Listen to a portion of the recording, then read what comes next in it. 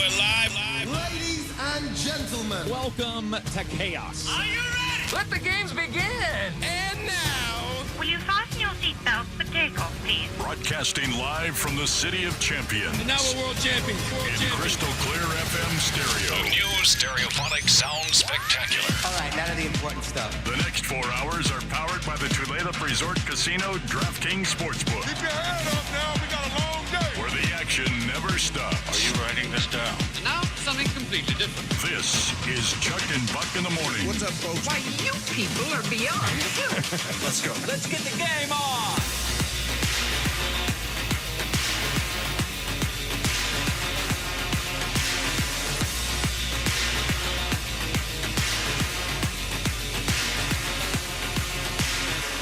Oh, good morning. Welcome into the radio show here on this Tuesday. It is Chuck and Buck in the morning. Sports Radio 93.3 KJR FM. Ashley Ryan is here. My name is Chuck Powell. It is great to have you with us here on this day and for the next 4 hours. And my goodness, is there a lot to discuss today? There's too much to discuss. I could not fit it all in to a 4-hour radio show. Uh-oh. There's too much. Well, I guess we're going to have to go all day. It's just, well, maybe we will. Alert everybody else. Alert everyone. Don't Ashley have and to I. come in. Yeah, 12 hours of broadcasting today. That would remind me of the old days. Good sounds morning to terrible. you. Welcome into the show. And let me tell you something. I think the best part about this job certainly has been that I don't feel like I've worked for a living my entire life. I mean, you should feel my hands. I know you've never taken the time, Ashley, but they're baby soft. No, I never Yeah. I never sit there in our post-show meeting and hold them, but maybe I should start today.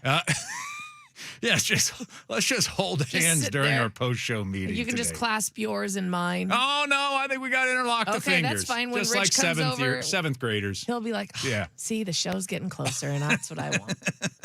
And it'll actually creep you out. They've actually creeped out women because I think a lot of women kind of want their man to have like rugged hands. Like my father worked with his hands for a living. Yeah. And so he had rugged hands. They were tiny hands. It's like he juggled cabbage in a circus. They were so tiny. Oh. So I don't have, and I don't have big hands, but nonetheless, they're soft because of a lifetime spent broadcasting and my hobbies, writing books. And so I don't do a lot of hard labor, frankly. And so long way of saying that the best part about this job is that I've got to goof off for a living.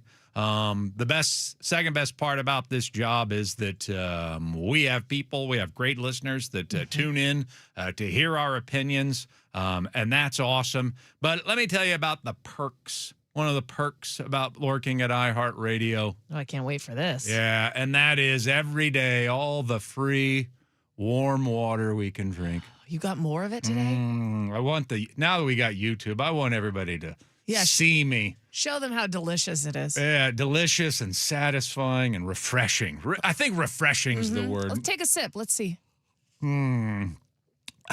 Oh, I could almost see how refreshing. Just think about how great that's going to be next Monday when it's 87. Uh-huh. And you're going to just take a sip of that warm water. Love coming to work, talking for a living, mouth dries out, and you just refresh the palate with warm water every day because that's all our water machine makes. And people are like, well, just turn the sink to cold. Well, no, we have like an actual thing that Right. gives you either hot water Yeah. or really cold water, or in our case, neither. Right. It's just like a glass of tasteless soup. Yep. And this is new, by the way. This is a new one, so we don't need to replace it. This one's less than a year old. So warm. Yeah. Any Sparklets delivery people out there? We could use a Sparklets. I mean, boy, I don't know if you've ever just started the day with a big, giant cup of warm God, water. that's actually my least favorite thing on earth. I can't even handle it when my water bottle doesn't have ice. The water's still cold, but when there's no ice in there, I'm like, oh, no, too warm. Thank you, iHeart. Sometimes I'm just like, gosh, you spoil us. Oh, don't. Wait, this Yeah. water's free? Yeah, it is free. Wow. Stop, iHeart. I mean, geez, should I give some money back to you? Yes. I mean, my goodness. They would actually like it if you would give some. That, I don't know a lot, but I do know that much. If you wanted to do that, they would not turn it down. That's the thing about my water. When I drink it, I want it to be able to double as a bath. Oh, that's I want to be able to bathe in my drinking water. really warm. Right. Yeah. Yeah. We need to. It's like drinking straight from the hot tub. Thanks, iHeart. I'm glad I don't drink that and bring my own water. And you know what? Sometimes I'll leave my house and I'm like, oh, my water's not that full. Maybe I should. Oh, I'll just fill it at work. And then I'm like, no, I'll fill it here. Well, sometimes it is cold. There is an occasion. I don't want to take that gamble. There is occasion where they throw you off and it actually is cold because it's a relatively new machine. Yeah. But it breaks all the time and you don't know when it's going to break. And I don't think it's filtered, even though that's the idea behind it. I think the filter always is malfunctioning. And then it just comes out as dirty, brown. Not brown, I'm kidding. Oh, God. I was like, Chuck, I don't think you should be drinking this. Just comes out as like unfiltered warm water, warm tap water. See, and you can't get that stuff at your own house. You can't get that at Bonneville. That's right. That is right.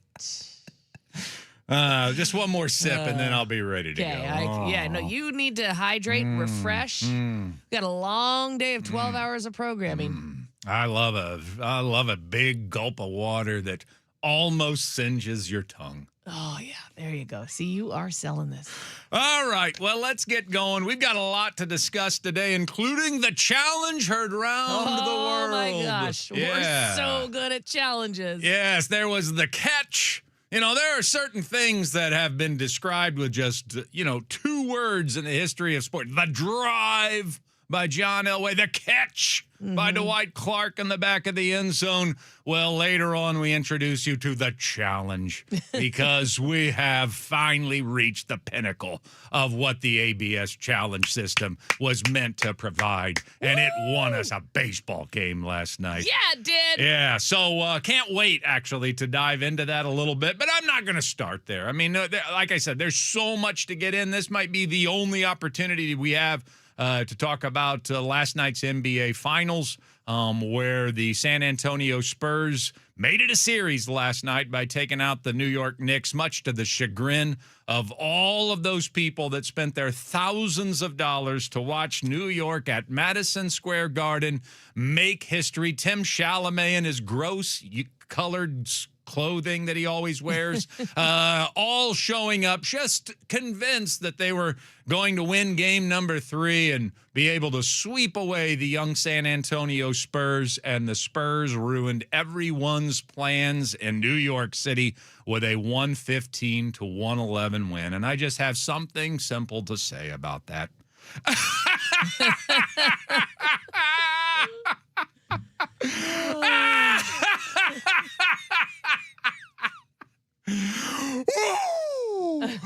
Woo! Let me catch my breath. I can't breathe. You got this. I can't breathe. You can do it. Take a sip of water. Take a sip of water. Oh, it's stinging in my tongue. You got this. It's okay. You can do it. You can do it. Oh, just laughing so hard. I know. It's comical. It was awesome. It really was. It was awesome. And you know what? Look, I mean, we do this as a living. And like I said, baby soft hands. Anybody that's worked talk radio, sports talk radio, I mean, it's a job. You're worn out after a couple of hours, and we do 4 every day. I mean, people don't believe that, but you get done with a show and you're kind of exhausted. Yeah. And I mean, it's not like digging ditches. No. Don't get me wrong. I mean, I realize some people have a lot harder jobs, and most people have harder jobs. But there is something to being able to do that. And yet, so there is something to putting your opinion out there, trying to support it, trying to be perfect with your wording that does kind of exhaust you at the end of the day. And yet, boy, I'd really like to see a lot more effort out of our analysts. And that includes some of my favorites. Inside the NBA is the greatest studio show ever. But I just wish that we would get analysis from them sometimes, and that the analysis would not be, well, they won because they played harder and they lost because they didn't play well. Yeah, that's actually not analysis. I mean, there is an element to, and I appreciate Draymond Green being on the set to be able to actually give something of substance yesterday, that San Antonio did come out. Shaq was right. They came out a little more aggressively. They got Wemby involved earlier in the contest. They took the crowd out of the game, which might have been very important there in the first quarter. And so the crowd didn't take over the game at any point, really. And that was a fevered crowd. I believe all of the guys who I like and like to love, closer to love with Ernie and Charles and closer to like with Kenny. And so they talked about this might have been the best environment they've ever seen for a basketball game last night. Obviously, there was fevered excitement for what was getting ready to go down. And so that can be intimidating, certainly, especially for a young franchise, especially one that is down, or a young roster, I should say, that is down 2-0 in the series and having to enter that hostile environment. And so credit to Mitch Johnson, Seattle's own, and Wemby, a 22-year-old leader, which Stephon Castle made very clear last night. No, he's the leader of our team, 22 or not. He's the leader of our team. And they came in with the right mindset. They attacked New York a little more physically, and they kind of set the tone for the game. That said, it was a 4-point contest. I mean, Mike Brown said after the game last night as head coach of the Knicks, another guy that I like, and he's obviously done a tremendous job with that team this year. But he said afterwards, the first thing, he's complaining about the officials. And he said in one swath, and man, if Mitch doesn't use this as bulletin board material, then I don't know what bulletin board material is. And it certainly wasn't Mike Brown's intention. Mike Brown's intention was to set the stage for game number 4 so that he got in the officials' ears publicly to tell them about the free throw differential. But how it came out was Mike Brown describing the game like, okay, first of all, we played really poorly tonight. And secondly, the Spurs, they played really great. And yet, I got to point out the free throw disparity in the second half, not even for the game, in the second half, which was not all that outlandish. And yet, I'm going to point out the free throw disparity. There's no way in an NBA Finals game I ever thought that one team for an entire half would shoot X amount of free throws and another team Y amount of free throws. And there was a disparity, especially in the second half. But for the game, you know, the Spurs shot 32 free throws and the Knicks shot 22 free throws. I mean, it's not crazy. Right. I mean, there's a difference. There's a separation in a 4-point game. Yeah, it can make a difference. That makes a difference, certainly. But I don't think anybody that was watching the game thought to themselves, you know why the Knicks lost this? The officials. Yeah, I didn't think that at all. So Mike Brown spits this out, and think about what he's saying right there. They played great. Right. We played terrible, and the officials were against us, and we still only lost by 4. That's how I would take that. How insulting is that? Yeah. Here's the truth. Neither team played all that well last night. They certainly, neither team shot all that well down the stretch. And yet, San Antonio, having built a lead, just showed a little more composure than what they've shown in the first 2 games down the stretch. And that was the difference in the game. They started better, and they didn't fall apart in the fourth quarter. And that's how they won the game. Right. Like, it's nothing tricky to find out about this. Neither team shot well down the stretch. The Knicks kept settling for 3-point field goals. They wouldn't give the ball to Jalen Brunson. And I don't know why in the fourth quarter you don't give the ball to Jalen Brunson every time, because he makes every shot in the fourth quarter. Yeah. Every fourth quarter, that guy makes every shot, it feels like, that he takes. And yet we're going to spread the ball around the court and hoist up 25-foot shots that we're not making consistently. But the Spurs didn't make their 3-point field goals either in the fourth quarter. And I was yelling that, why are you shooting 3-pointers? Just go drive to the basket. You're already up. You don't need 3. Neither team played a great game last night, but San Antonio played a little bit better of a game. And because they built up a lead in the third quarter, they were able to hold on, and they hit some clutch free throws down the stretch, which is what you have to do in a game like that. And the Knicks didn't make their shots coming down the stretch from anybody else not named Brunson. And there's your 4-point difference. Well, San Antonio didn't shoot themselves in the foot like they did in Game 2. I mean, Right. the reason they lost that game in Game 2 was because Wemby throws it into Castle's back and it's a turnover. If they don't do that, they probably win that game. And that's the difference.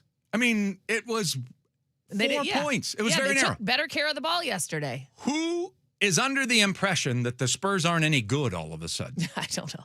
All right. And this is what we got from our top analysts in the field last night.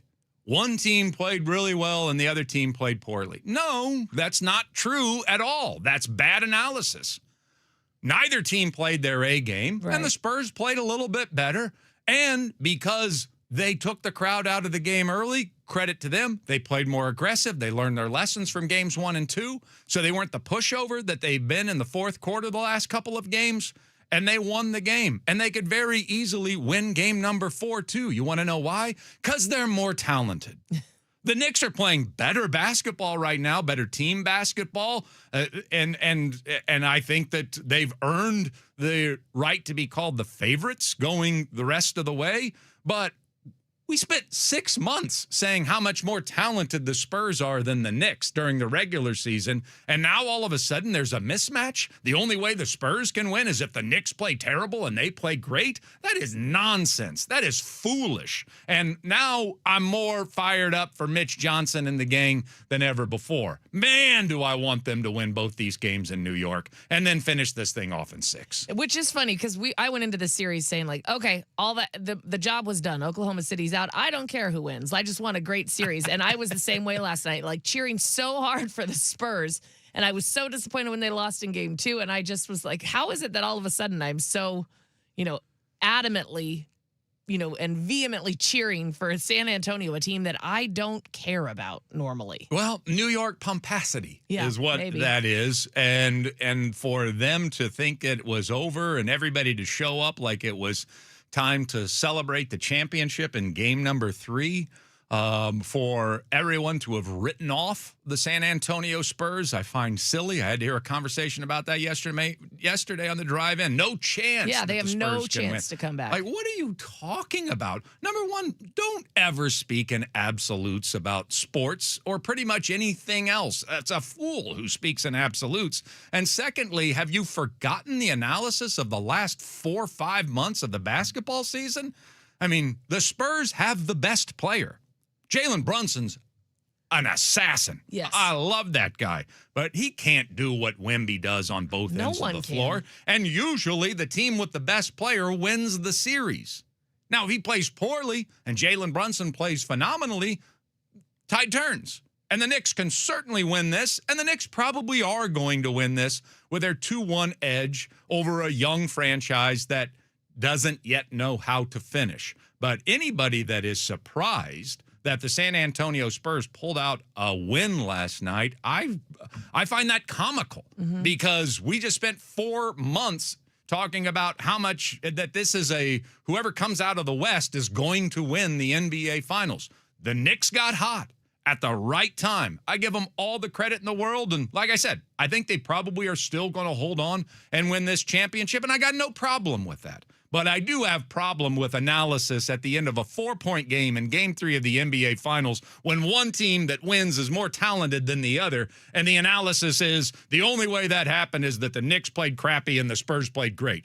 Neither of those things are true. The Knicks played okay, and the Spurs played a little bit better than okay, and that's usually what happens in a 4-point deficit. Right. I was going to say, if one team played great and the other played crappy, it's going to be a blowout. That's usually how that works. And it is interesting because with this, with everybody saying that the Western Conference Finals was the NBA Finals and that was the real matchup, and then it was like, well, wait a minute, here's this team that hasn't lost and they're great, and everybody kind of was not discounting the Knicks by any means, but I was listening to someone the other day or yesterday say, well, there's no way that, all of a sudden everybody's forgotten about the Knicks and now, that they don't have a chance. Look, they're up 2-0. They've got this, and we're forgetting that the Eastern Conference is good. Well, what about the argument that the Knicks kind of rolled over everyone, and that's why that they got so much rest, because the Eastern Conference wasn't as good, and the Western Conference had the battle, and that's why the Spurs might have been a little tired in Game 1, and they might have been a little out of sorts. And so I'm excited to see what happens now that the Spurs are back in a rhythm. All right, let's find out what's on tap for the rest of the show. Coming on Chuck and Bud. Say what? What's on tap? What's on tap? All right, 115-111. Spurs win over the Knicks last night, so San Antonio cuts the lead to 2-1. Game 3 will be played Wednesday at Madison Square Garden. Stanley Cup Final, which hockey fans are trying to get everybody's attention by saying, you don't understand how great this hockey is that's being played in this Stanley Cup Final. Some are calling it the best actual hockey that they've seen in a Stanley Cup Final in quite some time. Well, Carolina and Vegas will do it again tonight. Game number 4. They'll drop the puck at 5 o'clock. It's in Vegas with Vegas up 2-1. It's World Cup week, so that's something that we're going to celebrate. We're just one sleep away from the first World Cup game of World Cup season, and we are going to just celebrate that with a round of Sup with You a little bit later on in the show today. Seahawks mandatory mini camp gets started today. We are dealing with our Seahawks 1 series again today and throughout the month of June. One analyst breaking down one key Seahawks player for one entire interview. For whatever reason, every single one of our analysts, and this is something that should be studied by science, wants to be on at 8 o'clock. It really is. They get options. Because that's not the plan. And yet every single one of them we've done is at 8 o'clock. Robert Turbin will join us today at 8 o'clock, and he will probably choose a running back, but we'll find out at 8 o'clock today. Brendan Sorsby's decision came in yesterday. It has rocked college athletics. We will have to find some time to talk about this. If you're not going to be suspended for gambling wildly on college football, even your own team, then what would it take to be kicked out of college athletics? Apparently, now it's just open season, and it has a lot of people thinking this could be the death nail to college athletics, or maybe that's just overreaction in the moment. We'll see. We'll talk about it a little bit later on this hour. College World Series, the Elite Eight is now set for Omaha, and that will begin on Friday. We do have to have, whether Bucky's here or not, our annual conversation with Kyle Peterson, the face of the city of Omaha. We'll do that a little later on in the week. And Mariners, a lot of Mariners news yesterday. J.P. Crawford placed on the injury list. And if that wasn't bad enough, then we found out right before the game, Colt Emerson strained his back taking grounders, and so we were down 2 shortstops yesterday, had to activate Ryan Bliss and move Cole Young over to shortstop to play for the game. I don't know how serious Colt Emerson's back injury is, but we do know JP's out for at least 10 days. So, yeah, all that kind of snuck up on us, and yet the team still found a way to win last night, 6-3. We'll chat with Ryan Healy today at 9 o'clock. Coming up next, Mariners Morning After will recap the game that might forever be known as The Challenge. Sports Radio 93.3 KJR FM.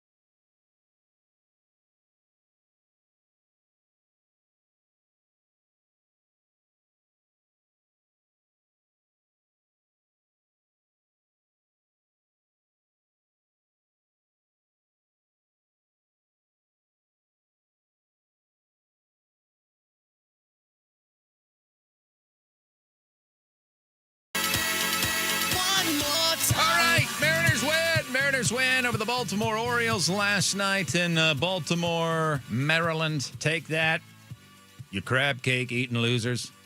That's what Maryland does. Crab Yeah. cakes and lose baseball games. Well, it was certainly interesting. There's no question about that. Never a dull moment when following, covering, or just being a fan of this baseball team. And so they come off a lackluster weekend in Detroit, certainly a Sunday affair in which they should never have lost that game to the Detroit Tigers on Sunday.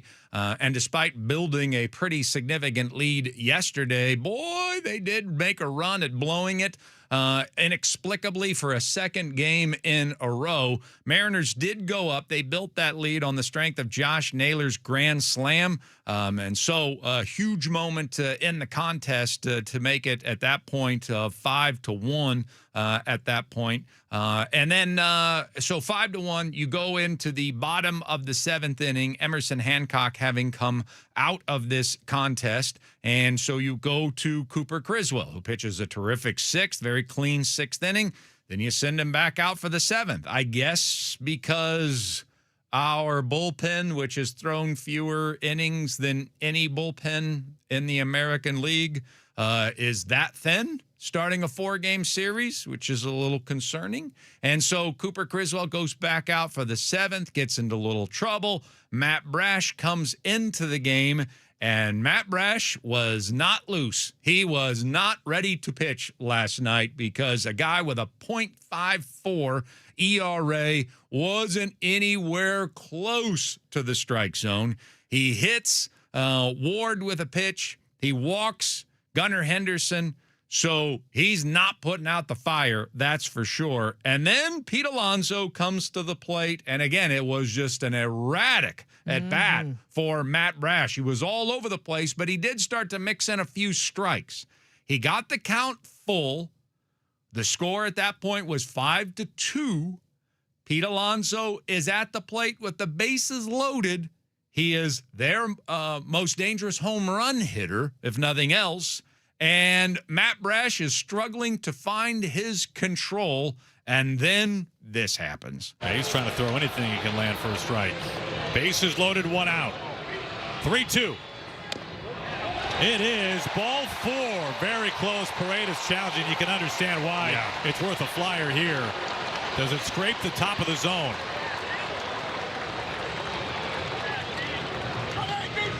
Wow. Wow! What a huge win for Pareda, and a huge out for the Mariners. Brash gets just enough. Wow. I was like, no way! It's so awesome. Welcome to the ABS challenge system. I mean, that's as big. It's not as big as it can get because there's still a 9th inning playoff game somewhere down the line where something like that could occur. But in terms of why do you have the rule set up, what could it add to the sport? There it was for you. I mean, Alonso's dejection, he could not believe that caught the top of the zone. Pareda, who has been struggling mightily with challenges, while Mitch Garver's maybe the best in the world at it, and yet we're playing Pareda every day, and Pareda had already blown one call a little bit earlier in the game. So we were down to one precious challenge, and thank goodness Randy Arozarena didn't challenge something in the first inning on an 0-0 count. I would have murdered him. That was right down the middle because he's got a penchant for doing that. But Pareda, and he did it pretty quickly. I don't know if it was immediately, but he's like, I got to challenge this. He challenges the call, and it was absolutely, he had to know, this is absolute borderline, but the situation called for it. Yes. And this is why you have to factor situation into all challenge attempts. Sorry, Randy Arozarena. Sorry, Leo Rivas down in Tacoma right now. This is why situation has to be factored, in my opinion, into every challenge so that you save one for this situation. Because you didn't know for sure. This wasn't one of those I know for sure moments. This was, man, I think he clipped the top of the zone. They're going to score a run. I don't know how many will end up giving up this inning. I got to take a challenge. I got to take a chance right here and challenge this call. And sure enough, it clips that top edge of the strike zone, of Pete Alonso's own personal strike zone, and you strike him out rather than walk in a run and keep the inning going at that point. Yeah, it couldn't have been any closer. It was such a smart move by Pareda to do because, yeah, that is exactly why you have those. And if he didn't get it, okay, no one's going to be mad he used the challenge on that because that was the exact right situation to use it. No, it was the perfect situation. It was the biggest challenge, I think, of the season and maybe of the entire Major League Baseball season, because the difference between the two, and they still had another at-batter that inning. Colton Cowser ended up grounding out to second base. But what happens to Brash if he walks that guy and still hasn't been able to find the strike zone at this point, and now there's only one out, a run in, and the bases are still loaded versus 2 outs, still 5-2, and the bases loaded? Just a world of difference. Brash said after the game that it was the turning point, and I'm saying no, but it kept it from being the turning point. Right. Pareda kept it from being the turning point because we were already up. I think it was the most important play of the game. Josh Naylor had a grand slam, and to me, the most important play of the game was that challenge right there. Yeah, because even with Josh Naylor's grand slam, they were mounting something, and they were ready to take the lead back. And I was like, this is so stressful. I don't remember a Mariners game where I've been that stressed with that big of a lead. Well, that's because Brash wasn't anywhere close to the strike zone. So stressful. Which is something we're going to talk about today at 7:05. Apparently, I have to talk about the bullpen at 7:05 every day from this day forward. But Josh Naylor also played a huge role, played a really good game last night. 2 for 4, 2 runs scored, that grand slam home run, and he's always in the mix of everything. Here he is after the game. You guys to take 2 runs back off challenges. Just how big was that for you guys? Yeah, it was sick. I didn't really know what was going on, to be honest, but it was cool that it happened, and I think it helps our pitching out. I think we did a really good job today with our pitching side of the game and then our defense side of the game, so I think it just helps everyone else out. From the team perspective, too, be able to bounce back today, start a series like this with a nice win, that's got to be a good feeling. Oh, I mean, getting a win is always a good feeling.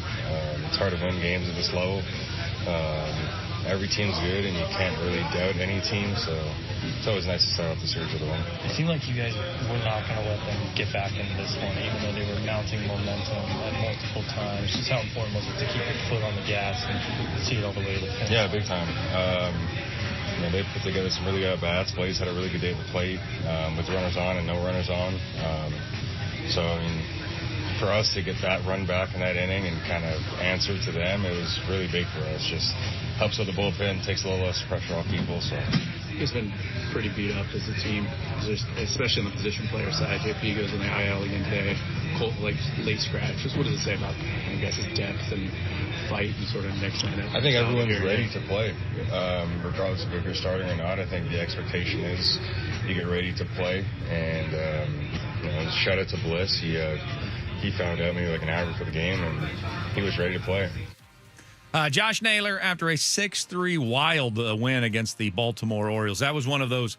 Game was a lot closer than the final score indicates.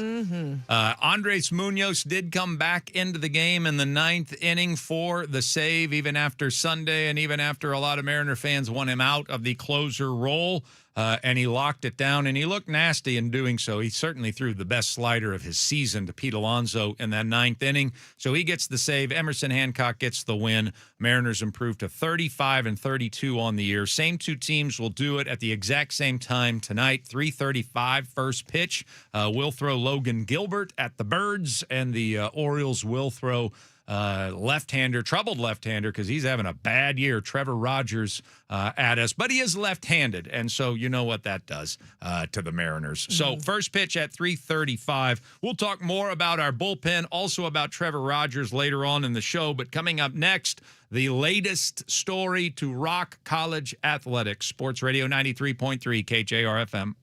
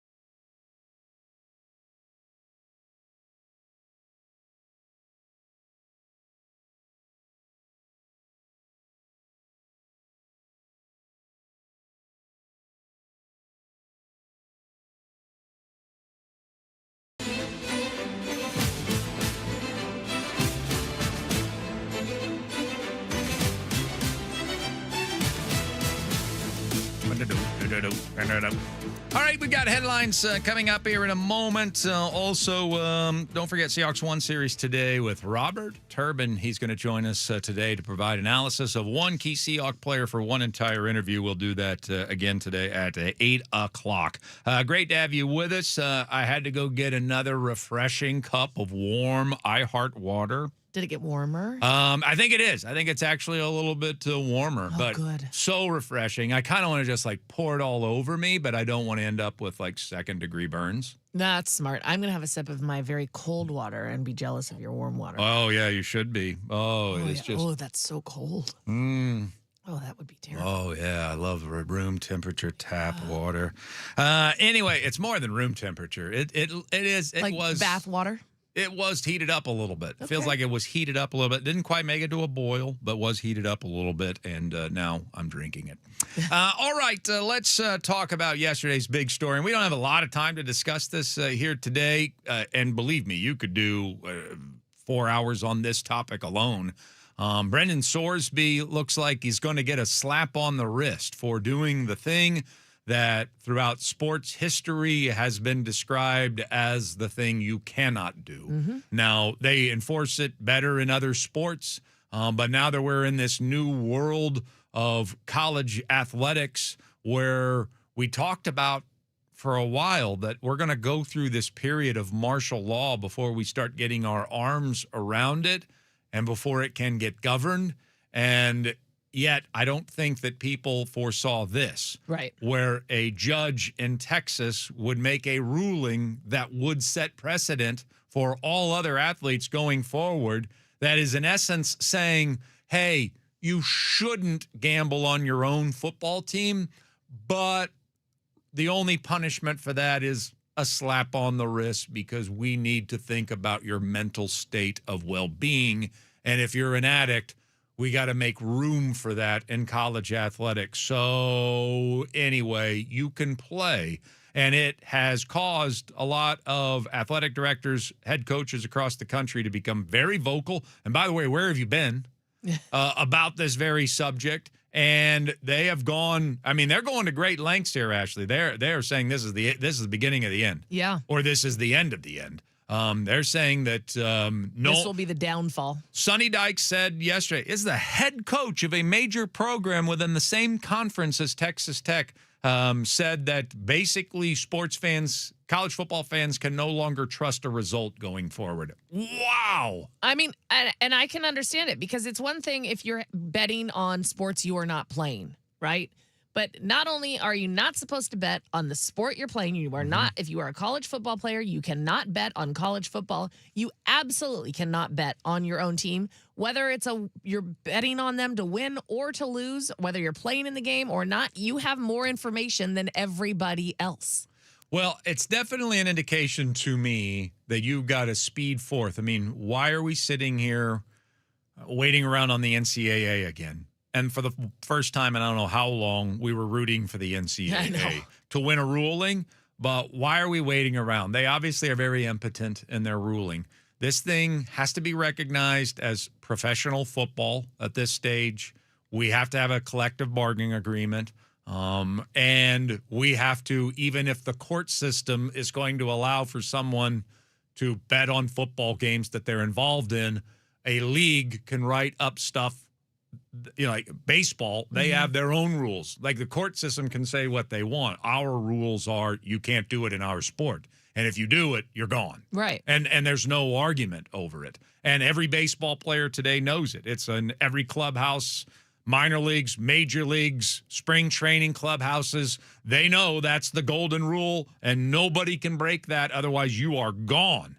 And college football is just going to have to get there. They can supersede that ruling one way, and that is by creating a professional football league and creating a collective bargaining agreement where the players sign off on, we do not allow players to bet, and then they can be kicked out of college football. Right. And that's how it should be. I mean, it shouldn't, this isn't a, oh gosh, let's see, how's this going to affect other people? Oh, I feel bad for Brendan Sorsby. Okay, feel bad for Brendan Sorsby. He made a mistake. He broke the rules. End of story.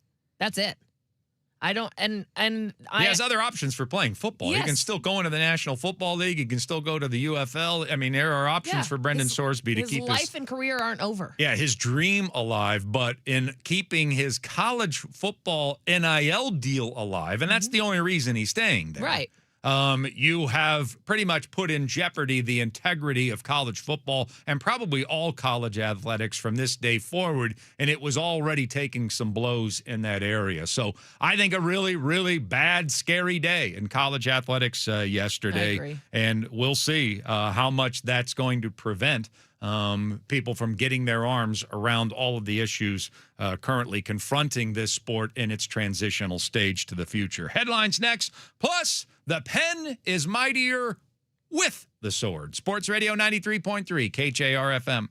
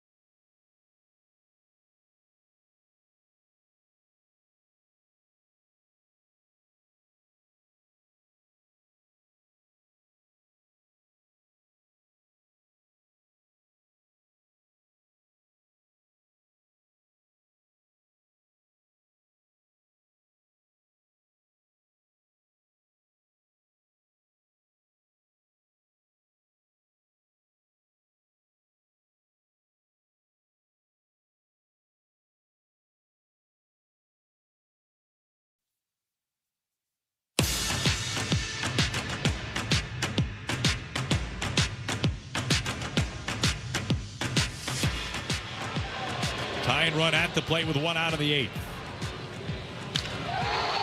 Deep. Center field, Julio in front of the warning track. Ballpark will hold it. Holiday comes home. Play at second. Tripped up and out at second base. The run at home counts. Bliss drops the anchor on top of second. Alexander is out. That tag got down before the run crosses. Well, it very well could have. I mean, how many close calls have there been in this game? See if they sync that up back in New York and make the right call here. Let's find out. After review, the call is overturned. No run scored. Wow. Dell retains the count. Oh my gosh. What a turn. Julio with a hose.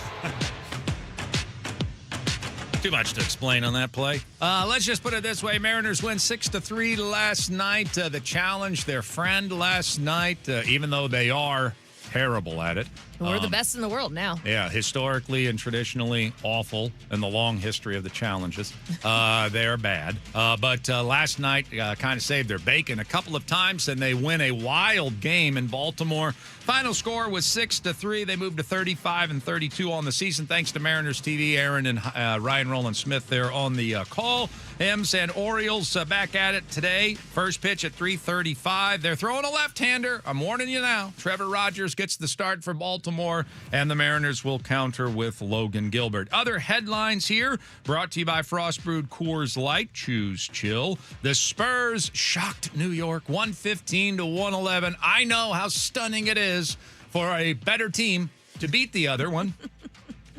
But the Spurs do win 115-111, and I really don't know if they're the better team. The Knicks are playing great team basketball and have been throughout this postseason, but they're the more talented team without question. That's what we talked about for 5 frickin' months, for goodness sake, in evaluating the NBA's best teams out there. So I don't think too many people should be surprised that the Spurs actually pulled out a victory in the NBA Finals, whether it was at raucous Madison Square Garden or not.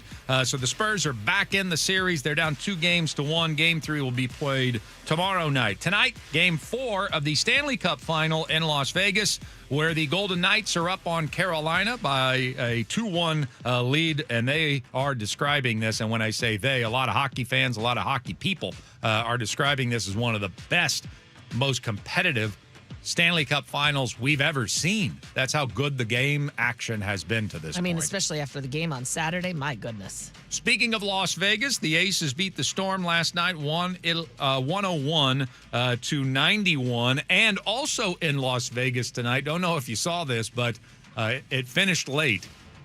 The Las Vegas A's played their first game in Las Vegas. And if you thought Sacramento was a launching pad, 15-14 last night. Oh, wow. So they played in a minor league park. So Sacramento's a minor league park, and people have complained that it is too hitter-friendly. Well, Las Vegas is even more famously hitter-friendly, but they're going to play a few games there until they get the big arena built.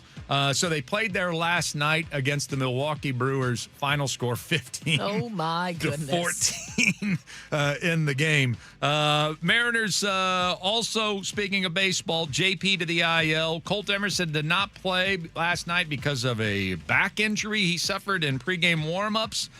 And speaking of injuries, Cal Raleigh is going to be in Tacoma tonight, catching for the Rainiers, so that's going to be fun. We'll see if he'll still be there on Friday when I get to call the game with Riley Pay.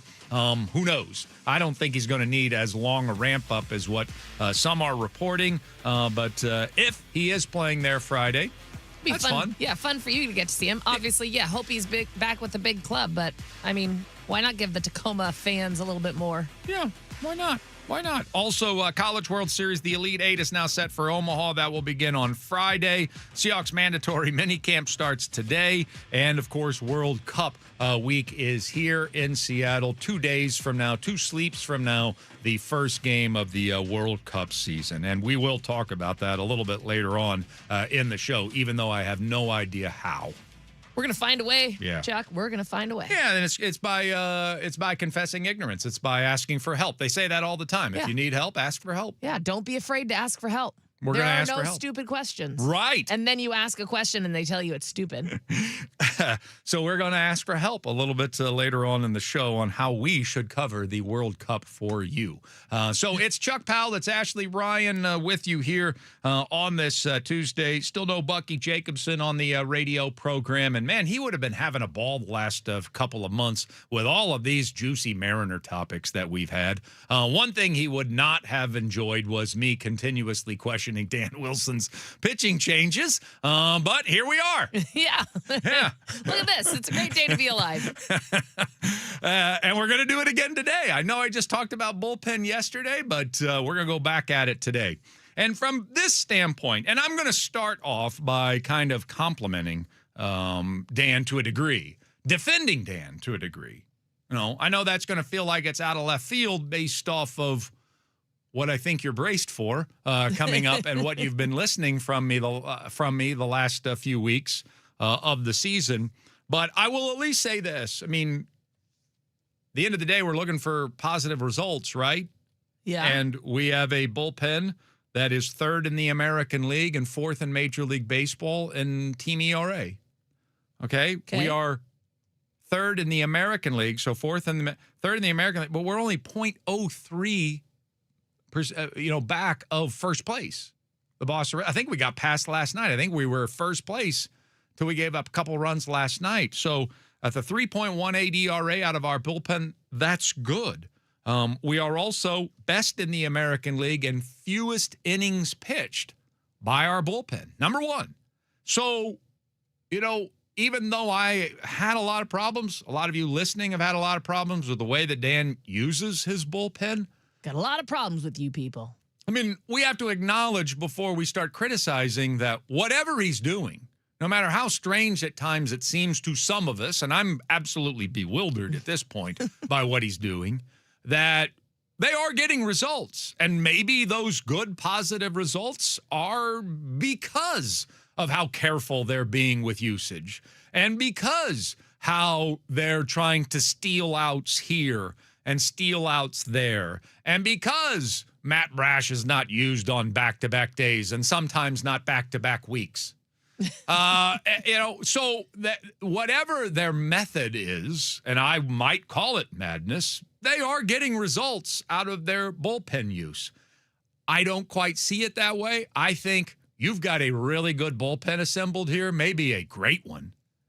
And if you would just use it a little bit smarter, I don't think that you would be having all of this consternation day to day, week to week, that you seem to be having with how to use guys and when to use them. Yeah, I think that's a fair assessment.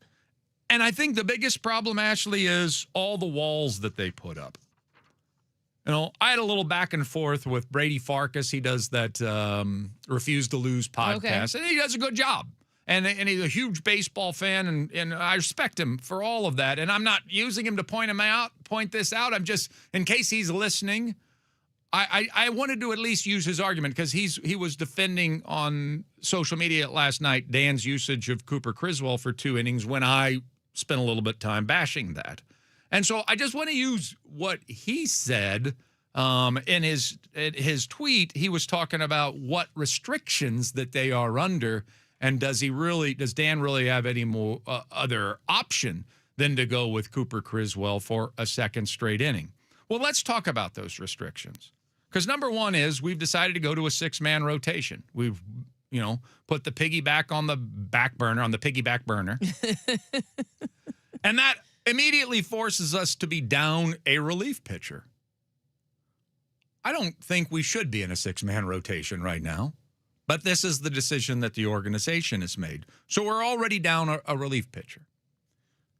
Second wall that we've put up, and this is why it's not as simple to navigate for Dan as what I think it should be. Starting pitchers, if you're going to go to a 6-man rotation, you kind of have to ask them to go a little deeper. Mm-hmm. Yeah. And yet we've kept in place this 85 to 95 pitches window where if you finish an inning and you're between 85 and 95 pitches, you're not going to go out for another inning. Right. So that's another like Like Hancock yesterday. Yeah, that's another obstacle that they put in place. I mean, Emerson wasn't on his A game yesterday, but 1 run in 5 innings, he wasn't bad. Right. And he was sitting at 92 pitches, and we already know we're down a guy in the bullpen, and we already know about some of these other obstacles I'm going to go through. You know, maybe it's pushing Emerson into the 6th inning and then having Criswell, who we have faith to go more than 1 inning, even though we don't with Brash, Spire, or Munoz. We push Criswell. Now he could bail him out if he gets in trouble. But instead, Emerson's at 92 pitches. We got to take him out, so they take him out. So there's another barrier that we have to confront.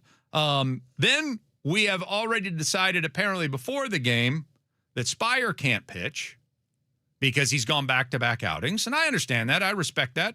I don't think he should have pitched last night. Ferrer, we also, Brady applied it to Ferrer, even though at one point he was loosening up.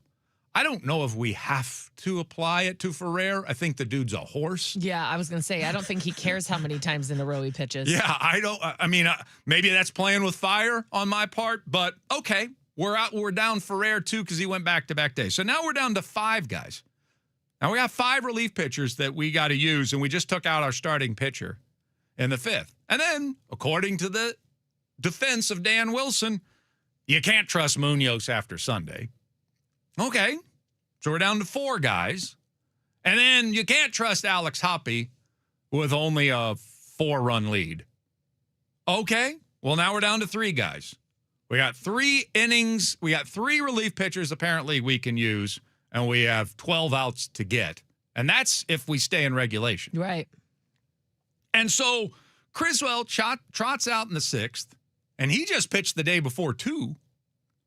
And he has a clean 6th inning. Now, to me, it seemed obvious. Criswell comes out because he just pitched the day before rather than have him pitch another new inning. You got a 6th inning out of him. I wasn't even expecting him to pitch last night. Yeah. Especially with a lead.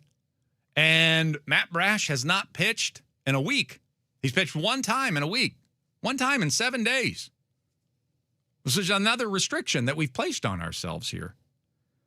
And so we bring in Matt Brash in the 7th to bail out Cooper Criswell, who, in my opinion, you got what you needed out of him, and you got a chance to let him feel good about that. He got back on track, and then you go to a Bizzardo or a Brash for the 7th with a clean inning. I mean, is it against the rules to put Matt Brash in a game without traffic on it? I wouldn't think so. I'm going to tell you something about pitchers, and I don't care what level it is.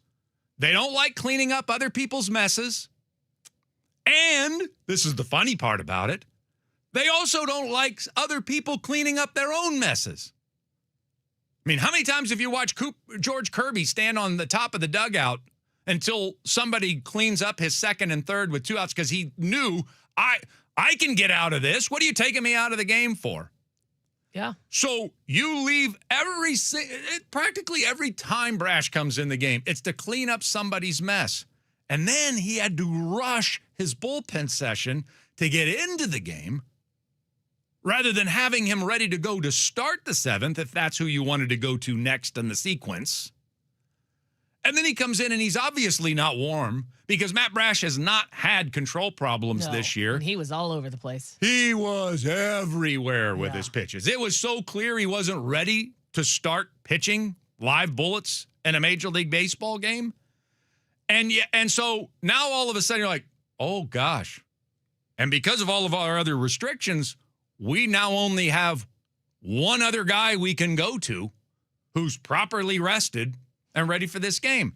So we stick with Brash. He gets bailed out by the Johnny Pareda challenge. Whew, thank goodness we get out of that inning. But guess what we did? We saved Matt Brash for last night. We didn't use him the night before. He's pitched 1 time in 7 days. And we were saving him for the Orioles on Monday night, apparently. Apparently that was the plan. And we needed 12 outs.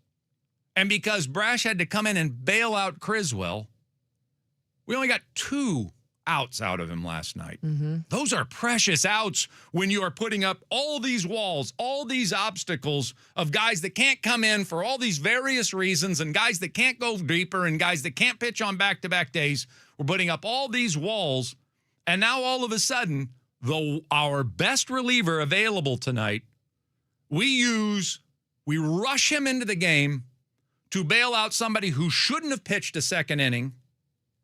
And then that pitcher only gets to burns up 2 of the 12 outs that we need. And because we can't possibly put him back into the next inning, now we've lost that. Now we got to get through the night with Bizzardo. And it turns out Munoz actually was available last night, and so was Ferrer. And yet we dance our way around all these obstacles. And I just think it's too much work. Like, I think you are just so overcomplicating this. Mm-hmm. Pitchers want to pitch with a clean inning. Let them pitch with a clean inning. Why on earth did Brash just not start the 7th? And Bizzardo not just start the 8th? And Munoz just not start the 9th if you knew that he was available? Rather than, we're going to steal some outs from Criswell on Sunday. Blows up in our face. Well, can we steal some more outs with Criswell on Monday? I mean, we could let him go hit the showers with a clean inning and feel good about himself, but let's try to squeeze a couple more outs out of him. And if he can't, we'll use Brash to bail him out, even though that's not effective use of Brash. Right.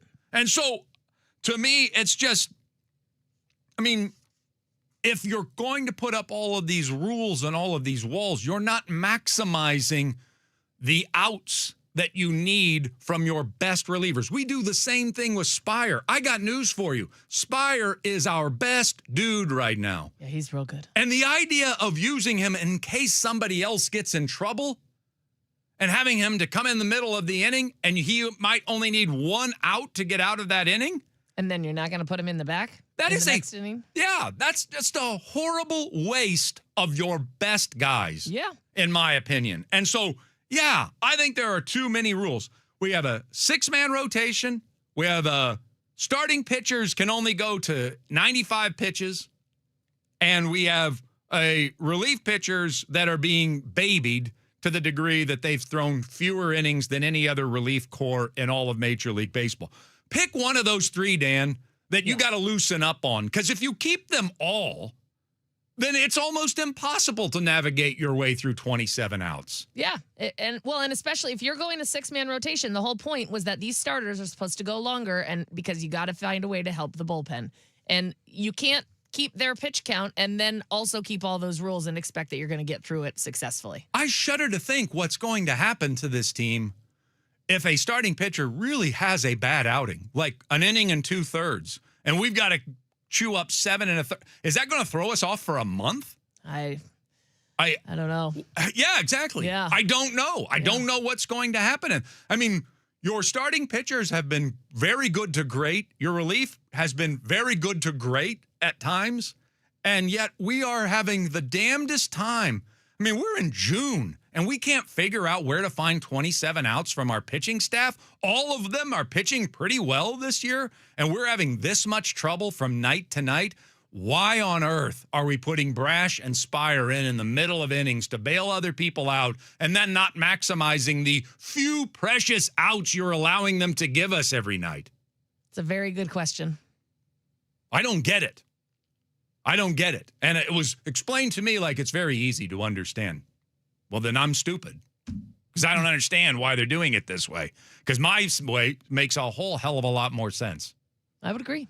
All right, coming up next on the radio show, the West world has gotten crazy here as of late, and we'll tap into our Seahawks 1 series to describe some of it for you. Sports Radio 93.3 KJR FM.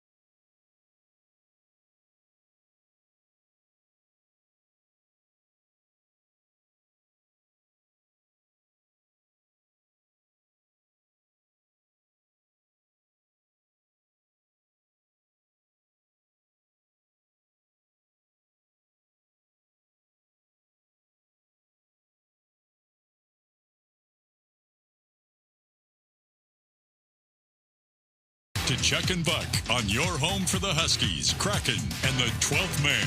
Brought to you by Tulalip Resort Casino. When all you want is everything.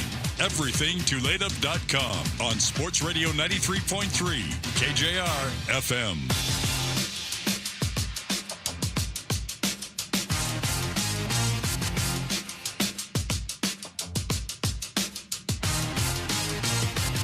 Just quickly, before you think I'm just Mr. Hindsight here, I just want to write notes during the course of the Mariners game. And I put down perfect usage of Criswell. That's what I put. Oh. That's what I put first. First, yeah. I was going to say, that was how'd after that the change? 6th. And then I wrote, but then he brings him out for the 7th. Separate note. Then... Then I put, Brash is going to have to inherit traffic. So I was already predicting that he was going to get into trouble. And then I put, and now you only use Brash for 2 outs. And then finally, Dan's pen use is just bewildering. Then a tweet, and then a segment on the show today. So that's how that chronology works. Okay. I do like that when Yeah. it's like just watching the way it evolves. Yeah, I'm just saying, like, this isn't just me. Every day I'm going to wait till the result occurs, and then I'm going to react to it. I'm taking you step by step what I went through last night. Like, nice outing, Criswell, perfect bounce back. Man, now get him out of the game. And then he comes back in the 7th, like, what? Yeah. Whoa, we have Brash and Bizzardo, and we have to have Munoz available again. So I'm just telling you, it's not just me, waiting till the result to have a reaction. I'm playing right there along, right there. Riding along. Exactly. I'm step for step, second for second, moment You're for moment. in the sidecar. All right, let's talk some football. We're going to talk some more football at 8 o'clock. Our Seahawks 1 series continues today with Robert Turbin. We'll find out what player he's going to want to break down for one entire interview. And you know him, biased Robert Turbin. That's what he's known as. Probably going to take a running back.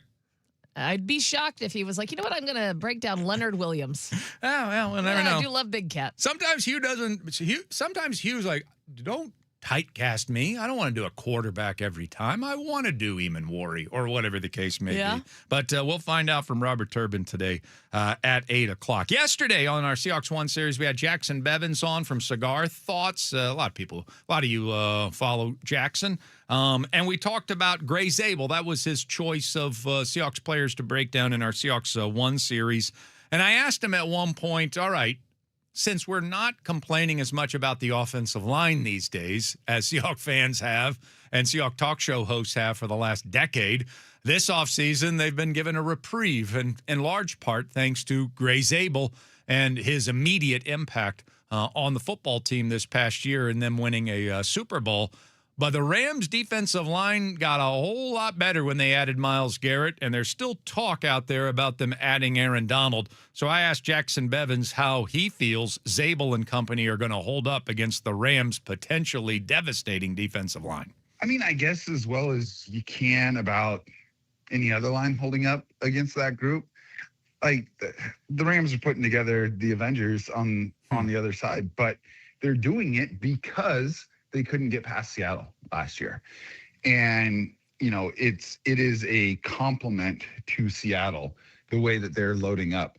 I agree. And so, I think that if the Rams win the NFC Championship game last year, they do not make that trade. So, I mean, look, they're going to have some hilarious games, the Rams, this year, where it's going to look like varsity versus JV in the trenches. And that's going to happen against Seattle, too.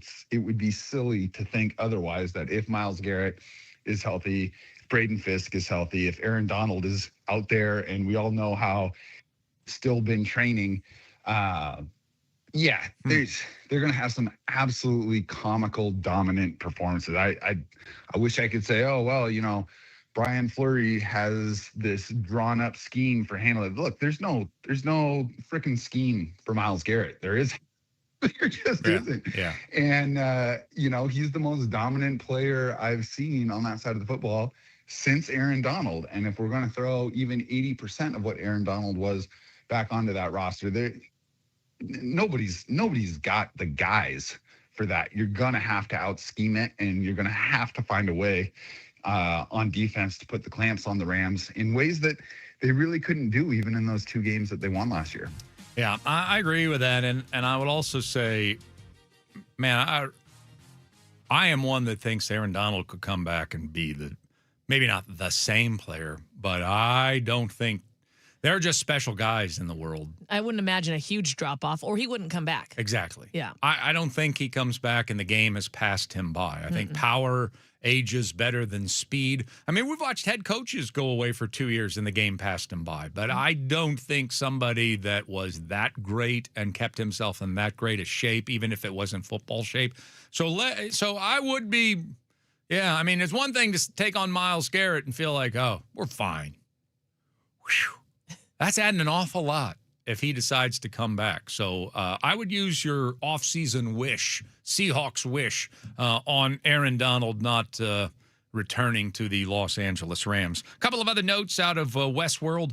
Jacoby Brissett has decided to show up for mandatory minicamp for the Arizona Cardinals. So even though he wants more money, maybe he sees the writing on the wall that he's not going to get it. But, I mean, he is not going to get fined. I'll say that. He's showing up for mandatory minicamp. They have him slated to be the starting quarterback, but I think it's pretty clear. You want to fight us for 30, 35, $40 million? Nah, that's just not where we're at, bud. So, you know, I would advise against it. What I would do if I were Jacoby Brissett, use the opportunity to be a starting quarterback for as long as you can. Make it impossible for Carson Beck to take your job away from you, and then hit the free agent market as you've proven. You've given this one last chance to prove I should be a starting quarterback in the National Football League, because you haven't done it yet. Well, I was going to say, that's the thing, is that, yeah, you haven't proven anything or that you've earned that amount of money at all. And so to be holding out like you've done something spectacular to warrant it seems silly. Well, I think he's saying, well, Sam Darnold, he wasn't a proven starter, and they gave him this much money. Sam Darnold did a lot more than you did. I mean, he's not a bad quarterback. No, but he's not worthy of that. And he's just not in a position of leverage right now with a franchise that really isn't prioritizing winning right now. They are prioritizing rebuilding to get a younger team, a cheaper team that they can start spending wildly on free agency and stock up on draft picks the next couple of years. So they're not going to worry about whether or not the veteran quarterback who's never proven himself as a starter, it feels like he's being paid market value. That's, I think, probably the last thing on their minds. But you never know. They're pretty stupid. All right, coming up next, ABC's of the M's for you. Yeah, I know it's at an odd time, but we got to squeeze it in. There's just so much to discuss today on Sports Radio 93.3 KJR FM.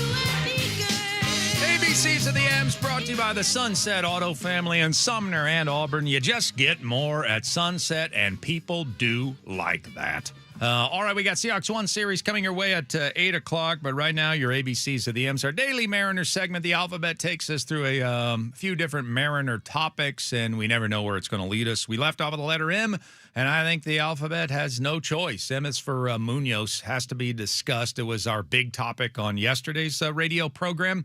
And last night, kind of some back and forth on X with a few Mariner fans.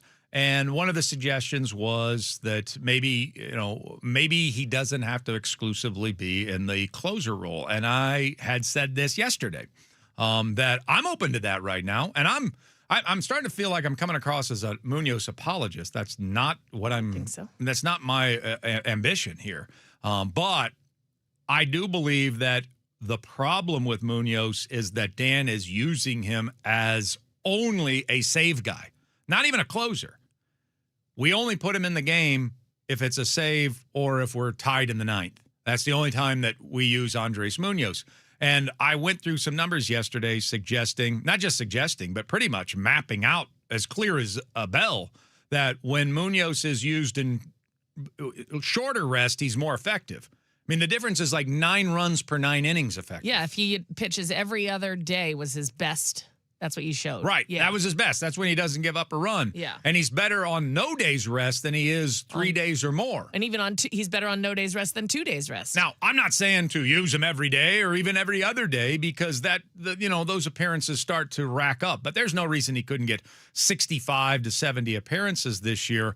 I think he needs to be used more often. And so maybe that does lend itself to he's not just our only closer. Maybe we do have to use him in situations just so he could get more usage where a save's not on the line. And if the next night, because you used Munoz and he's not available, I have no worries at all about Ferrer or Brash or Spire saving a game for us. Mm-hmm. I mean, this isn't like landing on the moon. They're very capable of getting the last 3 outs of the game. But ideally, I think Munoz should be our closer. And I think when he's on his game, he is our most devastating reliever. And I think he's proven that as an elite closer the last couple of years. And then I got this pushback. And it's only one person. I shouldn't give light to this. Because I said when Munoz gets back on his A game, he's back in the role. And he said, I think you need to brace yourself for him never getting back on his A game. For what? What was the basis for that? Why? Yeah. What are you saying that says that he couldn't have the potential for getting back on his A game? He's not throwing any. He's throwing just as hard. His slider is still unhittable when it's right. Yeah. He's dominating right-handers, and he's more effective, as I said. He's perfectly fine when he's not shelved for 5 days at a time and then asked to knock the dust off and come in and close out a game. There's nothing physically wrong with Andres Munoz. I don't even think there's anything psychologically wrong with Andres Munoz. Andres Munoz is a little bit off his game, and that just is a matter of getting him back into rhythm, and the best way to get him back into rhythm is to have him pitch more, even if a save's not on the line, and even if it means somebody else has to save a game in the process. I'm perfectly okay with that, but we need Andres Munoz to be good. We certainly want Andres Munoz to be Andres Munoz. Maybe we don't need it, but we absolutely, man, what a benefit it would be if he is. Yeah, absolutely would be a benefit. N is for Nana. My grandma Powell was one of the sweetest people you've ever met. Southerner. Okay. Yeah. And she only got mad at me one time in my life. And that's when I had the audacity as a child to take an Oreo. Well, it wasn't an Oreo cookie because they were never going to buy top name brand. Was it Hydrox? Pretty cheap. I don't even think it was that. It was like Lidrox. Oh. It was like a cheap knockoff of another knockoff. And you could drink it or eat it while you drank warm water? Yeah, they were like, Boreos or something like that. Okay. They weren't the good thing, but they were sort of in the family. At one time, I ate out the icing and I left the cookie on the counter. Oh, man. And she lost her mind on me. She went from the nicest person I ever met to like terrifying. And it reminded me, I was reminded of that last night when Emerson Hancock went off on Pareda last night. Then Southerner, sweet as sugar pie. And Pareda goes out there, and whatever Pareda was doing, Emerson did not like it, and he wore his ass out. And I'm like, Nana. Nana, I feel right at home. Pareda must have eaten the icing out of the Oreo. Pareda, you can't do that, man. Johnny, you can't eat the icing out of a Boreo. And that's the only thing I could think of, because what on earth could make the world's nicest human get that angry with his catcher last night? But he gave him a piece of his mind. And to Paredes' credit, he took it. You know he didn't like it. You can see it in his face. He took it, put his earpiece back in, and went back behind the plate. And then later had the challenge of our lifetimes. Yeah, and then just won the day. All right, Seahawks 1 series next. Sports Radio 93.3 KJR FM.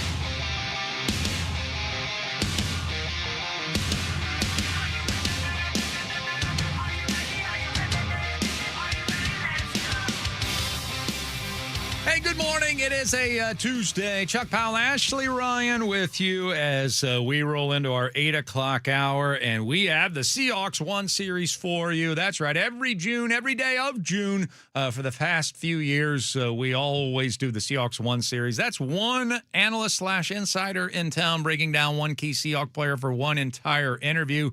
And today, yes, he's doing work with Sirius. He has a podcast here locally as well. After every Seahawk game that he is a part of, he had the best biceps in the history of the National Football League, and he played for your Seahawks as well. You know him, you love him. It's Turbo himself. Robert Turbin now joins us for our Seahawks One Series here on Chuck and Buck. Turbo, how are you? Hey, I'm doing great. How about yourself? I'm doing all right. Is it number one NFL history? I mean, will they make iron busts of your biceps and put them in the Hall of Fame someday? Well, I don't know if they're going to do that. I've got some competition over the years, but it's hard work pays off. Yeah. That's all I can say about that. I'm going to get into our Seahawks One Series player. I'm going to cheat a little bit, though. Speaking of biceps, what was your reaction to seeing Myles Garrett join the NFC West last week? Well, it was a shocking trade only in the sense that the LA Rams were the ones to capture him. I thought that the Browns making the deal wasn't so shocking, but the LA Rams kind of swooping in and getting them was the factor. And, obviously they're trying to maximize the last couple of years of Matthew Stafford, so good on them. Super Bowl champ Robert Turbin is with us here for our Seahawks One Series today. One analyst bringing down one key Seahawks player for one entire interview. So let's get to it. Who are we going to break down today? Well, we've got to go to the backfield. There's no doubt about that. And a guy that has sort of bursted onto the scene last season, had a nice year before the injury, kind of gave it away right there. But Zach Charbonnet, who I want to talk about. I love it. Well, let's get into it. Let me ask. I think this is the big question, especially since we're adding a rookie, which we'll get to in a moment, in that backfield to replace Ken Walker. But push comes to shove. Zach Charbonnet returns healthy at some point during the course of the season. Do you think he is a guy that is good enough to be a number one running back for a Super Bowl champion? Zach Charbonnet? Yeah. Yes, I do. I do think that he has all of the qualities and all of what it takes to be a three-down back in the NFL, a three-down back for a Super Bowl championship winning team. You think about his run style, it's physical. You can check that box. He gets downhill. He's decisive. You can check that box. He's got good eyes and things of that nature. You can check that box. And then most importantly, you think about his ability to be able to make plays on third down. You don't think of Zach Charbonnet as the most, you don't see him as a large receiving threat, but he does have good hands, but he can pass protect. And if you can get a guy that can recognize blitz concepts on third down and be able to step in and get it done from a mental and physical standpoint, well, you've got yourself a three-down back that you can win a Super Bowl with. And so he, of course, in my eyes, can be a number one running back on a Super Bowl winning team. Yeah, you sounded legitimately surprised I was even questioning it. How good do you think he could be if he was just let loose and let rip during a season?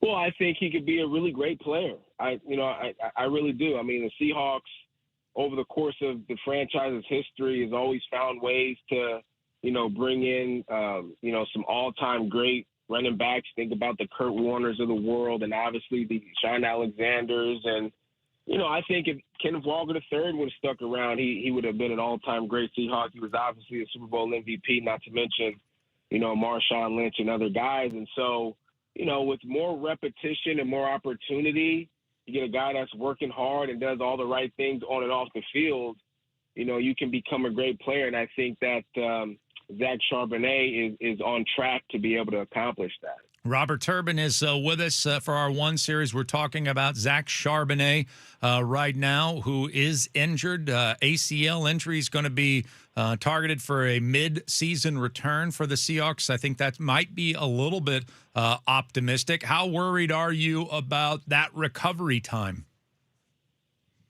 It's a little bit concerning. I tore my ACL in January of 2010. I was still in college, and the recovery can be gruesome, just depending on the severity of the injury and if there's any complications with the surgery and stuff like that. I was able to return to full speed in 8 months. I know guys are doing it a lot sooner now, but I didn't play that season. And I didn't play that season because I knew that I probably wouldn't be myself. And I knew that I only had one more year of college left, and I wanted to maximize that opportunity. And so I redshirted that year so that I can come back and actually feel like myself, not have to wear the knee brace and feel super restricted and all of those things. And so my only concern is that, when he first comes back and he takes those first couple hits, how stiff does the knee get? How explosive can you be on a down-to-down basis, on a game-to-game basis?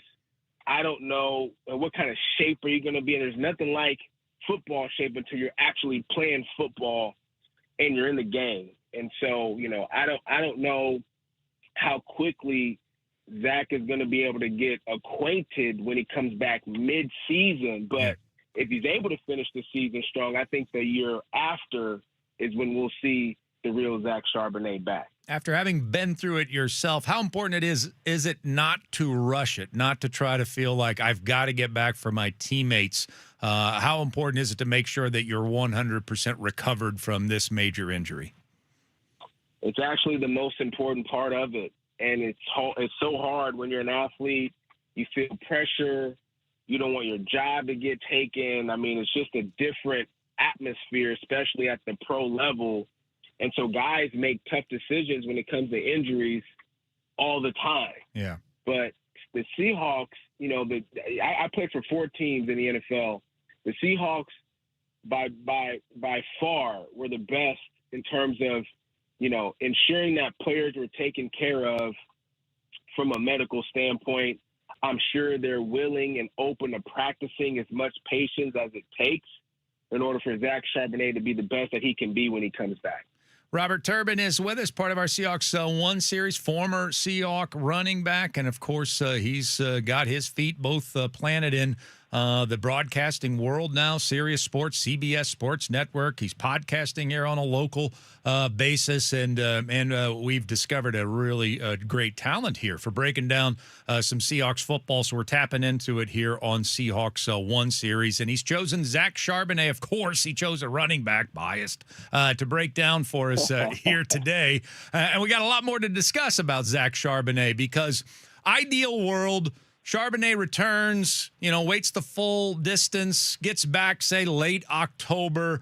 Robert, do you foresee Jadarian Price kind of just stepping right into the Walker role, and so it just turns into Charbonnet and Price at some point during 2026? Or do you think that the carry sharing will be divvied up a little differently if, in fact, these two end up being a two-headed machine?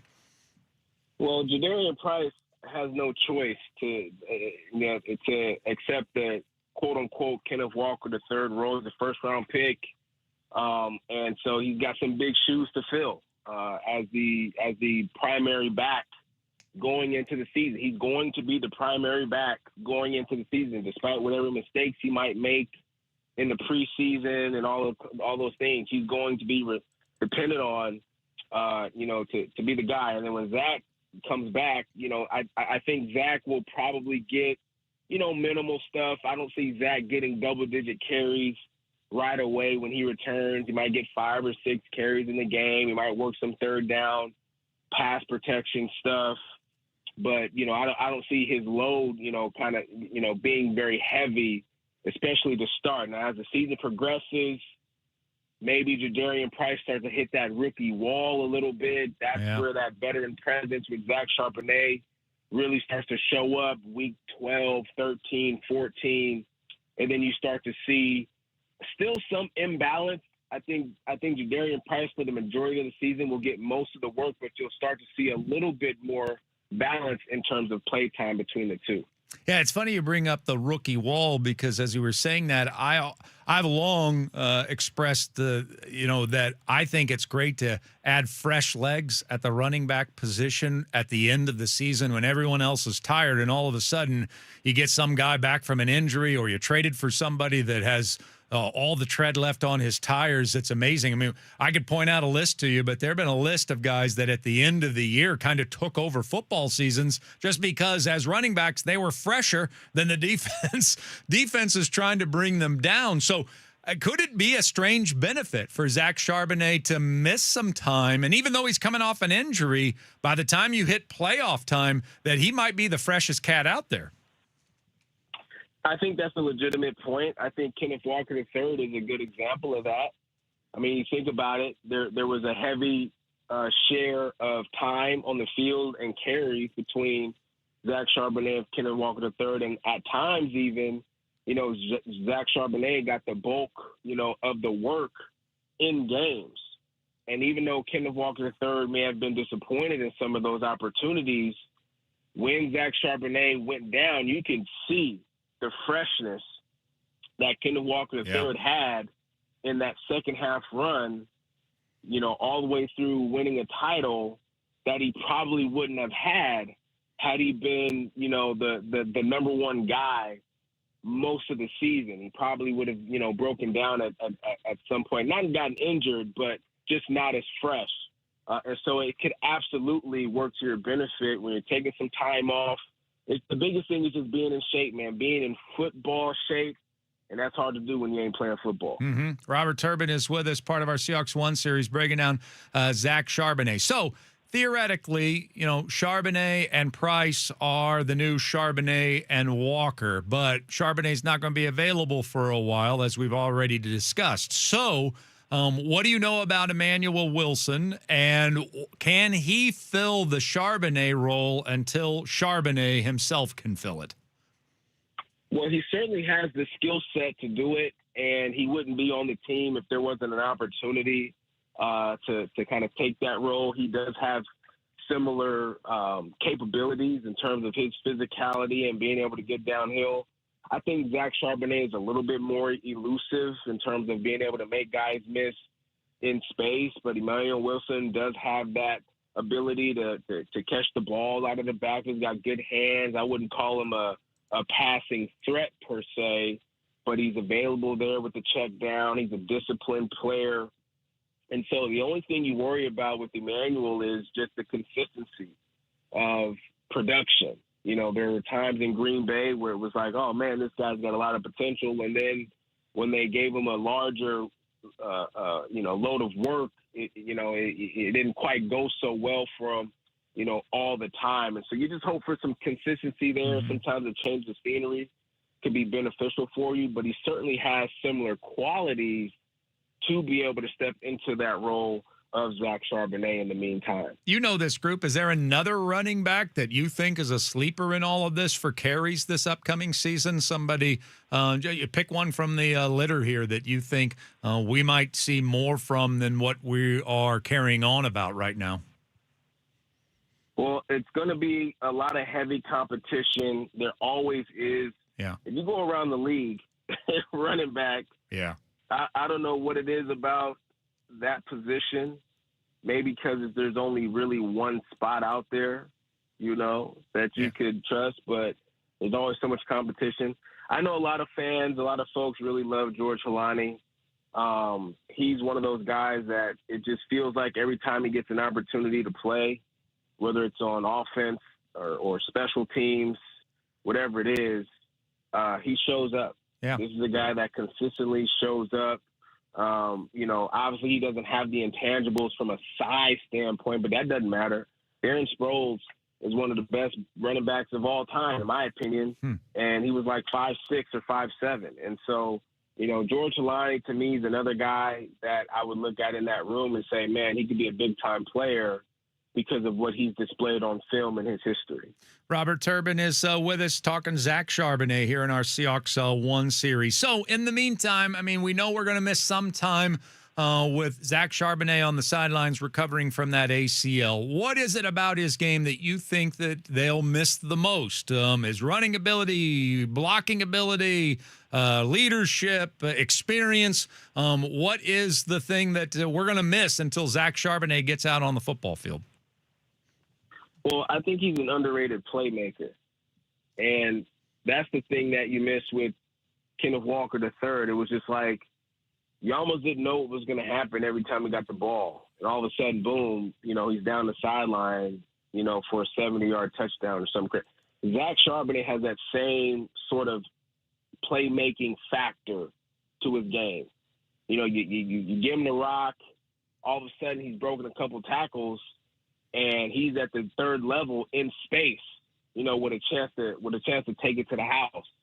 And it feels like whenever the run game may have had a slow start or not really going well, it was Zach Charbonnet who, boom, broke a tackle, and all of a sudden the run game it got sparked because of a big run by Zach Charbonnet. So he's an underrated playmaker, and I think that's what you'll miss the most while he's out. All right, Robert Turbin, great stuff, man. What do you got planned for this summer? Going to do anything fun? Well, we just won our flag football championship this past weekend. My son is 9. I coached his team this year. So that was a lot of fun. My daughter's in dance, and so we've got a couple trips down to Southern California because she's 14, going on like 30, but she'll be performing in some concerts and stuff like that in Southern California this summer. So we got a couple trips to support her and her dreams and things of that nature. So a fun and eventful summer coming up. I can't wait. Sounds great. Turbin fam is going to be busy. By the way, your guy, Bobby Wagner, got his doctorate. Apparently wants all his friends and family and others to call him Dr. Wagner. Are you gonna do that? Are you gonna fall in line, call him Dr. Wagner from this point forward? I'm gonna call him Dr. B. Wags. Dr. B. Wag, because I still have to implement the nickname. Yeah. The nickname can't go anywhere, So Dr. B. Wags, that's how I'm gonna approach the situation. You do you. That's for sure. All right, man. Awesome stuff. Thank you very much. We'll bug you again soon. All right. All right, man. Take care. All right. Robert Turbin joining us right here on Chuck and Buck in the morning. Good stuff. Good breakdown of Zach Charbonnet there from Turbo. And we'll do this again tomorrow with our Seahawks One series once a day, every day throughout the month of June. Coming up next, though, we do have a baseball game to recap. And yes, I know, the catch, the drive, and now the challenge that changed our lives. Plus, Josh Naylor had a pretty big influence on the game last night as well. So we recap it with the Baseball Brunch next on Sports Radio 93.3 KJR FM.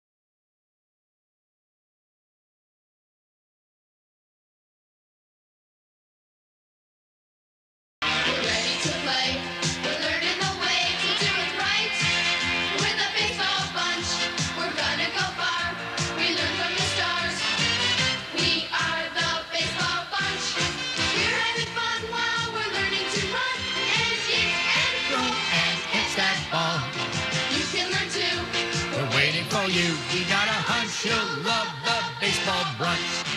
Oh, good morning to you. Brunch is served here on Chuck and Buck in the morning. It's time for the baseball brunch. Our recap, our 8 o'clock recap of last night's Mariners game. And it was a wild one. 6-3, the final score. The M's take out the Baltimore Orioles. But I think it's fair to say, Ashley, it wasn't easy. I think that's an understatement, Chuck. I mean, it got hairy at one point, up and sprouted hair. I mean, it was, again, stressful. I said it earlier. I'll say it again. The most stressful game I can remember with that large of a lead. Well, a lot of different things were featured in this game, including, Emerson Hancock got featured in this game as the starter. We featured a lot of interesting bullpen decisions. Randy Arozarena has forgotten to how to run the bases. That also got featured last night, but I think today's show is starring Josh Naylor. Lifted deep right field. Tavares is looking, and it's gone! A grand slam for Josh Naylor!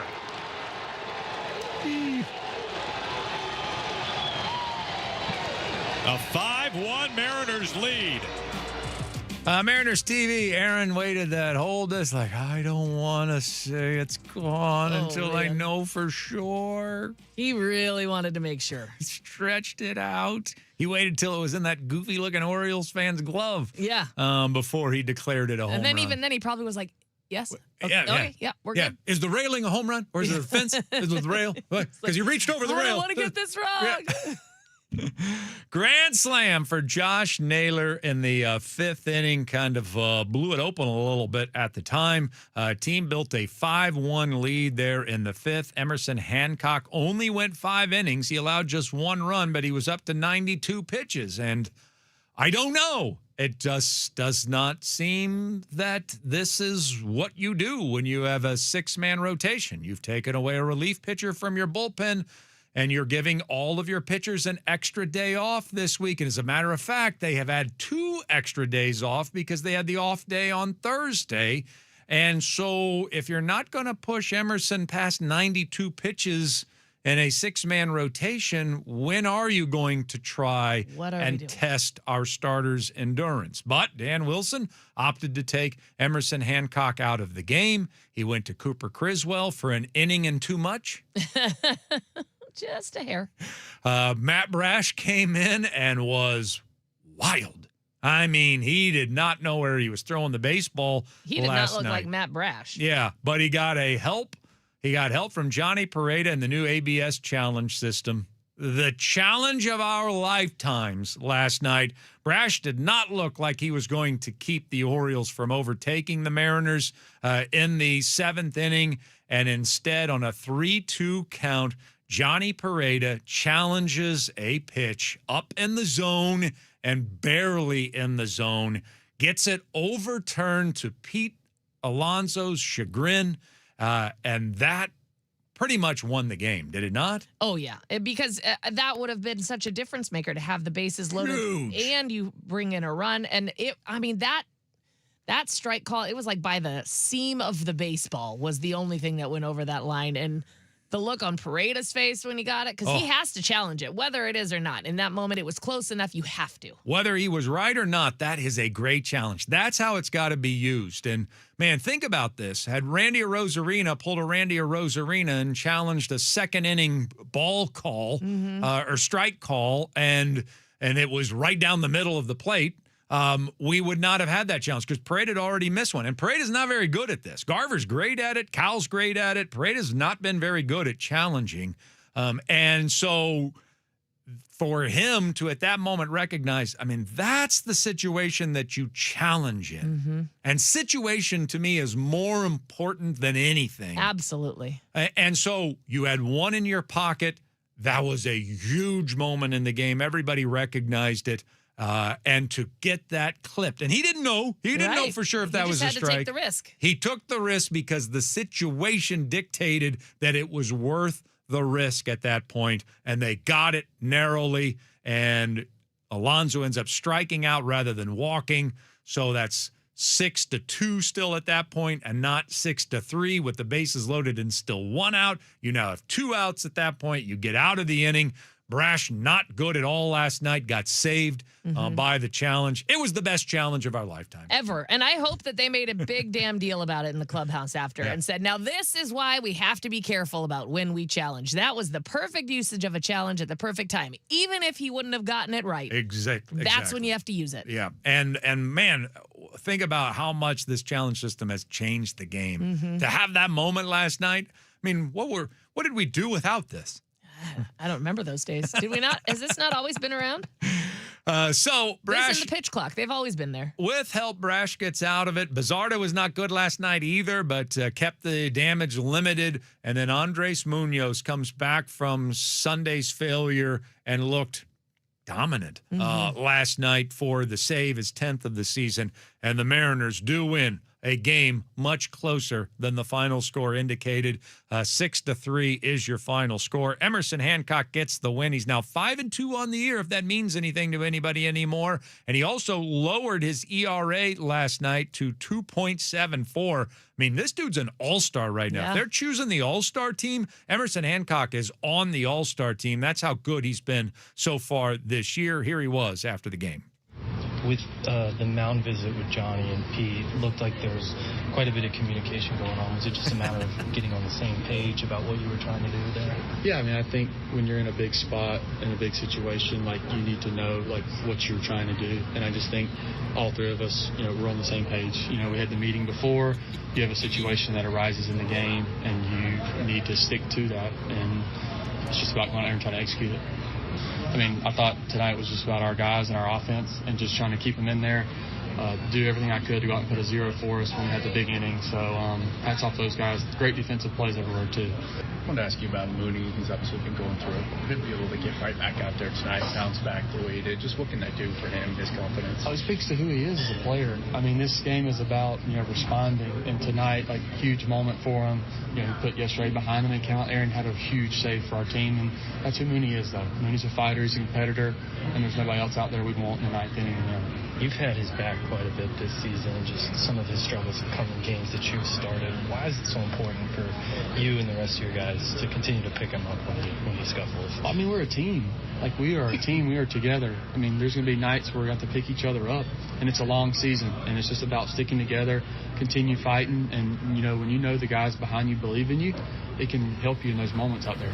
Oh, the Southern gentleman, Emerson Hancock, with all the words of a soothsayer. I just love when he's asked, why is it so important for you guys to pick him up? And he's like, we're a team. Yeah. Like, come on, man. Why are you asking me that? Yeah, come on, Can't you Kramer. tell? We're a team. Yeah. We've got this. We've got each other. Well, I also love that he had the back of Johnny Pareda, too. It's like, we're just making sure we're all on the same page. Oh, no. There was some animosity there. That's not what that exchange was. That was Pete Woodworth coming out because you needed to tell Johnny Pareda with a witness to stop effing things up. So that was a one-sided get your stuff together conversation. And I didn't think Emerson Hancock was even capable of that.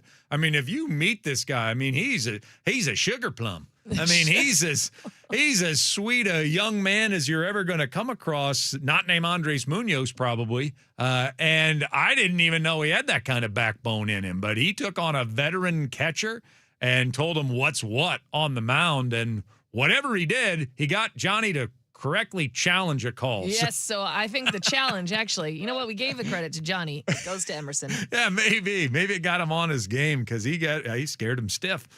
So look at Emerson Hancock go. All right, so what did we learn today, kids, in the baseball brunch? We learned that grand slams are helpful. Okay. My daughter, Palmer, the great, you know her. You've met her before. Oh, well aware. She used to call them 4-run home runs. Yes. Yeah. Now she knows it's a grand slam. That was back in the day, but I still think of them as 4-run home runs from time to time. Also helpful, a 4-run home run. Yes. We also learned that in a 6-man rotation, you might have to ask your starting pitchers to go longer than you've customarily used them. I don't quite understand what's happening with this. Like, I thought that was half the point. Yeah, exactly. Extra day rest, one fewer guy in your bullpen. So you go longer. So you might have to go a little bit beyond what they're used to. The idea is that you're giving them an extra day rest so they can go 10 more pitches. Yeah. And see if he could have got through the 6th, especially when you put all of these bullpen obstacles in your path of guys that you don't want to go to and guys you absolutely can't go to. You had 12 outs to go last night. And then you asked Cooper Criswell to do more than what you've been asking him to do as of late, and he got into trouble, versus asking Emerson Hancock to do a little bit more than he's used to doing. I thought that was the idea about the 6-man rotation, is that we would have the opportunity to push our starters a little bit further. That said, I do hesitate in questioning like how they maintain health, because they're do it better than anyone else in the entire sport with their pitchers. So obviously there's a method here that they subscribe to, but man, we seem to be having difficulty having enough pitchers to get the requisite 27 outs in a game, even though our relief pitchers are throwing fewer innings than any other relief group in the entire American League. That doesn't even make sense to me. And then the third thing that we learned here is that the challenge can be our friend. I mean, and that wasn't even the only great challenge of the day, too. That was the best one. Yeah. But we also had the one that took away the run with the tag at second base by Bliss. That's true. I mean, yeah, we are the best in the world at challenges. Here's a good idea for the whole team. Let's use them to our advantage. That's a great idea. Like all the time? Right. Okay. Maybe not just waste them early on stupid stuff. That's a really genius plan. I don't know. Should we write it down? I don't know. Just throw it around. No idea is a bad idea. I'm just throwing that against the wall. That's a great idea. Seeing if it sticks. All right. Do want to let you know that, if you do like Mariners today against the Orioles, well, why not go watch it at the DraftKings Sportsbook? Maybe you put a little money where your mouth is. You are full of good ideas around today. Logan Gilbert. Head on out to Tulalip Resort Casino, the DraftKings Sportsbook. Take in a baseball game. You can go have dinner beforehand. You can play some games afterwards. Just a Tuesday night. Honey, I'm heading off to Tulalip Resort Casino to have the time of my life. That's a great place to go for the time of your life. There's a song about it. I think it is part of Tulalip's whole thing. It's like, I've had the time of my life. It is the part and of it. I owe it all to Tulalip. That's it. That is the song. Tulalip Resort Casino, where all you want is, when all you want is everything Tulalip.com. Coming up next, we need a little bit of help. And I have heard that when you need help, you ask for it. Sports Radio 93.3 KJR FM.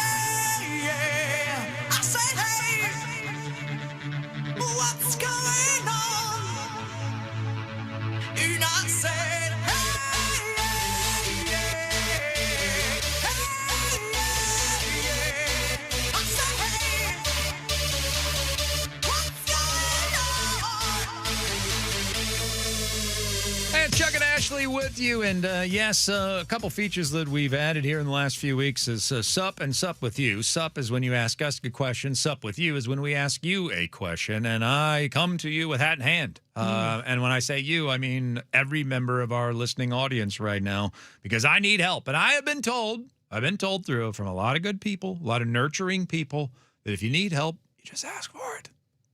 I think that's the best way to go about it. We can't pretend. We can't sidestep around this one. You can't judge me for it because I'm asking help and I'm appearing needy or maybe weak. Yeah, in the weak. moment. Definitely, you're Vulnerable. definitely weak and vulnerable. Right Yeah, now. and so, I guess you could judge me for it, but I've been told that when you need help, you just ask for it. So I'm going to ask for help. So this is our Sup with You question, and we will take your text at 49451. We'll take your responses on our little YouTube channel that I keep forgetting is here in my life. Oh, they're staring at you all day long. Oh, I know. And then, of course, you could use our talkback feature as well. And I say this seriously, even though I'm perfectly open to some unserious responses. Mm-hmm. Yes, and we'll get those. We know. But the World Cup is here, and I am not a soccer fan. And I have never covered the World Cup in my life. And frankly, I don't know how to. And so I know you don't want my analysis, even you soccer fans. And yet I want you. I mean, you don't get the World Cup to come to your community ever. And so I want soccer fans and even just the moderate soccer fans that just love events and love showcasing Seattle. I want you guys to have the time of your lives. And I want us to be part of that. Yes. But I don't know how to be. Right. We don't want to pretend to be soccer experts. I'm not even, there's no chance. No. And you don't want me to. You don't want me to bring my analysis to every soccer match. I mean, we'll have some people. We got Brad Evans on tomorrow, and we're going to have Anders and Jackson on more than you probably want us to. So, I mean, we're going to provide some expert analysis for you from other folks, but how do you want Ashley and I to treat this over the course of the next month? What do you want us to cover? Is it like the events, the surround, just the energy, just the atmosphere? What? What do you want out of this? Yeah. Tell us what you want from us from World Cup coverage as talk show hosts. We're not reporters. I'm not going to go walk a beat. Nope. I'm not going to report back to you. That's not what I do. I'm a talk show host. So what opinions do you want us to kind of share? What topics and conversations do you want us to get into over the course of the next month?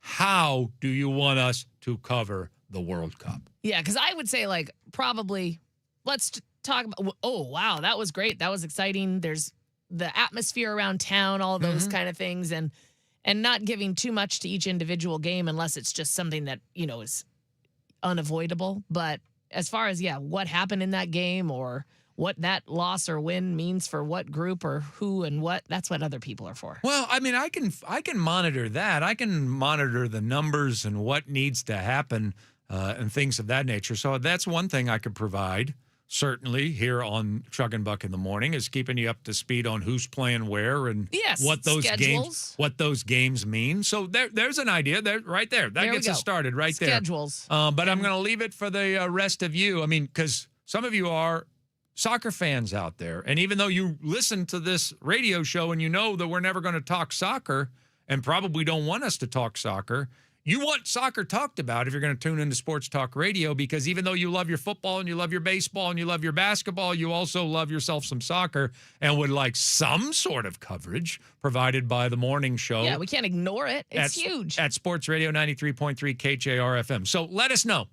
I'm asking for help. Yes. And I really mean this. I need help in knowing how to talk about this event for you over the course of the next few weeks. So 49451 is the text line. We got the talkback feature available as well. And then, of course, we've got YouTube where we can read your comments off of the YouTube channel that we're using. So we're going to get to all that at 9:30 this morning, because at 9 o'clock on Tuesdays, that's Ryan Healy time. And we need all of that time to interview Ryan Healy about what's going on with the Mariners. And boy, do we have a lot to discuss. So he's next. Sports Radio 93.3 KJR FM.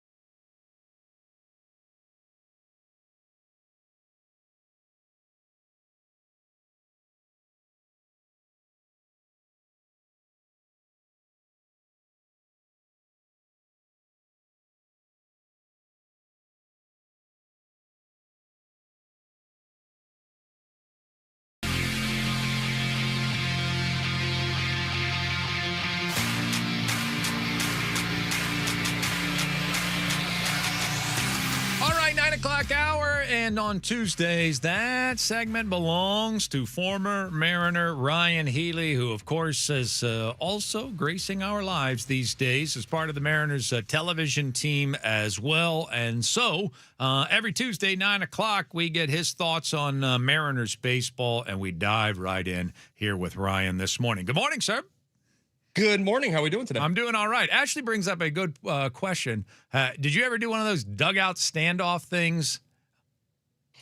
No, I was normally standing at first base or third base ready to play ball, and there was always a starting pitcher that had nothing to do that day that decided to delay it a little bit. It's my favorite. It makes me laugh every time. Do the players actually like it, or do they find it as annoying as I do?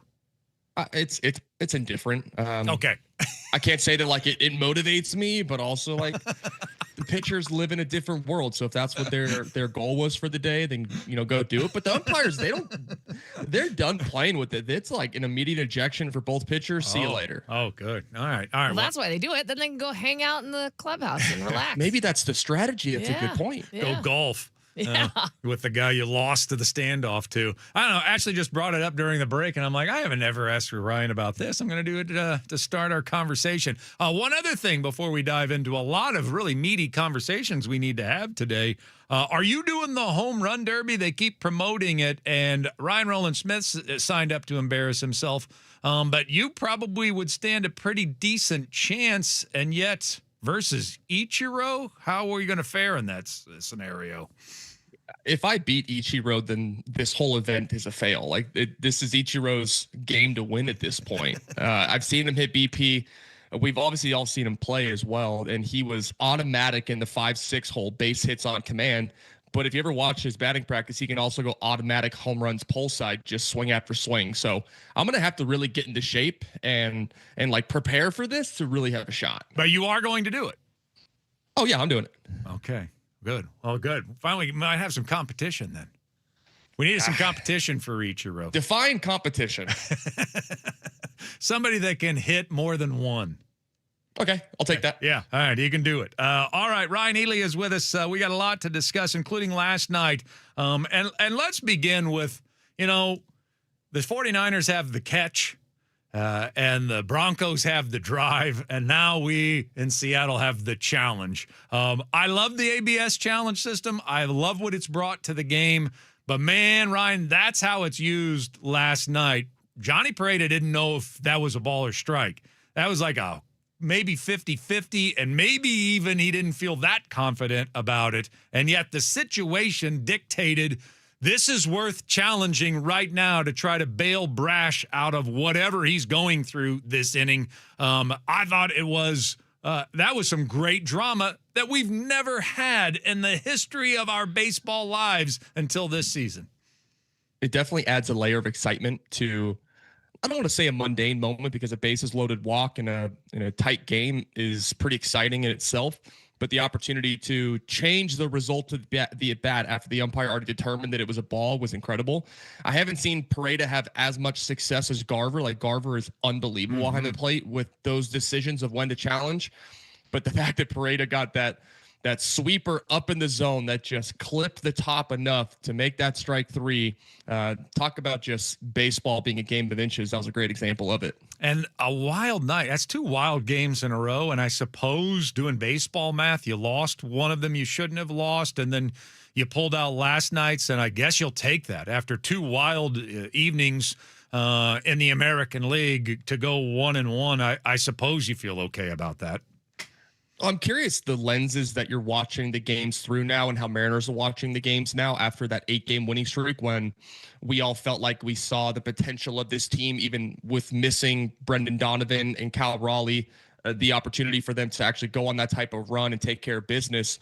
I'm curious if you're watching through the lenses of, I can see the minor details that are winning and losing games, and when you see them, you're like, that makes sense. It's not because the offense stinks. It's not because the pitching staff stinks. It's that one little moment that can change the course of a whole 9-inning game.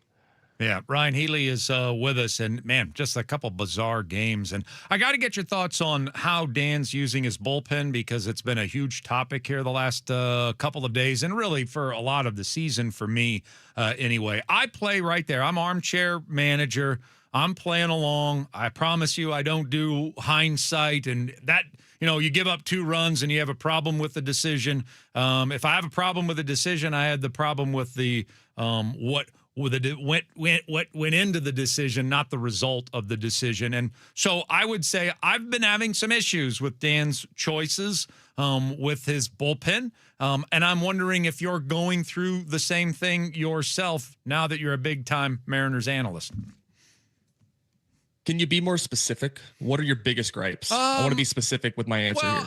I'm going to take one example from yesterday. Like Matt Brash, for example. I mean, he's pitched 1 time in 7 days. You clearly saved him for last night. And then because you don't give him a clean inning, you let Criswell go a second, and he just pitched the night before.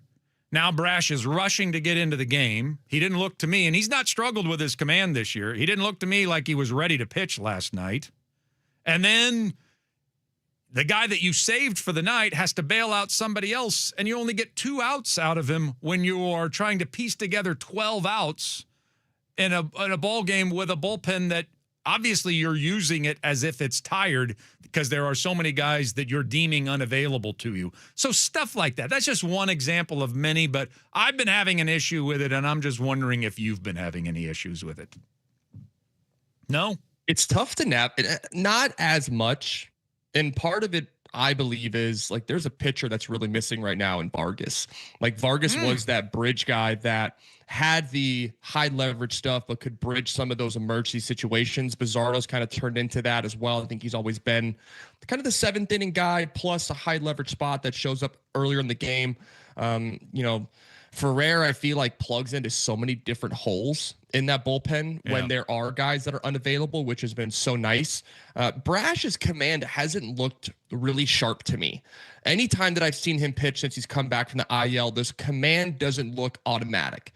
It still looks like he's searching. I would put him and Munoz as similar buckets of like the sweeper is really great and it's nasty, but when it's not in the zone early in counts, to entice the hitters to swing as they progress. Like when they face a really patient lineup, this bullpen, it's tough because they fall behind, 1-0, 2-0, 2-1 really quickly.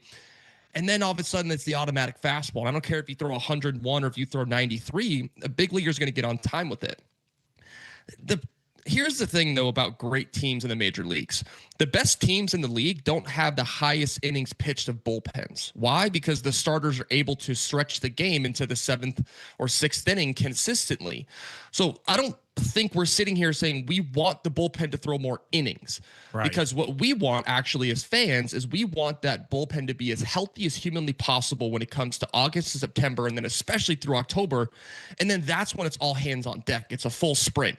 But there is some navigation, and I'm trying to give the front office and the coaching staff some credit that they've been through this journey last year of going really deep in the postseason. They're learning from their experience of how can we better utilize the relievers earlier in the season so that they do feel 100% or close to it when the games are do or die. Mm-hmm.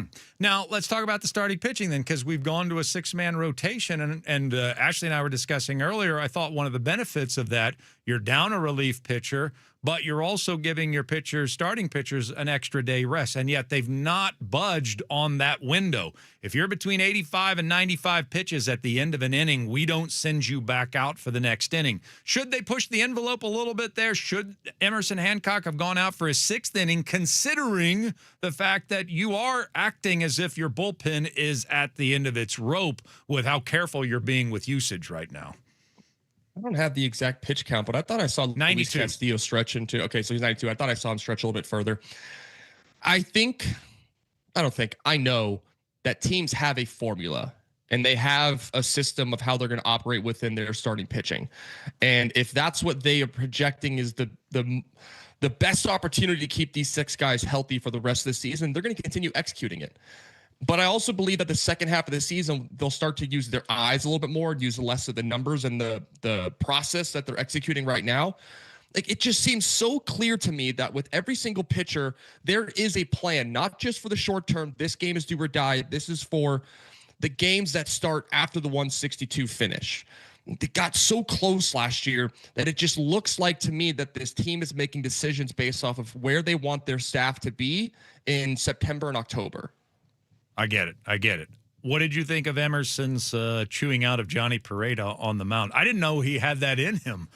He's just such a sweet young man, and yet he knew exactly what he wanted from Pareda, and he let him have it on the mound. I didn't see that live, but what my guess is that their relationship's pretty good. Okay. And there's a lot of trust there. So for Emerson to be able to speak up and speak his mind freely, I actually respect that. Is he going to have that same conversation with Cal Raleigh? Probably not. But I do understand the competitor's mindset of things that are said between the lines can't be held up in the court of law when the game is done, because I'm not that sane human right now. I'm functioning purely from a place of high emotion and high energy. One last thing about pitchers, and then I'll move on for your benefit. Andres Munoz, I mean, they're obviously keeping him in that closer role. I would keep him in that closer role. What would Ryan Healy do? I was so happy to see him back out the next day. Everyone knows the free bases have to stop. And I would say the game of inches and the game of, really close calls, that challenge, what that did last night, I was watching the bottom of the ninth inning and I was thinking, man, the fact that run didn't score on that double play from Julio to Bliss, and then also the strike 3 to Pete Alonso, two run saving plays. There was a walk that Munoz had in the ninth inning last night, but the tying run was still standing on deck. Whereas if one of those 2 runs scores, Munoz walks that guy. Now the tying run's standing to play, and they're swinging away from tying the game. Like, those are the moments. And I guess as a fan, if you're feeling the anxiety of your closer who is so good and has been so great over his career coming in of, oh my gosh, he's going to get it done today, you can imagine that he's probably feeling some of that too. So now Munoz is battling that internal voice standing in the pitcher's mound of, am I going to get the job done today versus I need to execute this pitch. And it's a constant push and pull every single one. And I would like to see them keep him in that role and allow him the opportunity to work through this, because this experience of the failure and that mind, that kind of that, man, how do I say this appropriately for the air? There's a voice in your head that we call a certain name that isn't kind, but there's a voice in your head that's like trying to convince you of the fact that you might stink as a player or that you can't get the job done. And it's not truthful, but it can happen. And to see him work through that day in and day out, and the Mariners continue to throw him out there to allow him to work through that, could serve him so good, and this team so well in the long run. Well, I mean, the stuff's still there. I mean, he threw a couple of his nastiest sliders he threw all season long last night. He's throwing just as hard as we need him to throw. It's just a command thing. So I don't think he's that far off. And so it's just a matter of getting him back into rhythm. Ryan Healy is with us, former Mariner, now part of Mariners television crew. So last time we checked, we had a shortstop issue. Who do we play at shortstop? And now we might not have either one of them for a little while, depending on the news we get about Colt Emerson's back. But that was a little shocking to find out that JP went on the IL, which I wasn't expecting. And then moments later, Colt Emerson's unavailable as well. What was your reaction in that moment? I was shocked as well. I think the game started, and I was actually in the batting cage working with some hitters, and I pulled up the game real quick, and the Mariners are down 1-0. And the first thing I saw was JP Crawford goes in the IL, and then Colt Emerson scratched. I was like, oh no, who's playing short? Like, they had to have made a move. And then I saw Ryan Bliss came up. I was like, okay, they have some coverage at least to play there. And then I saw Cole Young was playing short. I was like, oh, I saw Cole play shortstop in spring training. Like, he can be serviceable there, no problem. But it just made me think immediately, like, where's Brendan Donovan? And we probably haven't talked about Brendan Donovan a ton because of how good Colt Emerson has been.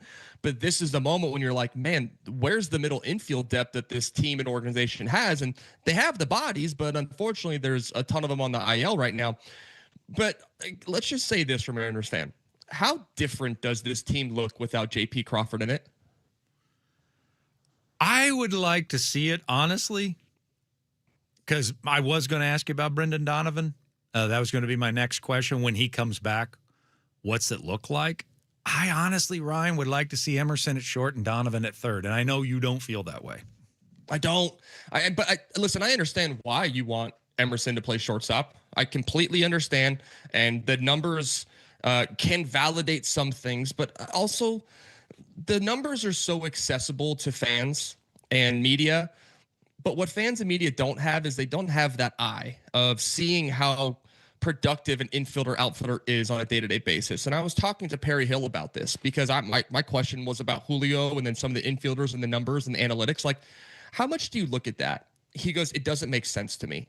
He's like, the numbers don't add up. The league-wide analytics that they use, there are some that are valid, but they're also very skewed.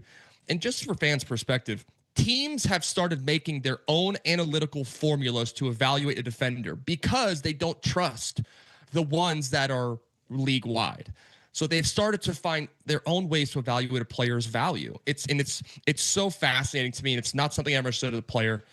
I do think that there's a rotation of JP, Colt playing shortstop, but I think JP's bat has been so effective. The traffic he creates on the base paths in front of those 2, 3, 4 hitters does so much good for this team. I do think that Brendan Donovan probably does lead off when he comes back. And then you look at his number, like the Mariners are missing an 850 plus OPS player right now this season through 100 bats. And that would be a massive jolt right now. But also, credit to Colt Emerson. He has anchored down third base defensively and then has stole some runs and some hits from a lot of really good players. And wherever he plays, he's going to be special. All right, so if I'm reading into this, Ryan Healy keeps JP at shortstop. Emerson is your third baseman. So where would you then put Brendan Donovan? There'll be a rotation of those. I think Brendan Donovan will give Cole Young a blow once in a while. I think Brendan Donovan can slot into, and here's the issue. You can't slot actually Brendan Donovan into one of the outfield positions because you might give Randy Rosarena a day, but also that dude posts every single day. And you already got a platoon situation going on right field. So adding a left-handed bat to an already left-handed heavy rotation will be tough. I really think that it's going to have to be a consistent rotation between the 3 infield spots of second, short, and third, where you see 4 infielders now playing 3 spots, and you just kind of move them in a cycle. That's satisfactory? Everybody be satisfied with that, you think? No, it's a lot of people are going to completely dislike it. And I don't know if the Mariners will enjoy it either, and I don't know if the players will enjoy it either, but it goes back to the starting surplus conversation that we've had. Oh, so we're going to piggyback. We're going to piggyback shortstops. It's a good problem to have, and I was dying laughing because I think the Pirates did a piggyback the week after the Mariners were going to the 6-man rotation. And I was like, "Ooh, there's that trigger word. Someone else is doing it. Maybe they." Couple teams have started doing it. Yeah, it worked. It did work. If you look at the performance, it worked for the Mariners. Mm-hmm. Hot topic, though. My goodness. Yeah, no doubt. No. Oh, and it still is triggering for a lot of fans, even though it did work. Just the word itself. I don't like the word anymore. I'm done with it. It's a starter surplus. Starter surplus. Got it. All right, man. Well, I appreciate you. We thank you. I mean, I had like 13 more questions. I'm like, how do I ask him one more in the time we have allowed? But you know what? I think this is a good time to break it off. So great to see you. Great breakdown. We appreciate it. We'll do it again next week. I'll see you next week. Yeah, we can go over more stuff. Yeah, we got a lot to cover. Yeah. All right, there he is. Ryan Healy, former Mariner, joining us right here on Chuck and Buck in the Morning. A segment brought to you by Dino's Pub in Renton. Yes, great place to watch the game, just to hang out, maybe run into John Schneider. Dino's Pub in Renton is your place for possible John Schneider encounters. I mean, if that's not a ringing endorsement, then what is? Coming up next, I really did have like 13 more questions for Ryan. I know when I always let him know, like, hey, these are some of the things we might talk about. I was like, there's just too much, and he's just going to know. I don't need to send him a whole long list. Coming up next, though, we are going to do Sup With You because we've asked you to help us. How do you want us on this show particularly? I don't want to speak for anybody else at KJR, any of the other shows, but for this show particularly, I really do want to know, how do you want us to cover the World Cup for you? Sports Radio 93.3 KJR FM.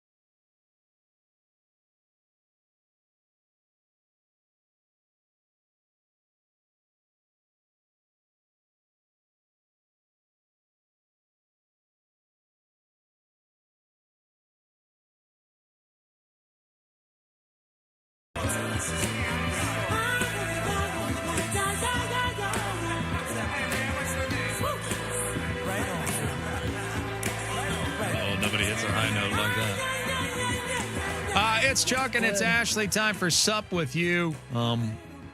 We're asking for help. We're getting a lot of it. Help us help you enjoy World Cup coverage here on Chuck and Buck in the mornings, because I frankly don't know what to do. I really don't. I know you don't want analysis from me. You shouldn't want analysis from me, and I don't want to give it to you. Yeah, no, I don't think anyone wants analysis from us, so we've got that going for us. That's good news. I'm not equipped for that. So how do you want us to cover the World Cup for you so you at least get some of it in the mornings, and maybe you don't want it at all. So whatever your thoughts are, Sup with You, 49451, Talkback, YouTube, a lot of ways to communicate with us. What do we got? From the 206, Sup, just remember the U.S. underperforms. If the U.S. underperforms, it's Dan Wilson's fault. Just keep hammering on that. All right, so am I taking that as is that a criticism of me? No, I think it's okay. Just focus on the Mariners more. I think. Okay. We've also got this one that's along those lines from the 425. I'd much rather you be willing to call out Munoz for being awful this year. I'll get my soccer news from ESPN. Oh, man. He's not been good. He's not awful, though. Yeah, but he hadn't been awful.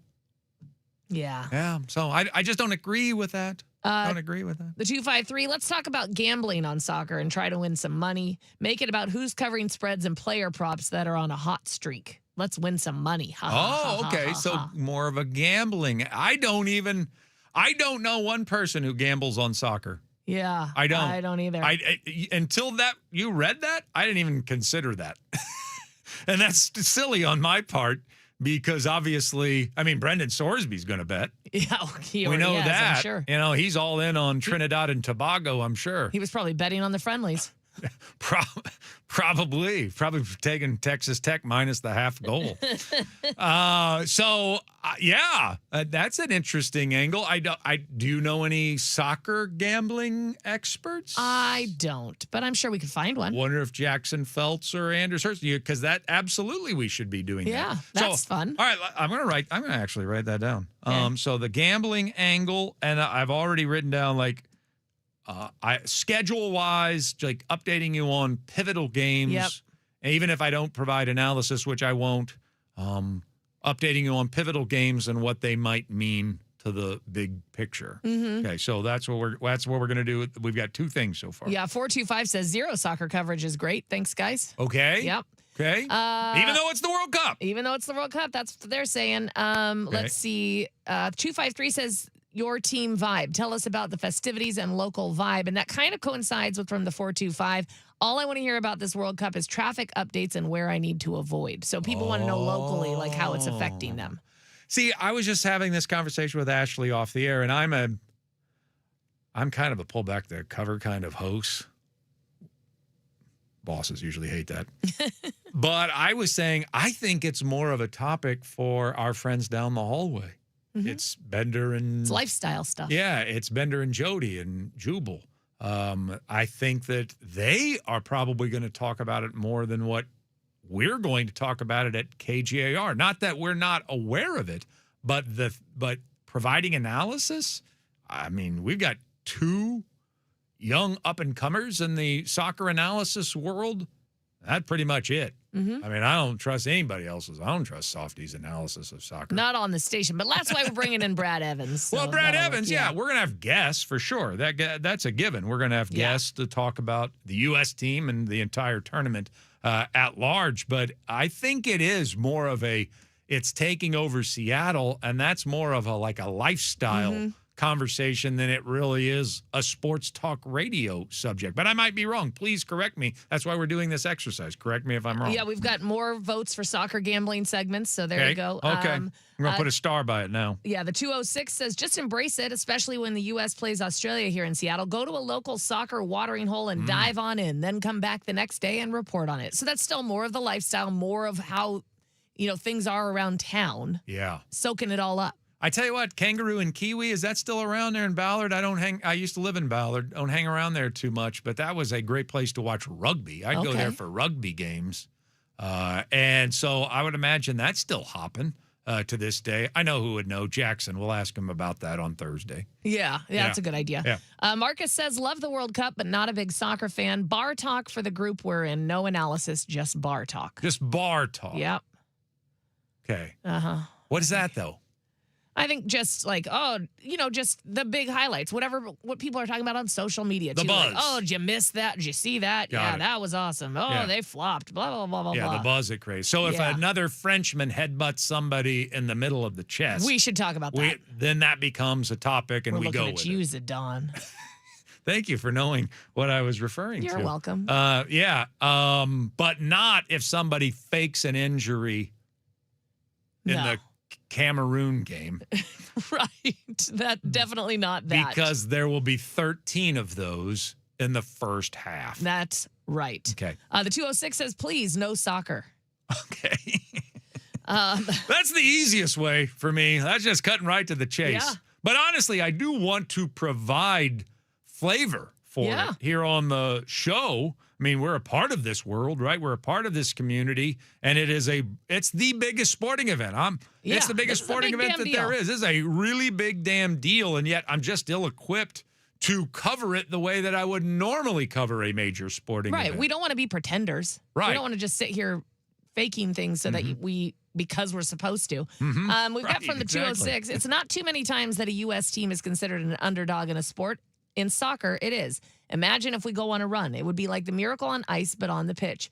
You would want to be a part of that, wouldn't you? Yes. So that's like the talk, though, the buzz. That's the stuff that you talk about. Yeah, Team USA, how they did, things like that. Any crazy stories? If there's a Cinderella team that just goes crazy, I guess U.S. would be the Cinderella team. And I think we were already planning on doing that. We're having Brad Evans on tomorrow, and a lot of the conversation's going to be about Team USA and whether they're ready for that. So that seems to be a given. We're going to have Anders on and Jackson. We'll certainly, I think every time we crack the mics, the U.S. team's going to be mentioned. Crack the mics about the World Cup, that is. Yeah. The U.S. team's going to be woven in there somewhat. So probably should have been said before we even asked for text, but I'm glad that you did mention that because certainly that's an angle we'll cover. Yes, we got this one from the 360. Soccer scores and maybe U.S. highlights. That's enough. Ashley, what's 5 Iron's handicap? He'd be mad if I told you it's a 2. What do you mean? Why would he be mad about that? Pretty high for him right now. Oh. Yeah. Oh. I thought, isn't that good? It is good. Okay. He's just, he's been better, so he would say he's not playing very well right now. All right. But there we go. I think it's about a 2. I think his true handicap is his sensitivity to his handicap. I don't know if he'd really be mad. I'm like, I don't know. I think it's a 2. He's going to be like, no, don't talk about it. Yeah.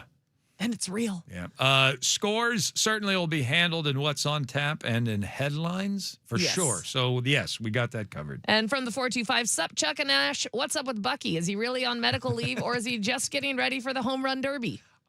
We honestly don't know. There is like this law that we aren't really allowed to even contact him. Right. Because of the leave. Yeah, because he's on medical leave, and so the company can't look like we're putting any pressure on him at all to come back. Right. So if you give him a phone, even if it's encouragement, hey, can't wait to get you back, or hey, how's it? Then that can be seen. Pressuring him one way or another. That can be seen as he's feeling pressure to come back, and so we don't know, and I think there's a very good chance he's just taking the time off to watch the World Cup and get ready for the home run derby. I mean, if that's what you're asking. Way to use way to put your time to good use, though. The answer is yes. Yes. What was the question again? Just yes. No, what was the question the question again? was, is he really on medical leave or is he taking the time to train for the home run derby? No and yes. Okay, there you go. The 253, this is the last one. Don't cover soccer at all. I don't care about Bosnia Herzegovina. I'd rather you cover water polo. Just keep doing what you do. All right. Bosnia Herzegovina. I like it. Sounds like a really sweet wine. Yeah, it does. Made in the Middle East. Yeah, Gewürztraminer. Yeah, there you go. All right, well. Oh, wait, last one. Sorry. 425, sup. What do you mean the World Cup starts this week? Chuck kept telling me it starts in 2 weeks. Thank you. Good one. I believe right now it's officially two weeks away. Yeah, right now. Right from today. From Mark. There you go. Yeah, 2 weeks away. All right, one last thing next. Thank you. Sports Radio 93.3 KJR FM.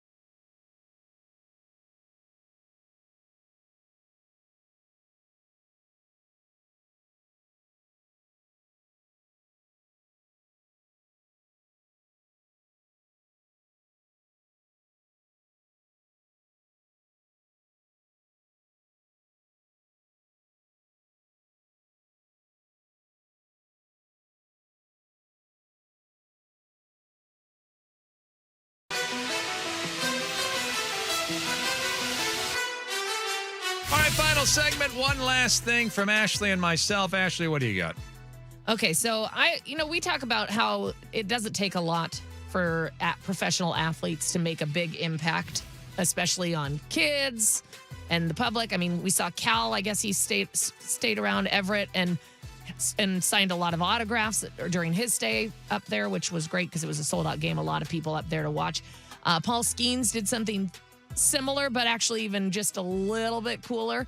He was driving by a Little League field yesterday, I guess, and decided to stop and then played catch with all the kids. Oh, great. And then hung out for over 2 hours signing autographs and playing with these kids that he just happened to drive by, which means he was going somewhere, right? He was probably going home. He was probably going to go relax on his own. And he thought, no, I'm going to go do this instead. Goes a long way. Goes a long way. And I just thought, wow, that is really awesome that you would take even if he'd gone for 15 minutes and said hi, that would have been awesome. Have you seen that video of Salvador Perez where they were playing wiffle ball in their backyard? You know, the whole setup where you try to figure out your field and where's the home run thing. I mean, that old school setup that a lot of us have done playing wiffle ball in the backyard. And he saw them playing and he not only got out to say hi, he played with them. Yeah. Like he was running bases. I see. Salvador Perez doesn't even like running bases for the Royals. Right, I was going to say he doesn't do that at work.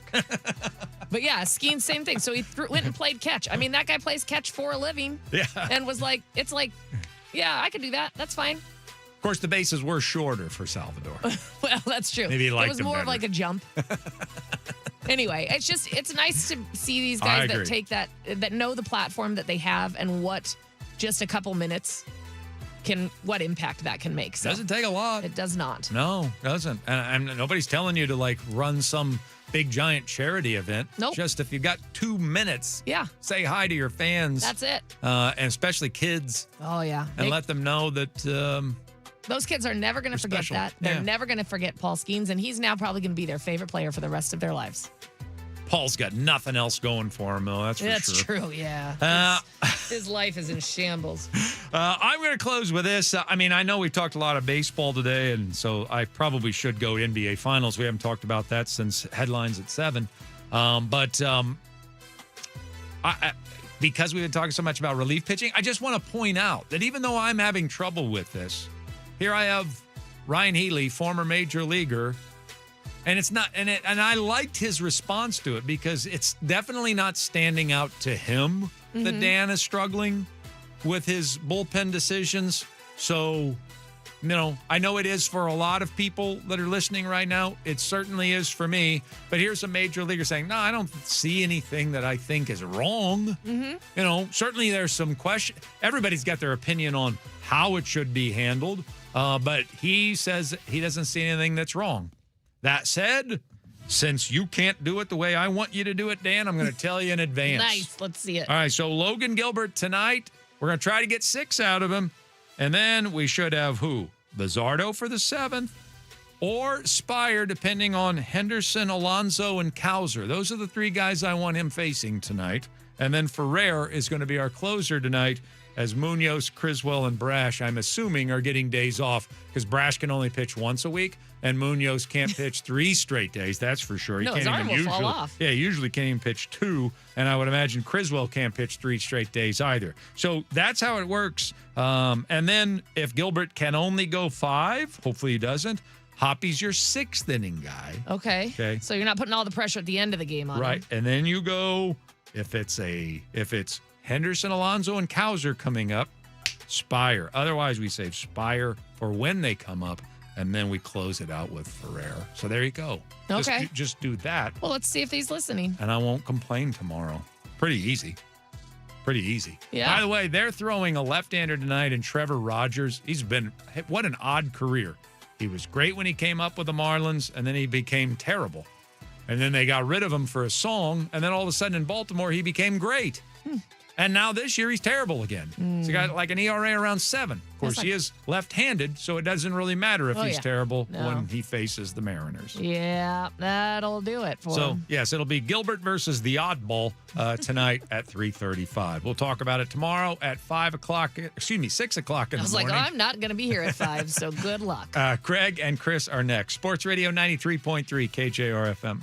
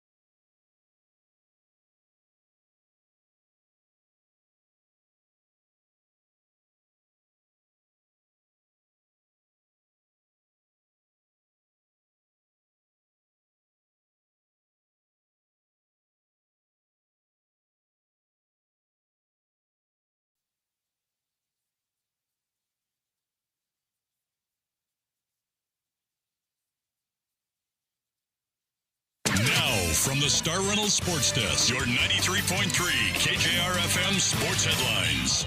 Good morning. Happy Tuesday to you. Headlines brought to you by Frost Brewed Coors Light. Choose chill. The Mariners won in Baltimore last night 6-3, thanks mostly to this. Lifted deep right field. Tavares is looking, and it's gone! A grand slam for Josh Naylor. Tigers' favorite player, Josh Naylor, grand slam, broke a 1-1 tie in the fifth inning. Andres Munoz finished the scoreless ninth for a bounce-back save one day after blowing his fifth save of the season at Detroit. Mariners win last night, take the first game of a three-game set at Baltimore 6-3. Before the game, as we discussed what happened yesterday, the Mariners put shortstop J.P. Crawford on a 10-day injured reserve list for that hand that Framber Valdez injured with a 95-mile-an-hour fastball in Detroit on Friday. Ryan Bliss, more Ryan Bliss, please. Called up from AAA Tacoma, and he had immediate impact on the game last night. We'll talk about that on the show. Game 2 of the series in Baltimore tonight, 3:35 today, our time. Logan Gilbert starts for the M's. The Mariners remain in first place by 2 games over Texas atop the American League West. The Seahawks mandatory minicamp today through Thursday at team headquarters. Final 3 practices before the players are off for 6 weeks until the start of training camp around July 25th or so. The Seahawks signed a veteran offensive tackle with 75 career starts. I'll tell you who it is and why they signed him on the show. NBA Finals, Game 3 in New York. The Spurs came up big late. Clock at 4. Now the dribble. Shot clock winding down. Castle has to put it up. Bang! Stephon Castle from three-point range. Bang says Mike Breen, ABC's broadcast of Game 3 of the NBA Finals. That was Stephon Castle with just under 2 minutes left. Turned a 4-point game into a 7-point lead for San Antonio. First finals game inside Madison Square Garden in 27 years. The president was there, $4,900 to get in. Spurs led by 12 in the first half. Knicks with a 19-point swing to turn that into a 7-point lead at halftime. But Victor Wembanyama, 32 points, 8 rebounds, 6 assists. First Spurs final game like that since Tim Duncan. Plus the supporting cast with clutch plays like that one from Castle late. It resulted in the Spurs getting the win. They had to have 115-111. Knicks cut the lead to 2 games. Knicks lead in the series, cut to 2 games to 1. Game 4 is Wednesday back inside the Garden. Tonight is Game 4 of the Stanley Cup Finals in Las Vegas. Golden Knights lead the Hurricanes 2 games to 1. 5 p.m. Game 4 broadcast tonight with John Forslund and Eddie Olczyk, our own hometown Kraken analyst on the national broadcast.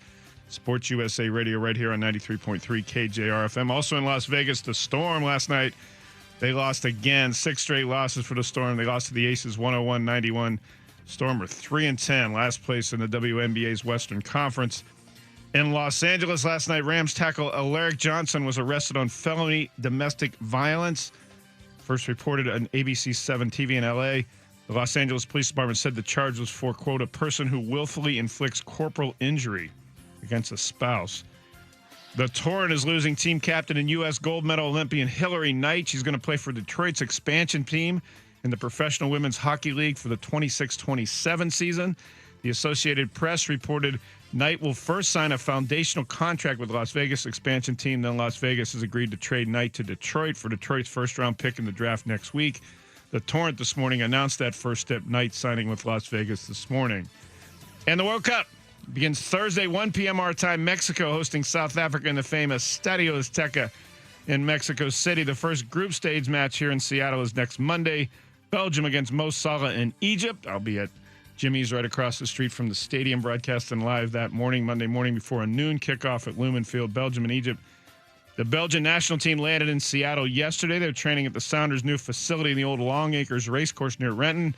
Egypt is staying in Spokane and training in Gonzaga. By the way, did you see Algeria? They landed in Kansas City, and they're staying at a DoubleTree Hotel in Lawrence, Kansas, at a strip mall. They have a chain link fence around their entrance in the back, among a bunch of other hotel-going people in Lawrence, Kansas. Now on with the Tuesday show.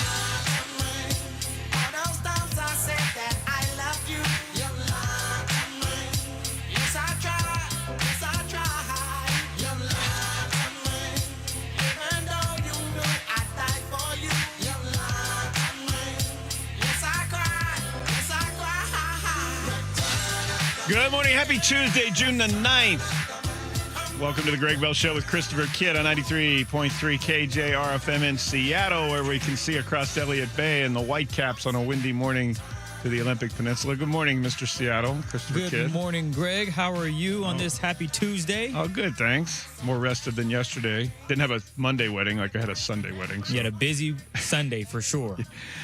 I didn't get my hats off yesterday. Saturday was at my 14th graduation ceremony for the master's program in the College of Education at the University of Washington. I teach in the Intercollegiate Athletic Leadership Program. I teach writing and leadership and verbal communication. That may be a surprise to some of you who listen to the show or read the News Tribune, but 14 years of doing it, it's really cool to see young athletic directors and coaches in training.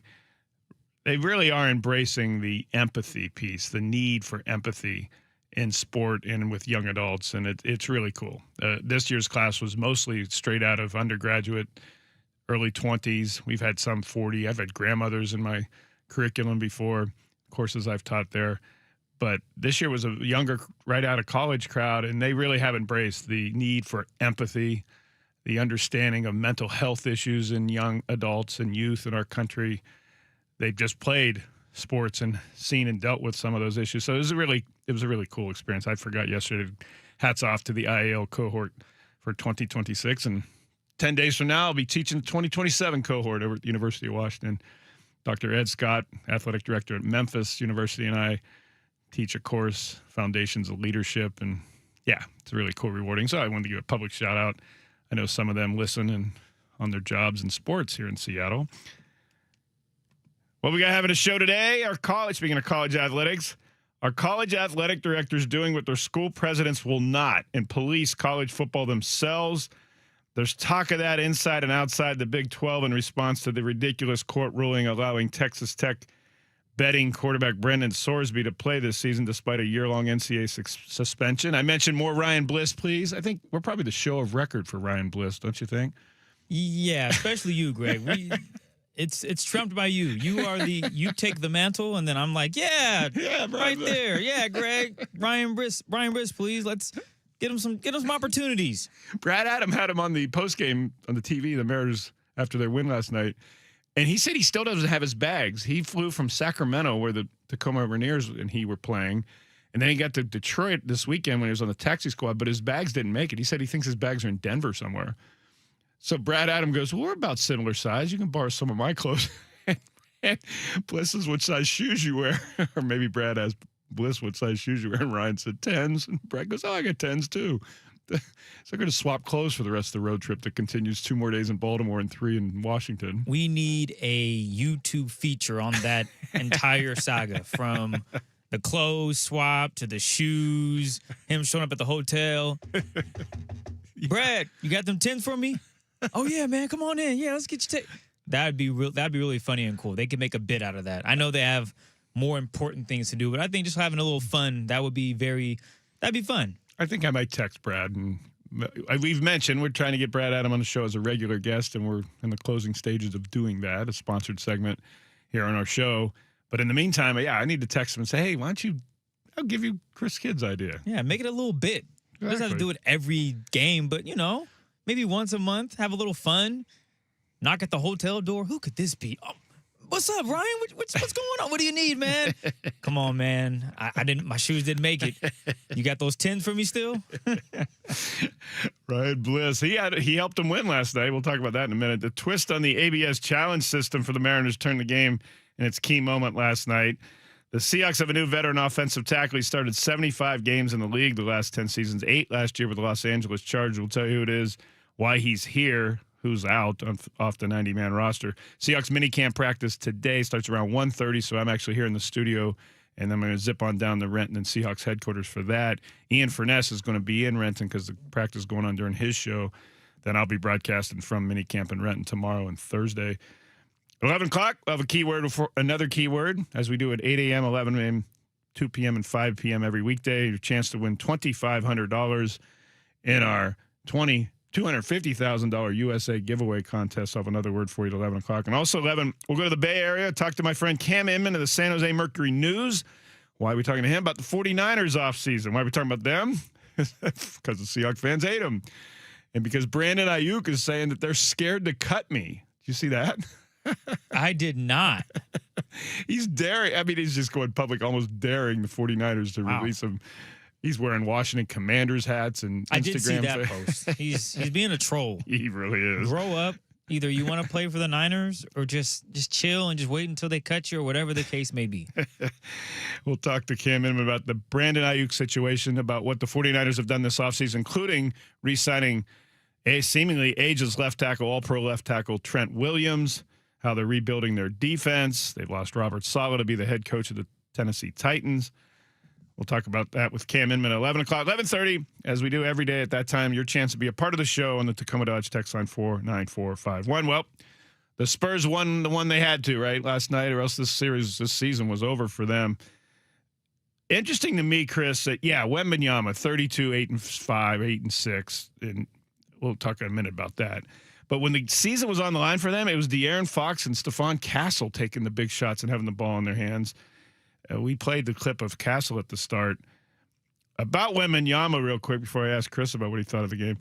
An interested observer wrote last night, I was in awe of Victor Wembanyama's performance tonight. He also became the second youngest player to have a 35-5 in a victory over the Knicks on their home court behind some kid who played for the Lakers. And then a laughing to the point of crying emoji. That observer, the guy who did it before Wembanyama to the Knicks, Magic Johnson, went on Twitter X last night to hats off to Victor Wembanyama doing something only Magic Johnson has done. This is the second time in NBA Finals a road team has won each of the first 3 games. The only other time was 1993. Michael Jordan's Bulls won the first 2 in Phoenix, and then the Suns won Game 3 in Chicago. We got a series, Chris, or you think it's going to be 3-1 Knicks after tomorrow night anyway? I think so. As I mentioned, it'll be another close game. I think it'll be another one, but I think the Knicks will end up taking a 3-1 lead. And it's still a series that can be won by the Spurs. I just think the Knicks are the better team. The Spurs' young core, yet again, on the road in a hostile environment, they found a way to do it, as they did against OKC in the Western Conference Finals. So you're seeing this team that's young. They're not backing down against the Knicks. They put themselves in a really difficult position, being down 0-2, obviously a must-win. And they handled business. They got it done. And other guys stepped up. Remember, I was talking to you about, can Victor be the best player on the court basically at all times? I'm sure he was like, sigh of relief. Right. When you had 2 other guys that aren't known for their late game heroics stepped up. So that just shows this young team learning as they're playing, learning as they're going through it. And let's say they don't win it all. This moment, what they're going through now, is going to really prepare them for next season, when they're probably going to face OKC yet again, because they're not going nowhere. They'll have a healthy roster, and whoever else is up to the challenge in the West. But this Knicks loss shows that they lost a little bit of control in the series, but I think overall tomorrow they'll take a 3-1 lead and go back to San Antonio to see if they can close shop, or they'll say, you know what, we want to come back home and win in New York, which I think is dangerous, but nonetheless, I did expect the Spurs to respond, and I'm glad they did, because I think now it'll be another competitive game for game, was it 4 tomorrow? So, yeah, should be a fun one. I like Josh Hart for the Knicks. He's really good. I haven't watched him closely, and last night I watched most of that game, and I thought, well, hey, this Josh Hart guy, he's pretty good. All effort, hustles, plays D. Exactly. He's not like a normal NBA player, should I say. Not every team has a Josh Hart. That's true. There's the reason why he's in the NBA Finals, because he balances out everything they got going on. Where did he play in college? Oh, man, let me pull it up. I was going to guess UConn, but I don't think so. Oh, I think you might be right about that. Well, Google definitely I think it is help. UConn. Well, yeah, I really like Josh Hart. I just want to be sure. But, yeah, he is definitely someone that – he is the glue to that team. Like, I know it's really impressive. It's weird to say a guy – Villanova. My apologies. Okay. Color-wise, you're close. But, yeah, Big East. Villanova. But, yeah, he's valuable. Yeah, he was really impressed me last night. Speaking of college sports, the Brandon Sorsby, this might take a couple segments. The NCAA, let's just recap this whole situation. About 2 weeks ago, no one even knew Brandon Sorsby's name out here. But the NCAA was alerted to Sorsby's gambling in March. That's when law enforcement tipped off a sports book that he'd been betting 900 bets on college sports. The organization being NCAA, notified Texas Tech of its investigation in April, and Texas Tech deemed Sorsby ineligible after he admitted to having a gambling addiction. He went to an inpatient rehab center. He got out in May. Texas Tech went through the process of attempting to get him reinstated. This has happened before to an Iowa defensive captain, 2023. He self-reported himself for betting one-time $10 on the Iowa women's basketball team at the NCAA tournament. And you know what Iowa did? The Iowa coaches, Kirk Ferentz, those guys, they turned him in. They self-reported the violation. And you know what happened to that player? Done. Played his last college game, suspended by the NCAA. And Iowa didn't appeal that. Iowa didn't seek a temporary injunction. The coaches for Iowa said, you screwed up, kid. Here's what happened. Yeah, $10, but it is against the rules. This is stupid. One time, $10 bet. This is a lesson that college is supposed to be about. Young adults learning that there are personal accountability and consequences for when you do something. How stupid that might have been for $10 and one-time bet. This happened to an Iowa State quarterback a year or two ago. We'll mention that in a minute. So, Texas Tech is the one who sought this injunction. When they asked for an injunction in Lubbock County, the court in Lubbock County, Texas, the judge who would have presided over that case, to his somewhat credit, recused himself, removed him from the case because he said, I'm a Texas Tech alum. I can't really fairly adjudicate this. But that created a vacuum. Into the vacuum stepped retired Tarrant County Judge Ken Curry. He hasn't practiced. He hasn't been a judge, Chris, in 14 years. He's like a substitute teacher that's 75 years old coming in to teach a bunch of kindergartners or first graders. He hasn't practiced. He hasn't been a judge for 14 years. He's from Houston. He's from the University of Houston's law school. And he was handpicked to be the guy presiding over this case. He's the one who accepted defense attorney Jeffrey Kessler portraying Sorsby gambling history as a, quote, mental health and addiction issue, and argued the NCAA was obligated to consider his well-being and mental health and support him rather than punish him. So, Judge retired for 14 years, Tarrant County Judge Ken Curry ruled in Sorsby's favor yesterday. He found that the quarterback would, quote, suffer irreparable injury if he isn't granted a temporary injunction allowing him to play for the Red Raiders this season. We talk about mental health awareness and try to raise it on this show, and there are legitimate reasons for that in our country, especially among youth and young adults, particularly among youth, but across all facets of society, and we've all been touched by it. This ruling and using the excuse for Sorsby to bet 900 times over $90,000, including 40 bets on his own Indiana football team, really does make a mockery of mental health cases. There are legit mental health cases, and that you put up the mental health card as something as an alarm. You don't do it as an end around to get away from an NCAA year-long suspension, which is exactly what's happening here. You throw up the mental health card to avoid accountability, which is what we're supposed to teach. Yes, I know. They are still college kids. They're paid like pros. They're paid better than a lot of pros. But that's what college is supposed to be, accountability. Do something, you have to pay the piper for your actions. That's not what's happening here. What's happening here is you do something, let's find an end run around it. Let's buy a bunch of lawyers, let's buy a judge, and let's get a ruling that fits us. Us being Texas Tech football. Curry, I said, I mean, this has touched off a bunch of stuff. First of all, the NCAA has formally appealed in Lubbock County, Texas court, but get this, Chris, that appeals process won't even get heard till February of next year. And guess who? There are 4 judges on the appeals courts in Lubbock County, Texas. All 4 of them are Texas Tech graduates. It's a home court advantage, man. But move that to Texarkana or something. Do it in Lubbock County, Texas. And the appeals is not even going to get heard till the football season's over. He'll be preparing for the draft by then, which is a whole nother angle to this. Do you want your NFL team? The Seahawks don't need a quarterback right now. Do you want your NFL team touching this guy? He's like radioactive right now. He's playing this to get an NFL career, obviously. Yet this is doing the opposite of helping him in his NFL prospects, I think. He'd be better off just sitting out the year, maybe trying to go to a supplemental draft or just hoping that he's tape speaks for itself up to this point, but not play through this. A reminder, the Washington Huskies once fired Rick Neuheisel as football coach for participating in an NCAA tournament bracket pool in a sport he wasn't even coaching in. That happened. I mentioned the Iowa State quarterback. Hunter Deckers admitted to placing 366 bets totaling $2,800, including one bet on his Iowa State football team. He lost his entire season, NCAA eligibility, and his college career. Sorsby placed 8 times as many bets as Deckers did, wagered 32 times more money than Deckers did. And he's going to play this fall. This temporary injunction is irreversible because they can't do the appeals process till after the season's over. When we come back, we'll talk a little more about this and how college sports is starting to rebel already, or at least claiming they're threatening to already against Texas Tech. It's becoming something of a pariah in this whole thing. We'll also talk about Ryan Bliss's impact on the game last night and his first one back up from AAA for the Mariners.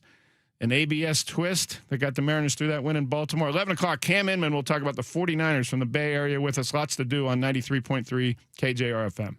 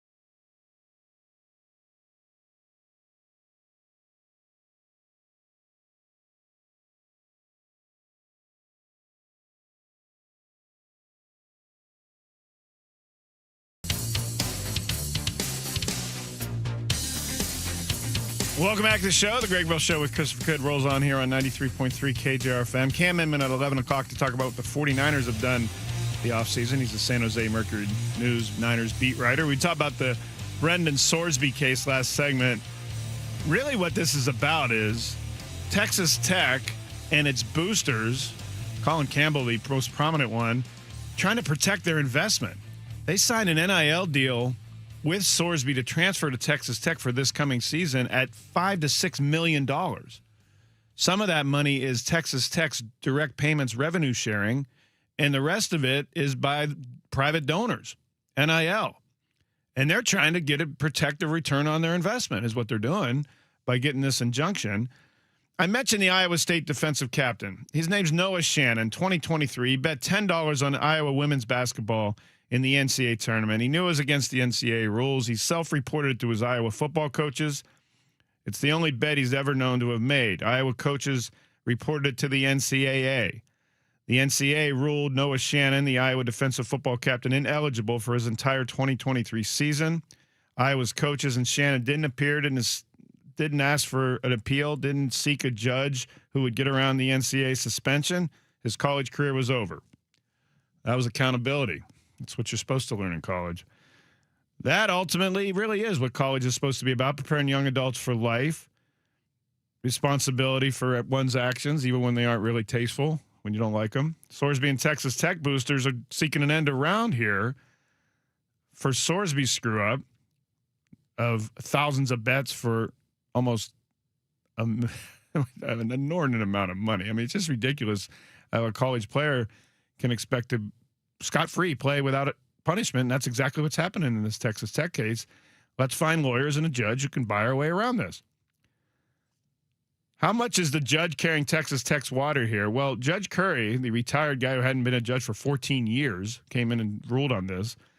He sided with Texas Tech's and Sorsby's idea of a 2-game suspension. That's what the lawyers for the quarterback said that he should have against Abilene Christian and Oregon State. Oh, boy. Make sure that suspension's over before they have to play against Houston and then the rest of the Big 12 from week 3 and the rest of the season. Game suspension, of course, typically the purview of a school and athletic department and, well, you know, the NCAA, maybe. The NCAA, look, they have a lot of problems wrong. And we've talked about this. It's not one building in Indianapolis. It's not Charlie Baker or before him, Mark Emmert, the presidents of the NCAA. It is the member schools who enact the rules and decide what they enforce. But now the NCAA can't even enforce what it wants to, which isn't always when it should. The NCAA president Charlie Baker's response yesterday to the Sorsby ruling, more begging of Congress to step in and make enforceable laws for college athletics. We've talked about that's not happening. There are people in good old boy states who don't want college football fans to vote them out of office because they put guardrails in for their multi-million-dollar quarterbacks and football players. The bipartisan Protect College Sports Act, co-sponsored by Maria Cantwell and Ted Cruz, that would have given college sports and will give, if it gets through, college sports guardrails, is getting blocked. Well, people in college football are absolutely up. We've never seen one college sport unite against one school like they so far are. Troy Dannon, remember him? The Huskies, I think he was the athletic director for about 18 hours. He's now the Nebraska athletic director. He told Nebraska staff and coaches they aren't allowed to schedule Texas Tech in any sport.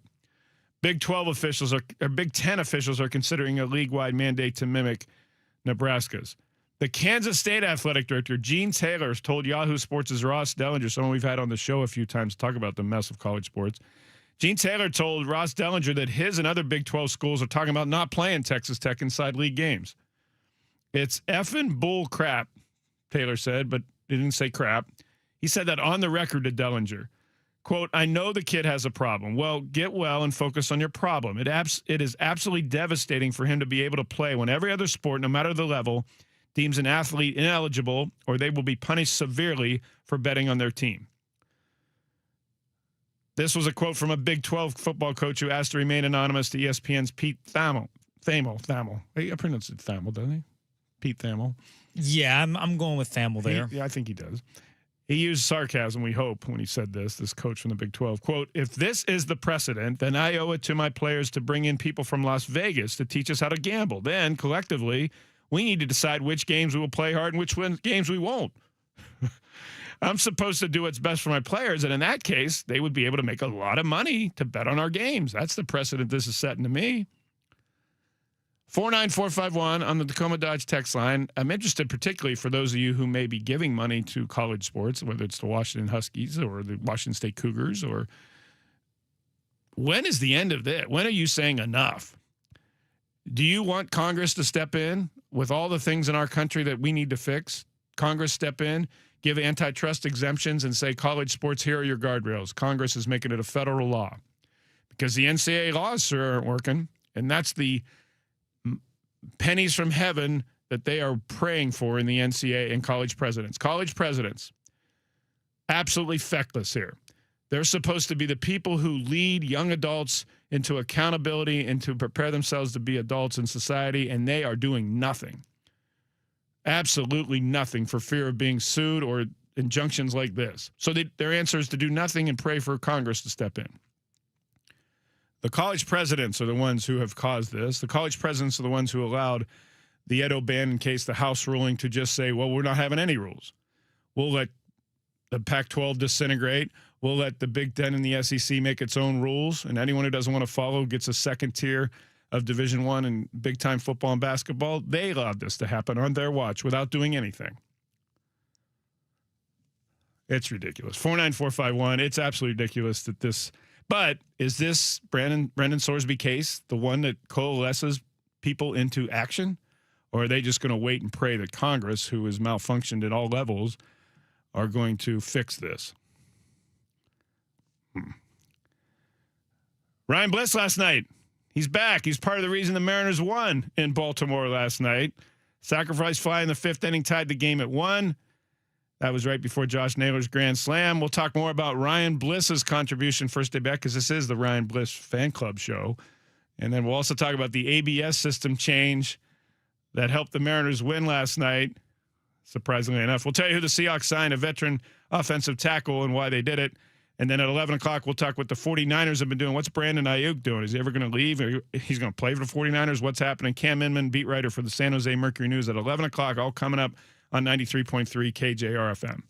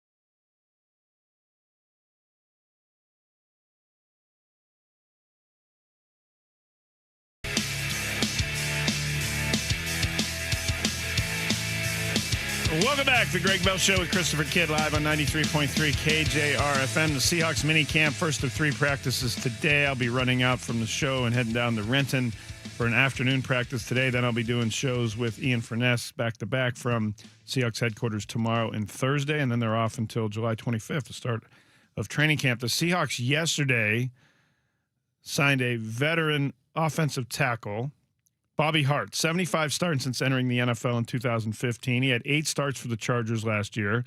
He was a former starter with the Giants and the Bengals, started 1 game with the Titans in part of a season. Well-traveled, experienced. Much like Josh Jones, the swing backup tackle who played really well in limited roles as an injury replacement last year. Why are they signing another guy just like Josh Jones? Well, Josh Jones hasn't been on the field so far in the OTAs, at least last week was not. Don't know if there's an injury issue. We haven't talked to Mike McDonald in about a week and a half or so. We're supposed to talk to him tomorrow. But in the interim, it appears that Bobby Hart is going to compete with Josh Jones to be a backup swing-type tackle with starting experience in the league, which is what Jones had too. Of course, Charles Cross and Abe Lucas, the former Washington State Cougar from Mill Creek and Archbishop Murray High School, are entrenched as your cornerstone tackles. They just each re-signed new contracts last year for the foreseeable future. Those are your starters. So now they have Bobby Hart in to apparently compete with Josh Jones as a swing backup tackle. That'll be something that goes well into training camp. You can't determine that when they're in T-shirts and shorts and OTAs and minicamps. The team waived rookie wide receiver Levi Wentz, an undrafted free agent from Kansas, to make room on the 90-man roster. That's why they signed the veteran offensive tackle yesterday. Also yesterday, the Mariners got back on the winning ways, remaining in first place by 2 games in the American League West. Ryan Bliss came up because J.P. Crawford went to the injured list after getting hit in the hand by the Framber Valdez fastball in Detroit on Friday. Bliss sacrificed fly in the 5th inning, gave Seattle its first run yesterday, tying the game at 1. That was before Josh Naylor's grand slam. He's playing second base, Bliss was, because they moved Cole Young over to short when Colt Emerson came up hurt right before first pitch. Bliss ended the 7th inning with the Orioles having the bases loaded, down by only 3 runs. He moved far to his left, got a hard grounder in short right field, and threw to Naylor at first for the final out. That kept the score 5-2 and got Matt Brash out of a bases loaded 1-out jam. Then in the bottom of the – by the way, Brash could not throw a strike last night. Fastballs, sliders, didn't matter. You were probably watching the Knicks Spurs by that point, but I had it on my laptop, but not too well, huh? He was everywhere. Then the bottom of the 8th, Bliss put down a really coy, deke late tag. I don't know if you noticed how late, and it was like a dummy play. It was acting like the ball was not coming in, and that was Julio Rodriguez's moonshot throw from the edge of the warning track that threw out the runner at second base on a fly ball, 1st and 3rd situation. Rodriguez's throw and Bliss's tag were so good that they got it down, and the guy was out before the runner from 3rd even crossed home plate, so it saved a run and kept the Mariners up by 3 going to the 9th inning. That was a really cool play by Bliss. That's a veteran play of deking a guy and not making the runner going from 1st to 2nd think the ball's coming. And the Brash thing, the biggest moment in the game was when Brash could not throw a strike with a slider or his fastball and getting that bases loaded 1-out jam. Pete Alonso's up. Remember him? Everyone wanted him to come to the Mariners last year. Whenever that was. Oh, yeah. A year and a half ago. That was a great time, wasn't it, Greg? You love that conversation, Chris. 3-2 count, bases loaded, 1 out, 5-2 game in the 7th. Brash threw a sinker at the top of the strike zone. Alonso took it for what the plate umpire called ball 4. Would have been a run to make it 5-3. Brash and Pareda simultaneously tapped their caps for the ABS challenge. I know the Aaron Goldsmith and Ryan Roland Smith gave credit to Johnny Pareda, the catcher, for doing that, but Brash is the one who was tapping his hat from the mound. And when you're the pitcher's tapping the hat, you have to, as a catcher, back him up and do it too. And that's what it looked like to me. And almost all the challenges these days are by the catcher, yet here's Matt Brash doing it from 60 feet, 6 inches. By the way, Pareda entered last night's game, curiously, ranked last among all Major League catchers with only a 29% success rate challenging pitch calls. The ABS reviews showed Brash's pitch, man, it just basically ticked the top of the strike zone. He got the call. strike 3 instead of a bases loaded walk, 2 outs in a 5-2 game, and then Bliss's play to end the inning kept it 5-2. After the game, Brash thanked Pareda, backing him up, challenging the pitch, calling it the, quote, turning point of the game right there. I'm happy he had the stones to do it. That's what our buddy Daniel Kramer, MLB.com, wrote out of the clubhouse after the win last night. Andres Munoz, by the way, scoreless ninth. Bounce back save after blowing one Sunday in Detroit. We spent that time yesterday saying, well, they're going to do a closer. They're going to trot him out again in a 3-run lead. It sure helped Chris, that they had a 3-run lead to kind of give him a little buffer. That's what I wasn't trying to make an excuse for him, but yes, sometimes just give him something to work with. Munoz told Seattle Times Adam June and Mariners beat writers in the win and Baltimore yesterday, quote, I appreciate that a lot, the trust they have in me. I've let them down a few times, and they keep trusting me. Obviously, it's an awesome feeling for me. So for now, it appears Andres Munoz will remain as the closer, and they won't do a committee for now. I still say if there's the bulk of the roster, best hitters are up in the 8th, bring Munoz in the 8th. That's what I would, not necessarily shoehorn him into a save situation in the 9th inning every time. Man, there's a bunch of stuff I want to bring up. I don't know if I have time or want to bring it up. Chris is shaking his head no. There are a couple things we'll table for later on this week, including in high school sports here locally, both in Seattle and Gig Harbor and Tacoma. But up next, we're going to go to the NFL. We're going to talk from the Bay Area. San Jose Mercury News beat writer Cam Inman, longtime friend of mine, used to work together in the Bay Area, going to tell us what the heck's up with Brandon Ayuk daring the Niners to cut him and what the Niners have done this offseason. That's next. Your text, 49451. What do you think of the Brandon Sorsby college sports mess that it's just even worse by the day? Are you interested in the World Cup? You going? Tickets are down to about $200, a little over $200 for one of the 4 matches, the 4 group stage matches. The U.S. match, still about $1,000 to get in on June the 19th. We'll be broadcasting, I will, from Jimmy's on First, right across the street from the stadium on the 15th, next Monday. Belgium, Egypt, the first World Cup game here in Seattle. Then the 19th is the second one, U.S., Australia. Then they play the 24th and the 24th and 26th first-round games. Round of 32 game on July 1st, round of 16 game on July 6th. So if you're looking to get out of the city, away from the traffic, those are the dates to do it. Cam Inman's next on 93.3 KJR FM.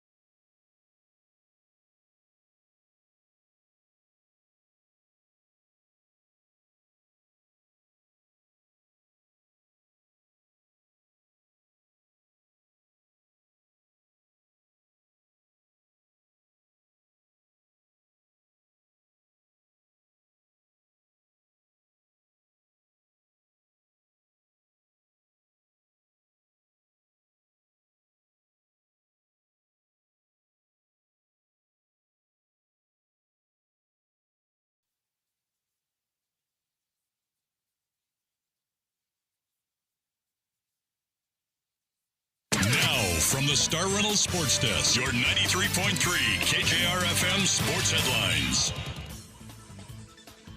Headlines at top of the hour brought to you by Frost Brewed Coors Light. Choose chill. Mariners won at Baltimore 6-3 last night. Josh Naylor grand slam broke a 1-1 tie in the fifth. Andres Munoz finished a scoreless ninth. Bounce back save one day after blowing his fifth of the season at Detroit. Before the game, Mariners put shortstop J.P. Crawford on the 10-day injured list for that hand. Framber Valdez injured with a 95-mile-an-hour fastball in Detroit on Friday. Ryan Bliss called up from AAA Tacoma. Instant impact, sacrifice fly for the first run. A couple nice defensive plays, including a nice deke tag on the Julio Rodriguez moonshot throw in the eighth inning for a double play on a sacrifice fly attempt. Mariners win 2 games up on Texas in the American League West in first place still. Game 2 of the series in Baltimore today, 3:35 p.m. Logan Gilbert starts for the M's. Seahawks mandatory minicamp today through Thursday at team headquarters. Final 3 practices before the players are off for 6 weeks till the start of training camp in late July. Ian Furness will be out there this afternoon. I'll be out there tomorrow with Ian and Thursday for the end of minicamp practices. NBA Finals in New York. Victor Wembanyama went 32-8-6. Big supporting cast at the end. Stephon Castle, DeAndre Fox. Spurs finally win. Needed to. 2-1 series now. Knicks lead heading into Game 4 at the Garden on Wednesday. Stanley Cup Finals Game 4 is tonight in Las Vegas. 5 p.m. Puck drop right here on 93.3 KJR FM with our guys John Forsland and Eddie Olczyk on the national broadcast. Storm lost in Las Vegas last night, 101-91. They are 3-10.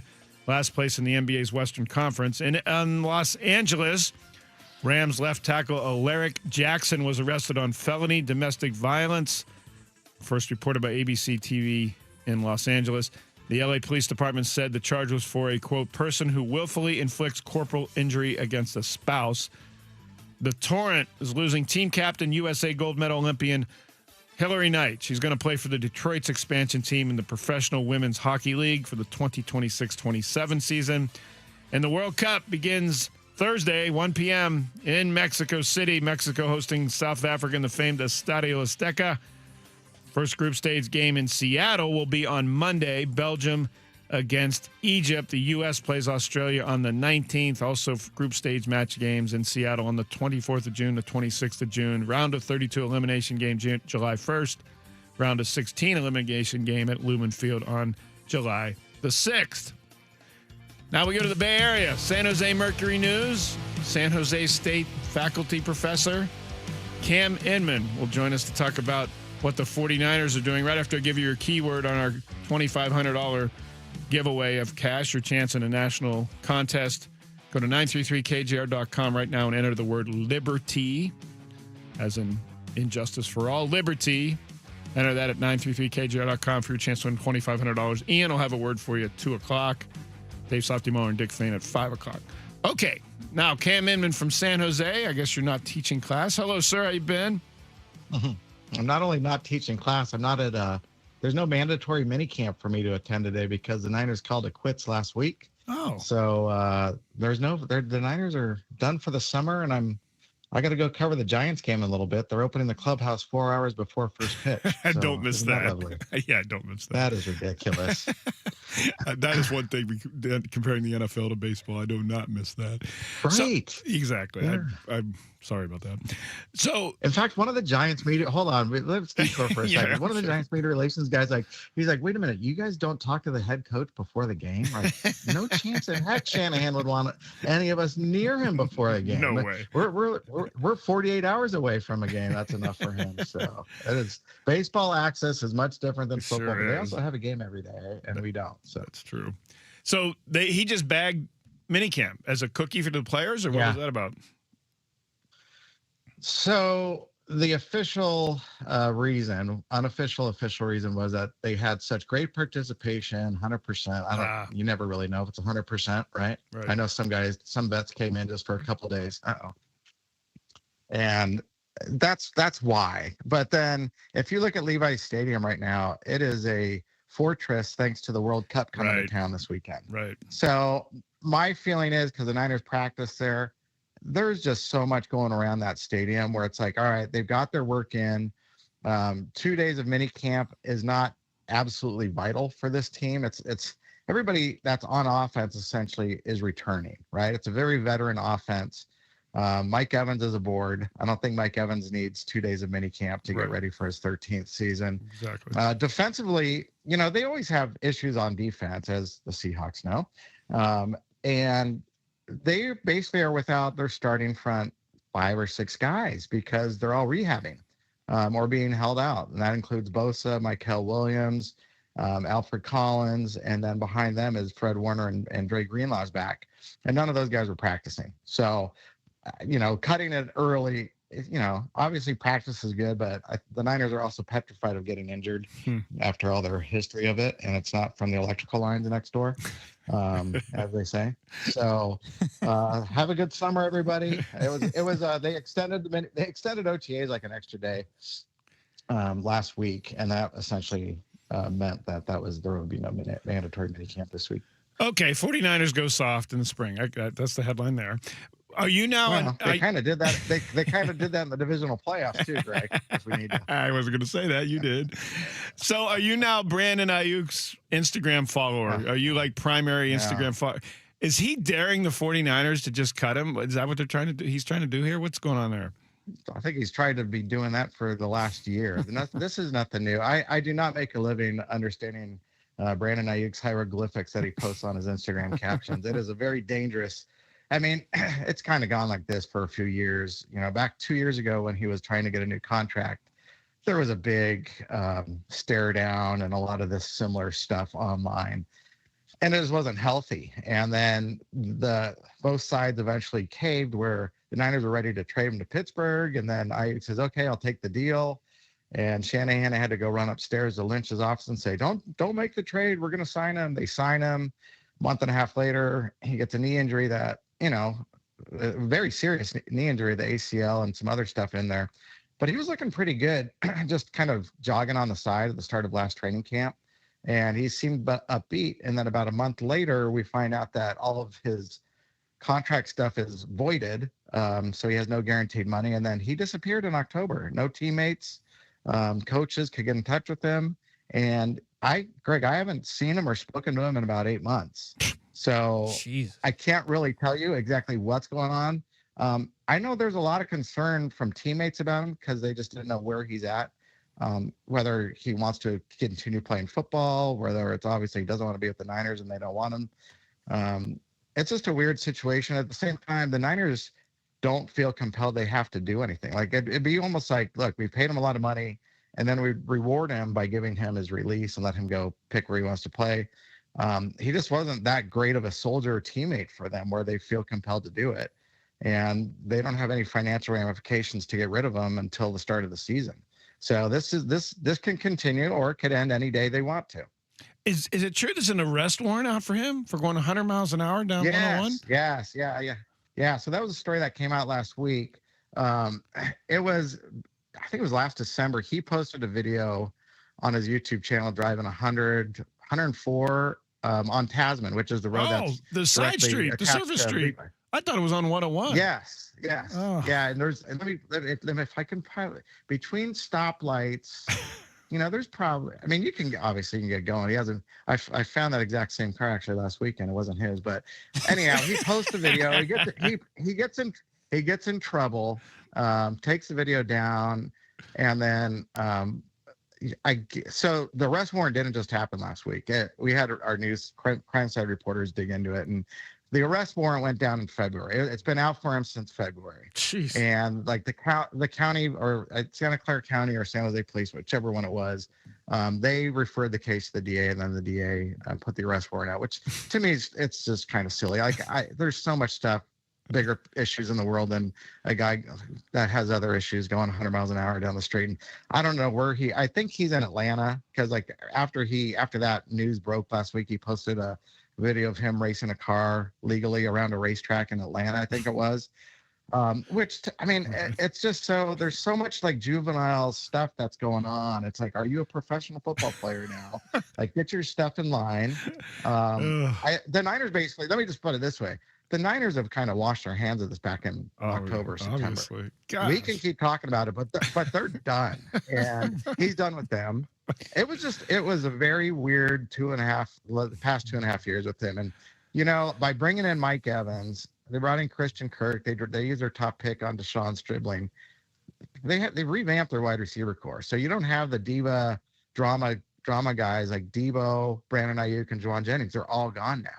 And so now Evans and Christian Kirk, when they got signed, the key words were like, people were like, oh, there's now adults in the room, which was like, oh, I mean, they were not. They're like, these guys are men, they're professionals. And they have been. And Evans brings this really noble presence to the receiving corps because of his track record in Tampa. He had 11 straight seasons of over 1,000 yards, and then he got hurt last year, which fits perfectly with the Niners motto because all the receivers are hurt. But he's been healthy in camp and gets rave reviews, and Kittle's excited to play with him, and Kittle's on the mend and looking ready to he'll be ready to go early in the season, if not week 1. So, I think Ayuk is the furthest thing from their minds, honestly. It's great talk show fodder for us, and people in Washington think that the Niners canceled minicamp because they didn't want Ayuk showing up, and that's not the case. hey, if Ayuk showed up, I think he'd have an arrest. That'd be a right. priority. That's why you haven't seen him in 8 This is fascinating. This is Cam Inman making me feel glad I am with the Seahawks beat rather than the 49ers beat, the San Jose Mercury News. Wow, that is. Well, maybe Brandon Ayuk wants to put a bid in on the Seahawks. Are they still for sale? Yes, why not? He kind of lives he has a different reality than most people. I'm sure he's got $10 billion lying around. He can outbid Steve Ballmer and a bunch of Indian steel tycoons. Yeah. There you go. I was going to ask about Mike Evans, but you kind of answered that in itself and talking about what he's bringing to this team, especially with the young core of receivers they have around him. But let's look at Nick Bosa. He's targeting, I think, a training camp return. Yeah. And Osa Odighizuwa. Odighizuwa. Oh, I said it right. There we go. Already emerging as that new guy in the D line. How concerned should Niners fans be about the pass rush to start the season in September, especially with this young D line? Well, I thought it was the biggest issue going into the offseason, and I think it's still the biggest issue because they didn't bring in any top flight defensive end. And there's so much pressure and weight on the comebacks of Nick Bosa, Mykel Williams, who was their first-round pick last year. Both are coming off ACLs. Mykel's was later in the year, so there's a great chance he's not ready to start the season. But, they signed a couple guys or brought in a few rookies that have this 6'3", 230, 235-pound body frame that essentially is like a fifth lineman, kind of like a stand-up guy that can also drop in coverage. And Raheem Morris is their defensive coordinator. So the biggest defensive acquisition they changed to was bringing Raheem in because the Niners' defensive front and their attacking style really has gotten stale over the years. Everybody knows it's a wide 9 where the ends are on the outside, and if the quarterbacks can duck inside or throw a screen pass over the defensive end, it's how you beat them. Especially when there's not a really speedy complement on the other side of Bosa. Bosa is still a tremendous pass rusher. He'll get back from the ACL fine, but who's going to be on the other side to flush it out? So the biggest addition they made was Osa Odighizuwa, trading from getting them from the Cowboys, who kind of had a surplus of starting defensive tackles. And so he's supposed to really be a great presence on the inside, but he's never had more than 4.5 sacks in a season. And so it's not like you're getting Aaron Donald to all of a sudden, save this defensive front. I think what they're going to have to do is it's going to have to be a shell game, and it's going to be a lot more unpredictable and a lot more variety in their front, and just hope that those guys that are coming back from serious injury are going to be healthy.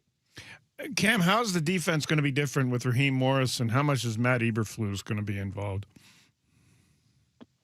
I think they're going to be a lot different with Raheem because I think he's going to have a lot more fun just playing with an attacking style defense. He's their 5th defense coordinator in 5 years.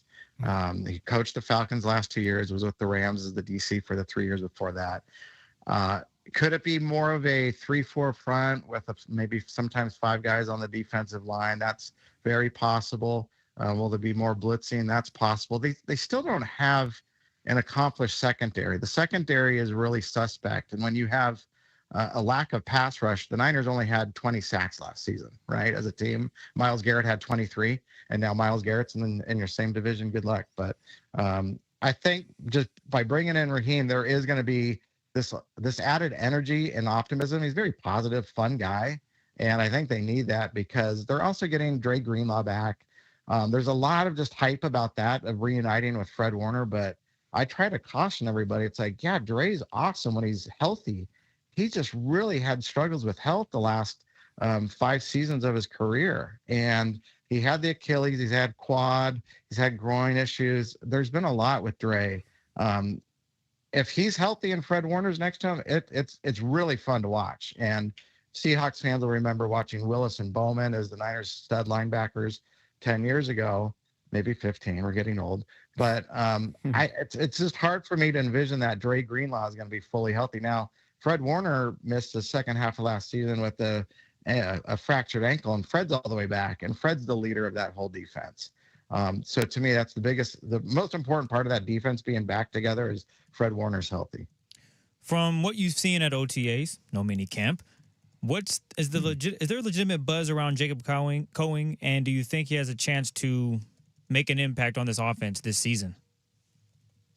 So those unfamiliar, Jacob Cowing is he and Jordan Watkins are both like 3rd, 4th round draft pick, maybe 4th, 5th rounders from previous years that have been injured, that have barely contributed. Cowing last year with a hamstring injury. Watkins was a rookie who had an ankle and then something else, and so they haven't done anything. But last offseason, this time they were the talk of the town. Hey, these guys look great. So did Ricky Pearsall, and Pearsall was looking. All 3 of them are looking good in OTAs a couple weeks ago. But it's kind of like, all right, we'll get to camp and see who's still healthy. So they have this hope for these guys, these younger wide receivers, but at the same time, there's a divide because you have the older guys that they brought in with Evans, Christian Kirk, Demarcus Robinson, that, they're fighting to extend their careers, and, they can easily beat out these unproven guys. So with Cowan, though, what he brings in, he can be the turn specialist because he did that a couple years ago. Sky Moore did it really well for the Niners last season, but he left for the Packers' riches. And now the Niners got to find a new return specialist. And watching an OTA last week when they were fielding punts, I saw a couple clank off Jacob Cowing's hands, which is not very assuring for the Niners. Ken Minman, San Jose Mercury News, joining us here on the Beacon Plumbing Hotline on 93.3 KJR FM. When they're healthy, the Niners have been the team. They've dropped off in the 2 years of the last 5 when the injuries have ravaged them. Do you think they've you mentioned they're changing defense or maybe changing philosophy. They've got their guys like Warner, Greenlaw back. Do you think they've done enough that they're 1A, 1B, 1C with the Rams and 49ers? They think they are. I'm very hesitant. I mean, first of all, there's so much focus right now on the Rams, and especially because they got Myles Garrett. They still have the reigning league MVP. They have talent all around. And it's like, don't overlook the fact that the other division rival just won a Super Bowl in your own locker room. Like that to me is like, why are we talking about the Rams so much? I mean, I don't expect the Seahawks to just disappear. I posted something on my Instagram at 49ers.cam last week saying, who's the Niners' biggest villain right now? Is it Matthew Stafford, Myles Garrett, Mike McDonald, or the power plant next door? And I think Myles Garrett barely edged out the power plant. And like, you guys realize Mike McDonald and the Seahawks have had the Niners number. Like, Mike's very good at the defensive scheme that the Niners just simply can't unlock. So they need Mike Evans in the passing game to open it back up so Christian McCaffrey can run and not have to be their number one wide receiver. And so that the Niners need to be able to get that offense going, because they could not run the ball last year and they couldn't stop the run and they couldn't do much. And obviously that was Shanahan's coaching job at the end of the year, to get them in contention for the number one seed up to the last game. And then to win and dethrone the Eagles in Philly in a wild card game was one of the best coaching jobs I've ever seen, because there's guys coming in off the street, playing linebacker and breaking up passes on 4th down. We're like, are you kidding me? So his coaching prowess is amazing too, but I just don't think that the Niners should overlook the Seahawks or the Rams. Cam, I know you're a busy man because you got to go cover batting practice at noon for a 7 p.m. game. So we'll let you go. Enjoy the Giants. Enjoy your summer. Right. I'll be on the World Cup too. So Oh, enjoy, yeah. all of America is going to get consumed by World Cup fever, right? So I do like the World Cup. I love soccer. So I do too. I am sure isn't Seattle doing like a floating barge for a big party? They are. See, they're every like a lot of these host cities in America are going all out. The Bay Area, crickets. Well, they outside have not promoted it well. Well, outside the stadium, they'd have to do it in a strip mall parking lot if they did that in Santa Clara. There's nothing. Nah, but there's enough stuff in the Bay Area for people to. I mean, they put on a pretty good Super Bowl, but they just they're trying to pick it up this week, and it's like they have the worst draw of any stadium that's hosting World Cup games. Like, there's no like superstar, big name team, so they're going to rely on soccer purists and like Bay Area front runner crowds to show up for it. As long as the sun's not shining on the east stands, and then no one will be in the stands, and there'll be empty seats. 9 p.m. kickoff. Oh, Greg, 9 p.m. It's like 4 a.m. back in Europe. You got any European teams there? Jeez, 9 p.m. That's right. That's right. Thanks, Cam. I'll check up soon. Appreciate you, man. All right, Greg. Thanks. Appreciate you too. Bye-bye. Cam Inman, San Jose Mercury News. We used to cover the Raiders together, covered some 49ers stuff together, hung out at the Super Bowl. I guest taught in his class at San Jose State University. He teaches an undergrad journalism class, and I dropped in on that when I was at the Super Bowl, a long-time friend of mine. He says, that should be music to Seahawks fans' ears, huh, Chris? He said, I don't know why everyone keeps talking about the Rams. Man. The 49ers' biggest rival just sullied in your locker room. He's 100% right, though. You're worried about the wrong thing. Aren't the Seahawks the team that beat y'all? 49451. 49451. Where do the 49ers, on the Tacoma Dodge text line, I ask, where do the 49ers rank in your concern level as a Seahawk threat? Chris is putting up like 8 fingers, way down the list. Their Seahawk fans should be like, the who? Oh, okay. It goes the Rams. The Rams, and then the Rams. And then there's a drop. The Niners, and then a huge cliff, like a canyon. And then you can point to we'll go a light year, and then you go to the Cardinals. They might be more worried about the Browns than the Cardinals. They might be more worried about Did they play the Browns this season? UW than the Cardinals. No, they don't, actually. Okay. Maybe next year then. Because they do play the NFC North, I believe, AFC North next year, if I'm not mistaken. Maybe I'm wrong about that. Who cares? I don't think we'd play. I know we're not going to Cleveland as a road trip for the Seahawks. So, but 49451, the Tacoma Dodge text line. Where is your level of concern with the 49ers? When they're healthy, they have been a problem.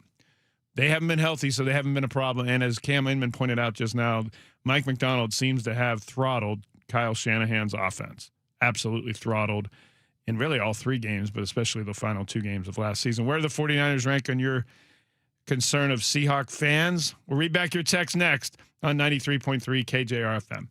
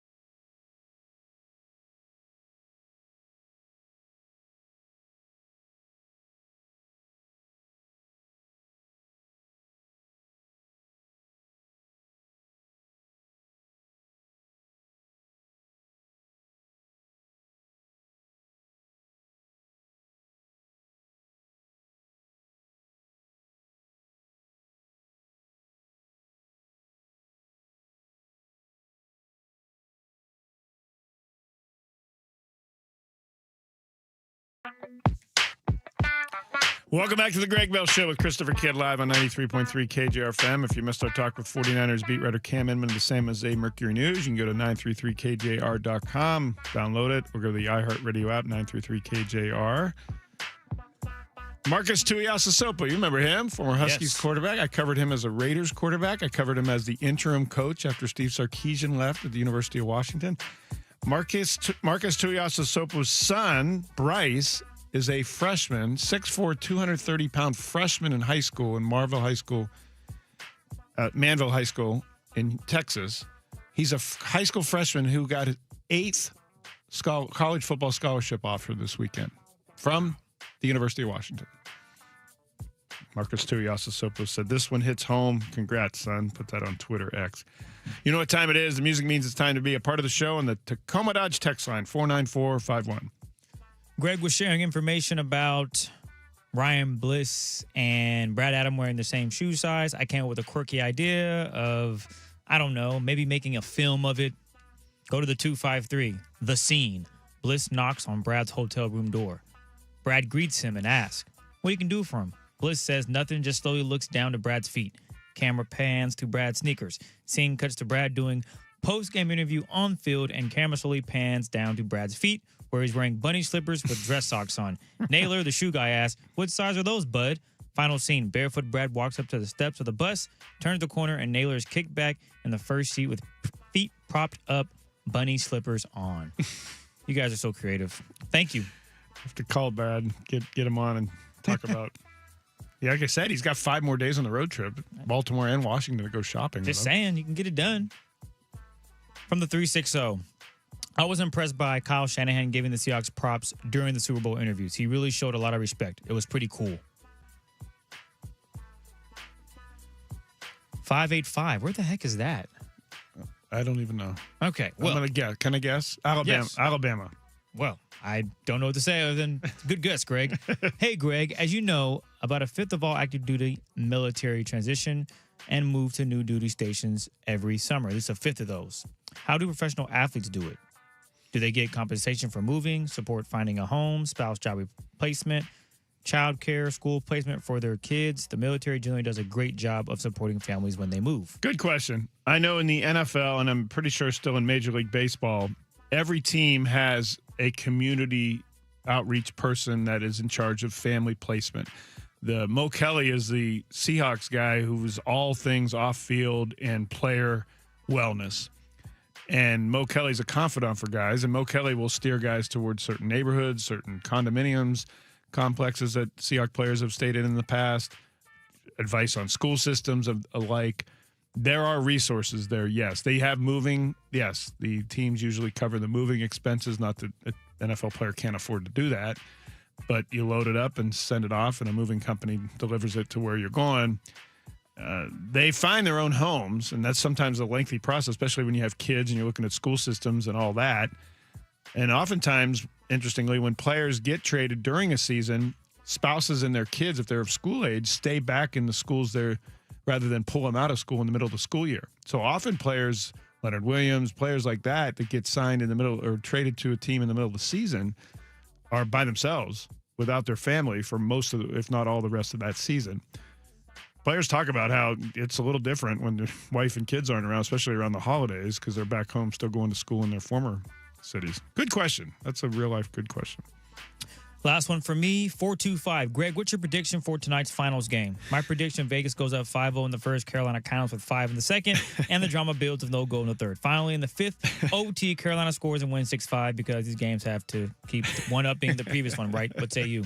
That's true. The only way to one up Saturday's game 3 would be a 5-0 rally from a 5-0 deficit, 3 or 4 overtimes. I'll be watching Channel 99, 619 on Comcast Cable, CBC Sportsnet.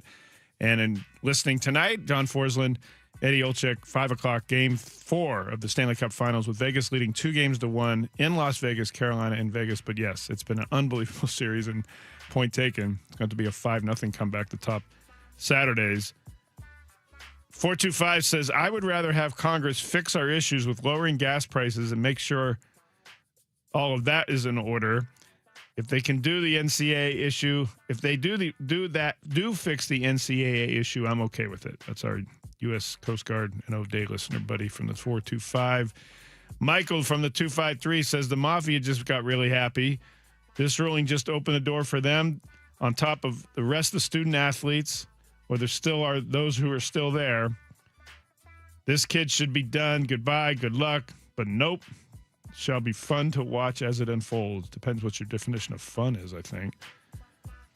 206 is Texas Tech and this judge have their priorities bass-ackwards. Absolutely ridiculous that Sorsby will be allowed to play. I hope more teams boycott and refuse to play Texas Tech. I think Ian Furness is going to have probably a little more to say about this. He is down in Renton. I think we're going to talk to him via the remote. If not, it's Anderson Hurst. Their show's coming up. We'll preview what they have going on next on 93.3 KJR FM.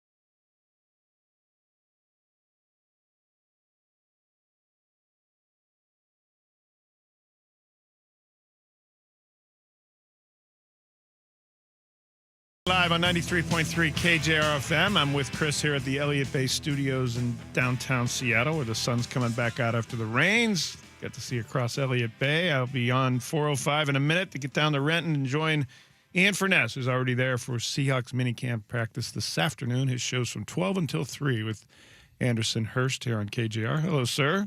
Hello, how are you? Yeah, well, thank you. I was listening to your comments about Brennan Sorsby. Yes. And since that time, it seems like this is the one issue that is actually uniting all of college sports against one program. I don't know if we have another college sports issue where everyone is united against one enemy. It's Texas Tech University. Yeah, I'm gonna get into it a little bit again today. I just spent some time with it yesterday, as you said, and I'm gonna get into it again today. I do find it. Multiple things can be true. Would you agree? Yes. Like multiple things can be true. Yes. You can't bet on your own. You can't bet on your own sport. Correct. You just can't. I mean, let's just blanket that out there. That's for those who have ethics and morals and some kind of compass. It is against the rules on every level. Like, it doesn't matter. You cannot do that. And there should be a harsher punishment than 2 games. I mean, most of the time you're banned. At the same time, I find it rather interesting that the Big Ten and others are taking some sort of moral high ground. We're not going to play you. You're wrong and all this. It's like, okay, our super. You do that. You're the same conference that destroyed the Pac-12. You care about what's good for college sports? Really? Like, how? In what way? Now, we all agree this is good. So they're unrelated, but in my mind, they're related. Because and then the Big 12, Utah's AD, this is reprehensible and this and that. And said, dude, I covered you guys. I know some of the punks you had playing for you over the years. Like, stop it. Like, there's this whole thing, we're not going to play them. This is a really simple solution, really. I mean, to me, Greg, it's a simple solution. The Big 12 steps in and says he's ineligible. It's as simple as that. They could do that, but you know why they won't? Because then those university presidents will be afraid of getting sued themselves, which is the whole reason why they're asking for Congress to come in and bail them out. Right, but that won't happen before then, and the appeal won't happen until February. The only solution is just to bite the bullet. And Brett Yormark, who's he has glass floors and everything else, just say you're ineligible. It's as simple as that. It just isn't that hard.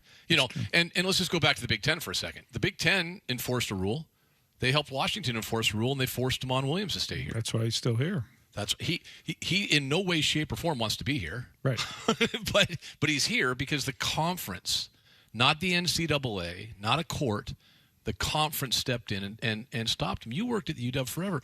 Remember back in the day, the conferences had rules. The Pac-12, I think most conferences, they had rules. They had a rule that said, hey, you know what? You can't transfer inside the conference. If you do, it's 2 years of sitting out. That's right.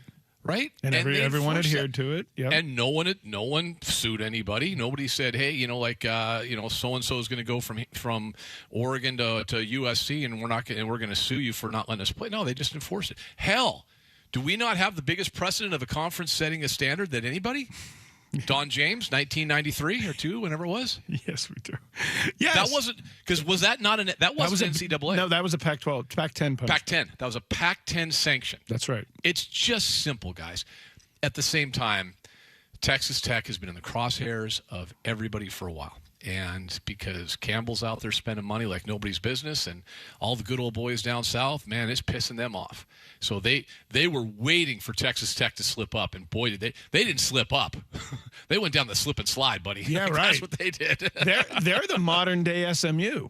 Everyone was mad about SMU. They wanted to get Eric Dickerson and Craig James illegally recruited and Trans Ams, and they finally got SMU. Yeah. But now you can't, no one's going to put a death penalty on Texas Tech because they'll get sued for that too.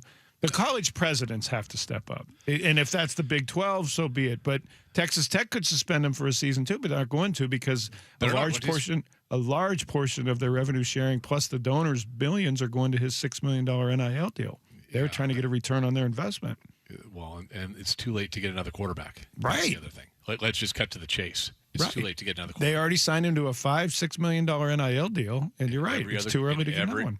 the portal isn't it opened, it closed, and anybody who was worth their salt already got signed. Right. It's as simple as that. You can't transfer right now. There's no portal open right now for college football. They stopped that after spring games, remember, because everyone was poaching guys after spring games. Right.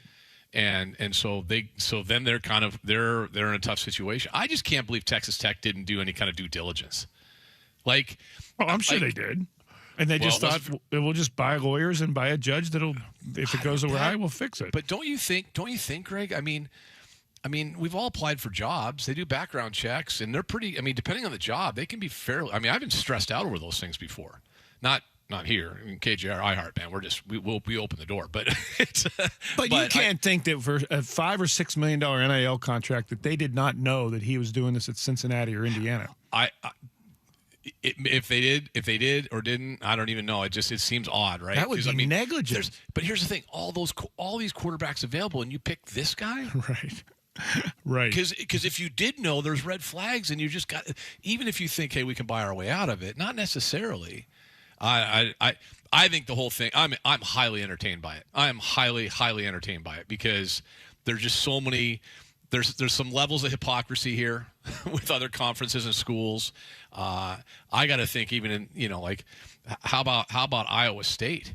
They've had players been suspended for some minor gambling violations. Iowa had a D tackle a couple of years ago that bet on the women's basketball team. $10, one bet, self-reported. Iowa reported it. Nobody appealed to the NCAA. Nobody got injunctions. It was his career was over.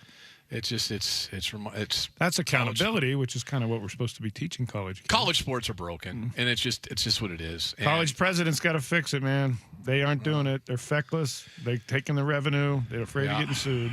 Yeah, no, exactly.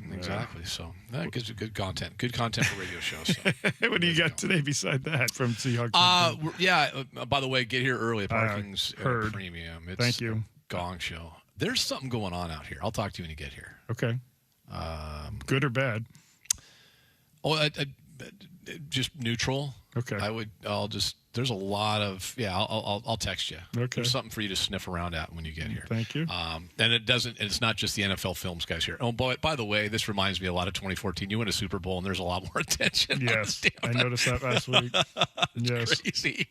It is crazy. We'll do a little Mariners conversation. We'll get to Sorsby a little bit. Drake Thomas is scheduled to pop in here before practice, so I think 12:25. I think you were at Levi Stadium. You saw a pretty significant That play was an by, unbelievable play. He had like fighter pilot reflexes to catch that pass. Unbelievable. He also smoked the first cigar of his life that night in the locker room. I asked him. Oh, did he really? He said that was the first time he's ever smoked a cigar. Yeah. What if he's had one since? Maybe he should have had one after the Super Bowl, too. He probably did. One of the better stories, right, of this team last year. Yes. So we'll talk to the starting inside linebacker coming up at about 12:25 or so. Practice at 1:30. We'll check in with our buddy Joe Sheehan, all things baseball, and then John Lund at 2 o'clock today. That's Ian Furness from Seahawks headquarters, where I am headed. Listen to him and Anderson from 12 until 3. Greg Bell, the News Tribune, and Chris Vergate, thanks for listening. We'll do it again tomorrow. I'll do it from the Virginia Mason Athletic Center Seahawks minicamp. All of it coming up on 93.3 KJR FM.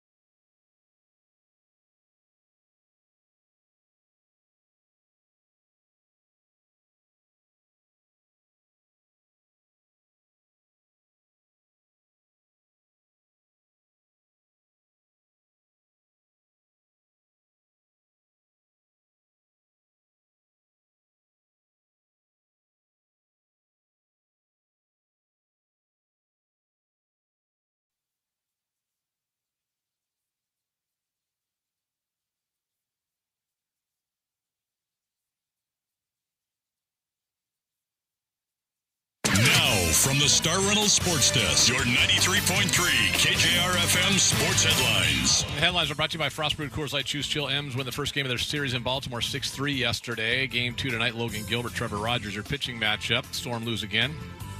You just go ahead and rinse repeat that all year, apparently. 3-10 on the season. The Aces beat them. Aces don't even have... Oh, they got Asia, right? So Kelsey's gone. NFL, L.A. Rams left tackle Alaric Jackson arrested on a felony domestic violence charge Monday night. I say suspend him for the entire year. And I'm not joking about domestic violence. Don't get me wrong. But I think that should be a year suspension. Joe Patino, longtime Cleveland Browns left guard, announced his retirement Tuesday, 12 seasons in the NFL. He's a borderline Hall of Famer, by the way. Didn't want to block for Shador, apparently. Guess not. I'm out. NBA, Spurs win Game 3 of the finals last night, 115-111. Game 4, Stanley Cup finals tonight at Vegas. 5 o'clock, 93.3 KJR FM. Knights lead the series 2-1, trying to take a 3-1 series lead. Forsland and Edzo on the call right here on 93.3 KJR FM. In college sports, a Texas court scheduled Texas Tech quarterback Brendan Sorsby's trial against the NCAA for February 8th, 2027. That's right. That's when the appeal will be heard 2 weeks after the college football playoff national championship scheduled to be played. Let's go. The Ian Furness Show is presented by Snoqualmie Casino. Text us at 49451 and hit the talkback mic on the iHeartRadio app. This is the new Sports Radio 93.3 KJR FM. All right, welcome in. We're at the Virginia Mason Athletic Center. Seahawks minicamp mandatory. Anders, it's mandatory. Here we go. Mandatory. That's no longer OTAs. It's mandatory minicamp. That's why I am here. It's mandatory because for it's you? Mandatory. It's mandatory for all of us. So much so that Dave Softy Mahler and Richard L. Fain will be here later as well. It's mandatory, sir. There you go. We are here, and it's mandatory. Hey, we're got a little fun thing coming up at 12:25. We're going to hear from. Do you have that, by the way? That before I even say who it is, do you have the audio? I'm grabbing it right now. Let me quickly get it ready while you kind of tell me when it's ready. Okay. I'll set things up, and I'll tease who we're going to have on with some audio in just a second. We'll get to that coming up in a minute. Mariners tonight or today taking on the Twins or the Orioles again. Sorry, 3:35. Got a win last night. We'll get into that in a second because Anders did a postcast. We'll get his thoughts on that. But Munoz comes in, redeems himself. Josh Naylor grand slam. One of the most adventurous outings ever for a relief pitcher with Matt Brash. Let's hit a couple guys, walk a couple guys, look like you walk in. No, we're going to go ahead and my guy, my favorite player, not named Josh Naylor, Johnny Pareda, we're going to go ahead and appeal that. God, good thing. This is why you keep your appeals and you don't start appealing balls and strikes in the first, second, or third innings. Gets a good one. Brash gets a strikeout and then gets out of the inning somehow. So really just a wild kind of game in that regard, but they bounce back, get the win against a Baltimore team that had been doing well, had been getting a lot hotter lately. So it was a nice way to start off a 4-game series with that win. So we'll get into more of that a little bit in just a couple seconds. Joe Sheehan's going to join us coming up at 1:20. He's a weekly visit. Love talking to Joe. Always fun to get his thoughts on what's going on in the world of baseball. So that's coming up at 1:20. And then John Lund just confirmed he will be here allegedly at 2 p.m. I sent him a picture of our little room that we do. And listen, we joke about the room, the closet. It's a room here at the Virginia Mason Athletic Center that's it used to have all kinds of old media guides and all kinds of stuff. Ooh, that's cool. Yeah, but now they've cleaned it out. It's just like a room. It's an empty. You've been out here. It's an empty room. Yeah. And so I took a picture of it once, and Len was like giving me grief. And then he just told me that when he was working for the 49ers flagship station, KNBR, they put them in a room that was like if the wives came and stuff. That's where they did their show. Yeah. And so there were like kids' toys and diaper stations With all the and stuff kids. like Yeah, in there. yeah. I didn't say anything to him, but I was kind of thinking it was probably appropriate for who and what he is. But that's there a you little go. different. Yeah. it's a little different. Hey, coming up at about 12:25, this guy is going to join us.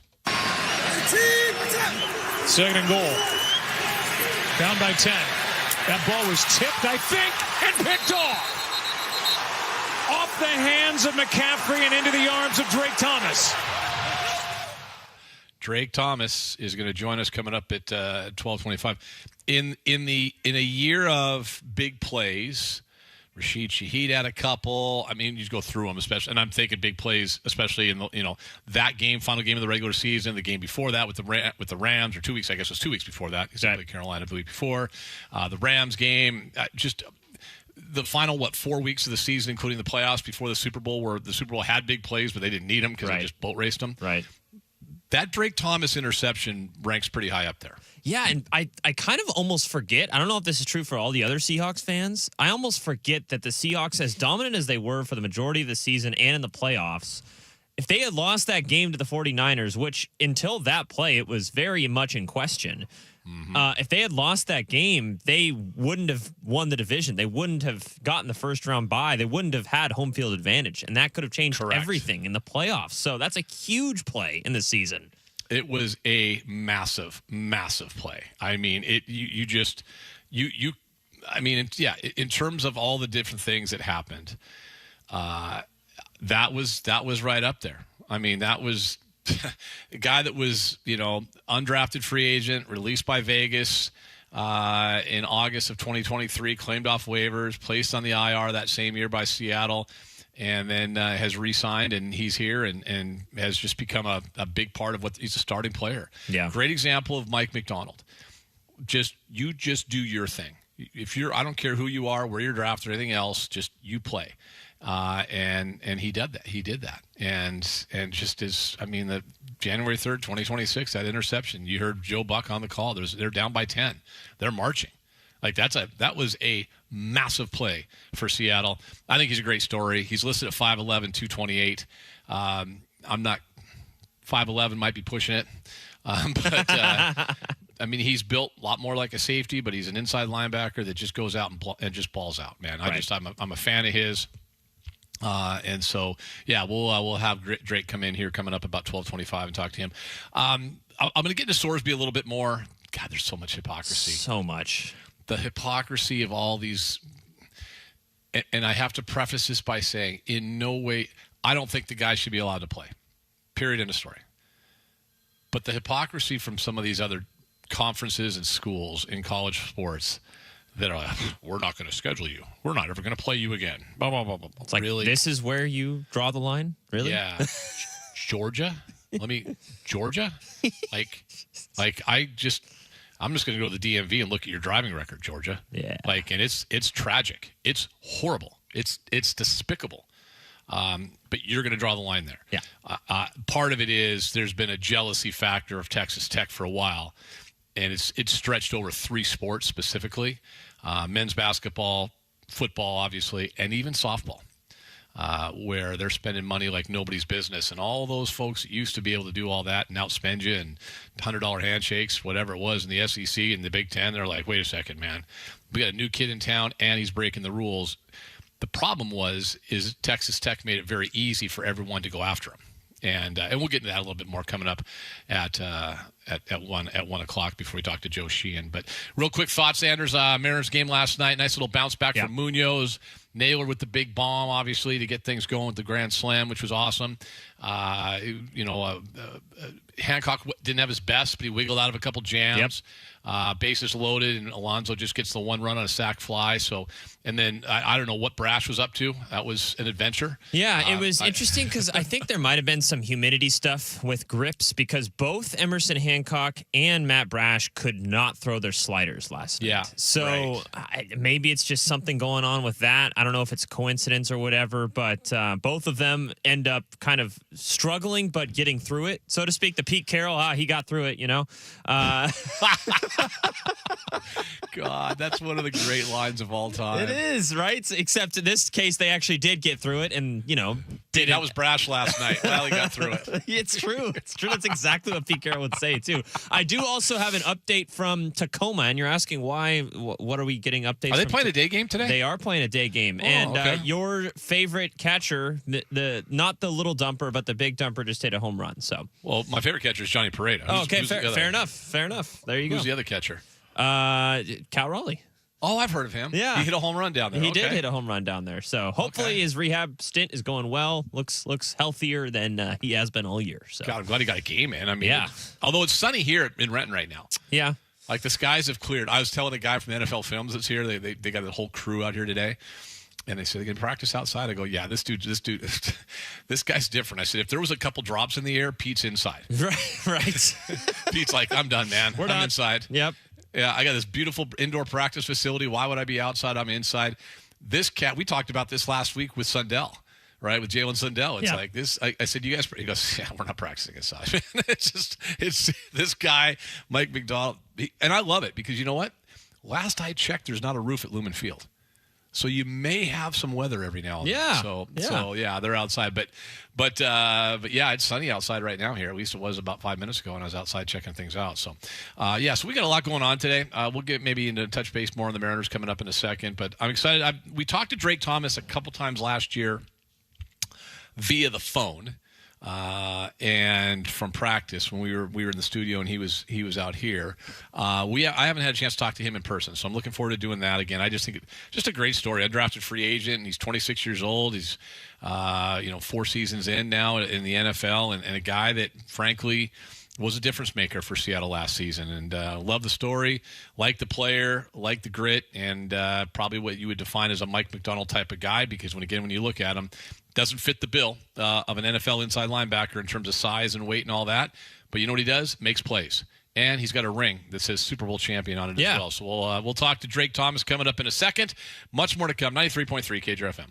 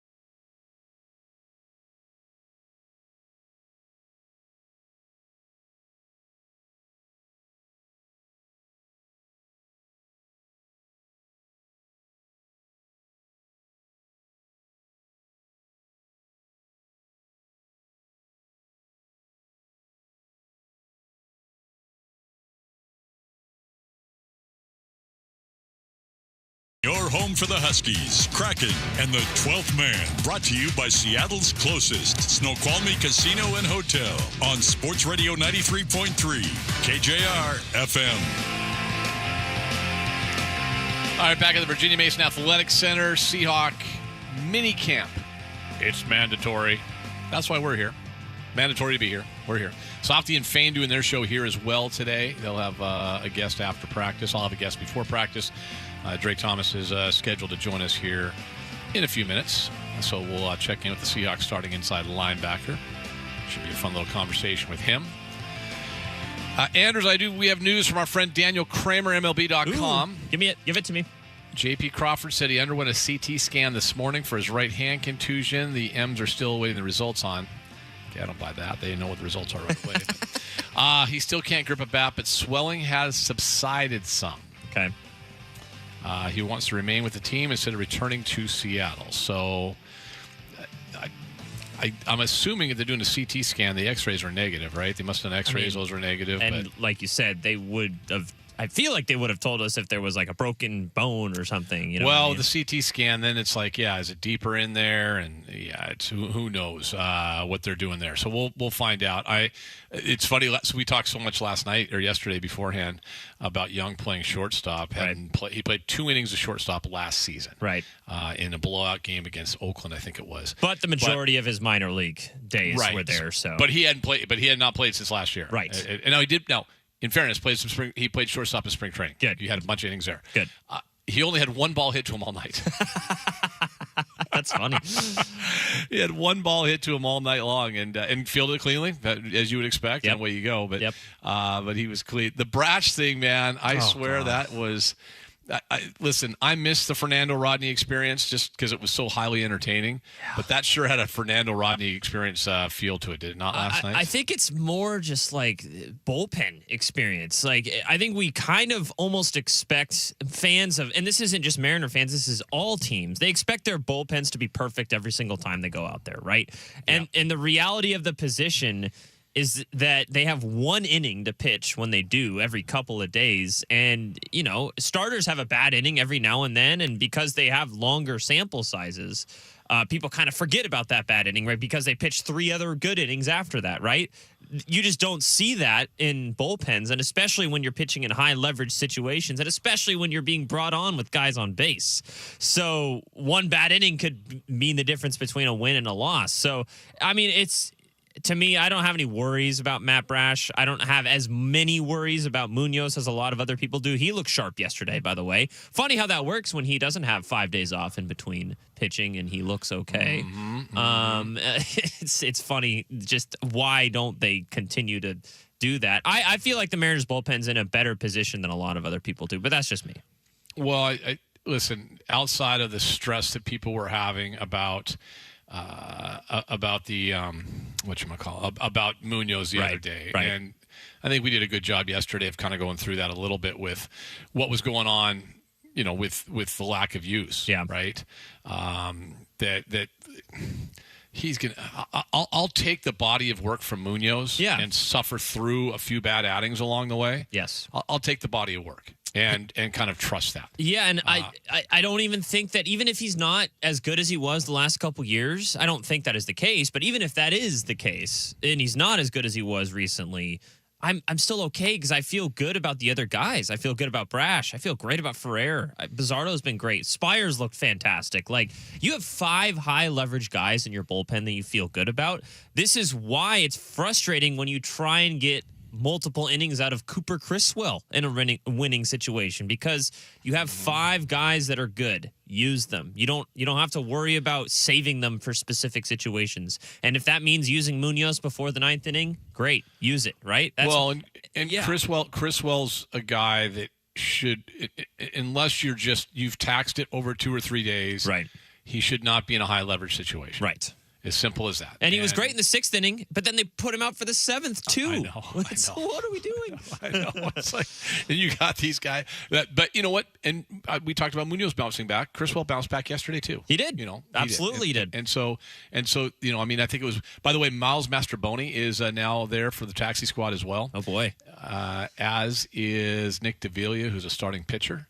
Well, spent some time he's in the a pitcher. bullpen this year. Yeah, he'll be a bullpen guy, Yeah, but yeah. he's been a starter down in Tacoma, I think. So, sure. So those two guys are there. So, bullpen doesn't. If you start overusing the bullpen, you got to have a guy there anyway. Yeah. Chris Well probably would be that guy who's pitched 2 days in a row. Right. So they're probably figuring that out. The Mastroboni thing, obviously, a guy that can play. He's a utility guy. You know, with Emerson being scratched yesterday, I didn't see yet. They do have it out. Let me Back see. tightness was the reason why. Again.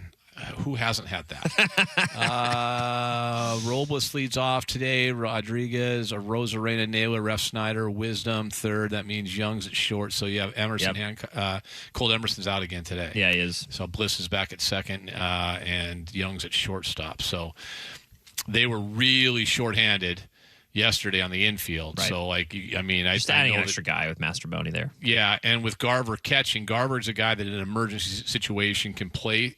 Like, he's taking grounders at third yesterday. Okay, I know we don't want to see that. Oh my God! But they're down. They're down to nobody, right? Yeah, if Emerson can't go, so they're a little bit thin there. So Mastroboni's there to figure stuff out. Yep. It's back tightness.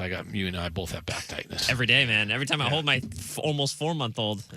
I was going to get into this. I'll wait. I'll get into it now because I was going to do it a little bit later. Okay. So I watched the NBA Finals. Oh boy! This is not confession. Yeah, maybe. Maybe. Yeah. Bless me, Father, for I have sinned. Yes, bless me, Father, for I have sinned. I did watch the NBA Finals last night. What'd you think? But really, it's easier because it's there's no Oklahoma City. No. Right? And the spectacle of Madison Square Garden. Yeah. The spectacle of, the sitting president being there behind bulletproof glass and MSG. That's pretty funny. Pretty wild. Getting booed and then telling everybody afterwards is my favorite thing. I heard a lot of cheers. They're all cheering for me. No, they were booing.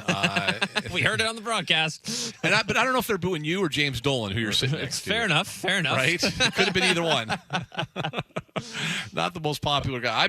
I don't care about the Orange Man. I care about Dolan. I don't like because he doesn't want expansion. Yeah, that's the other thing. So are you rooting for the Spurs because of that? Yes. Okay. Yes. Okay. Yes. And the Spurs knocked out OKC. So there's two reasons. The Spurs knocked out OKC.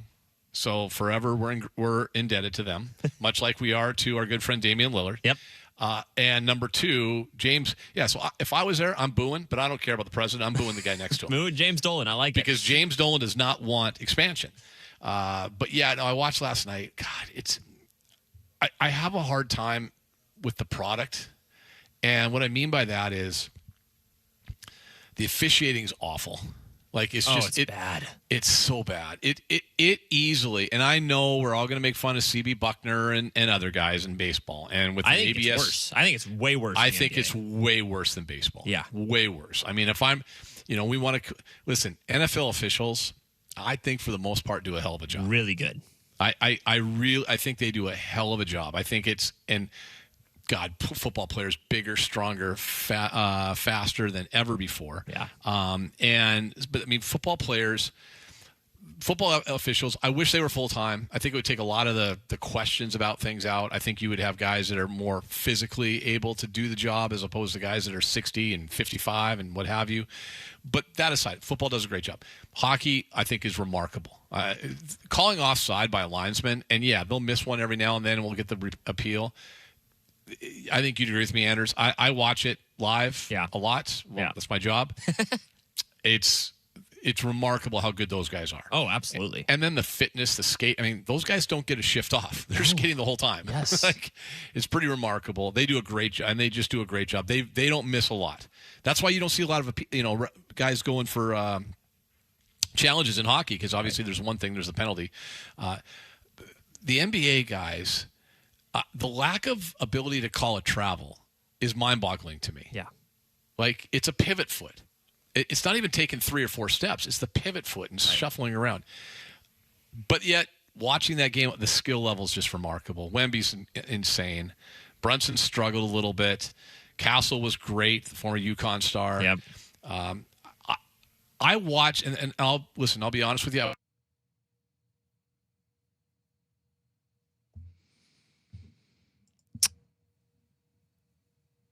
Yeah, we're still waiting to get back from Ian. Looks like he might have had some connection connection issues down on Seahawks OTAs. We'll take a quick break, come back. Hopefully we'll have Drake Thomas sitting down with Ian by the time he gets reconnected on Sports Radio 93.3 KJR FM.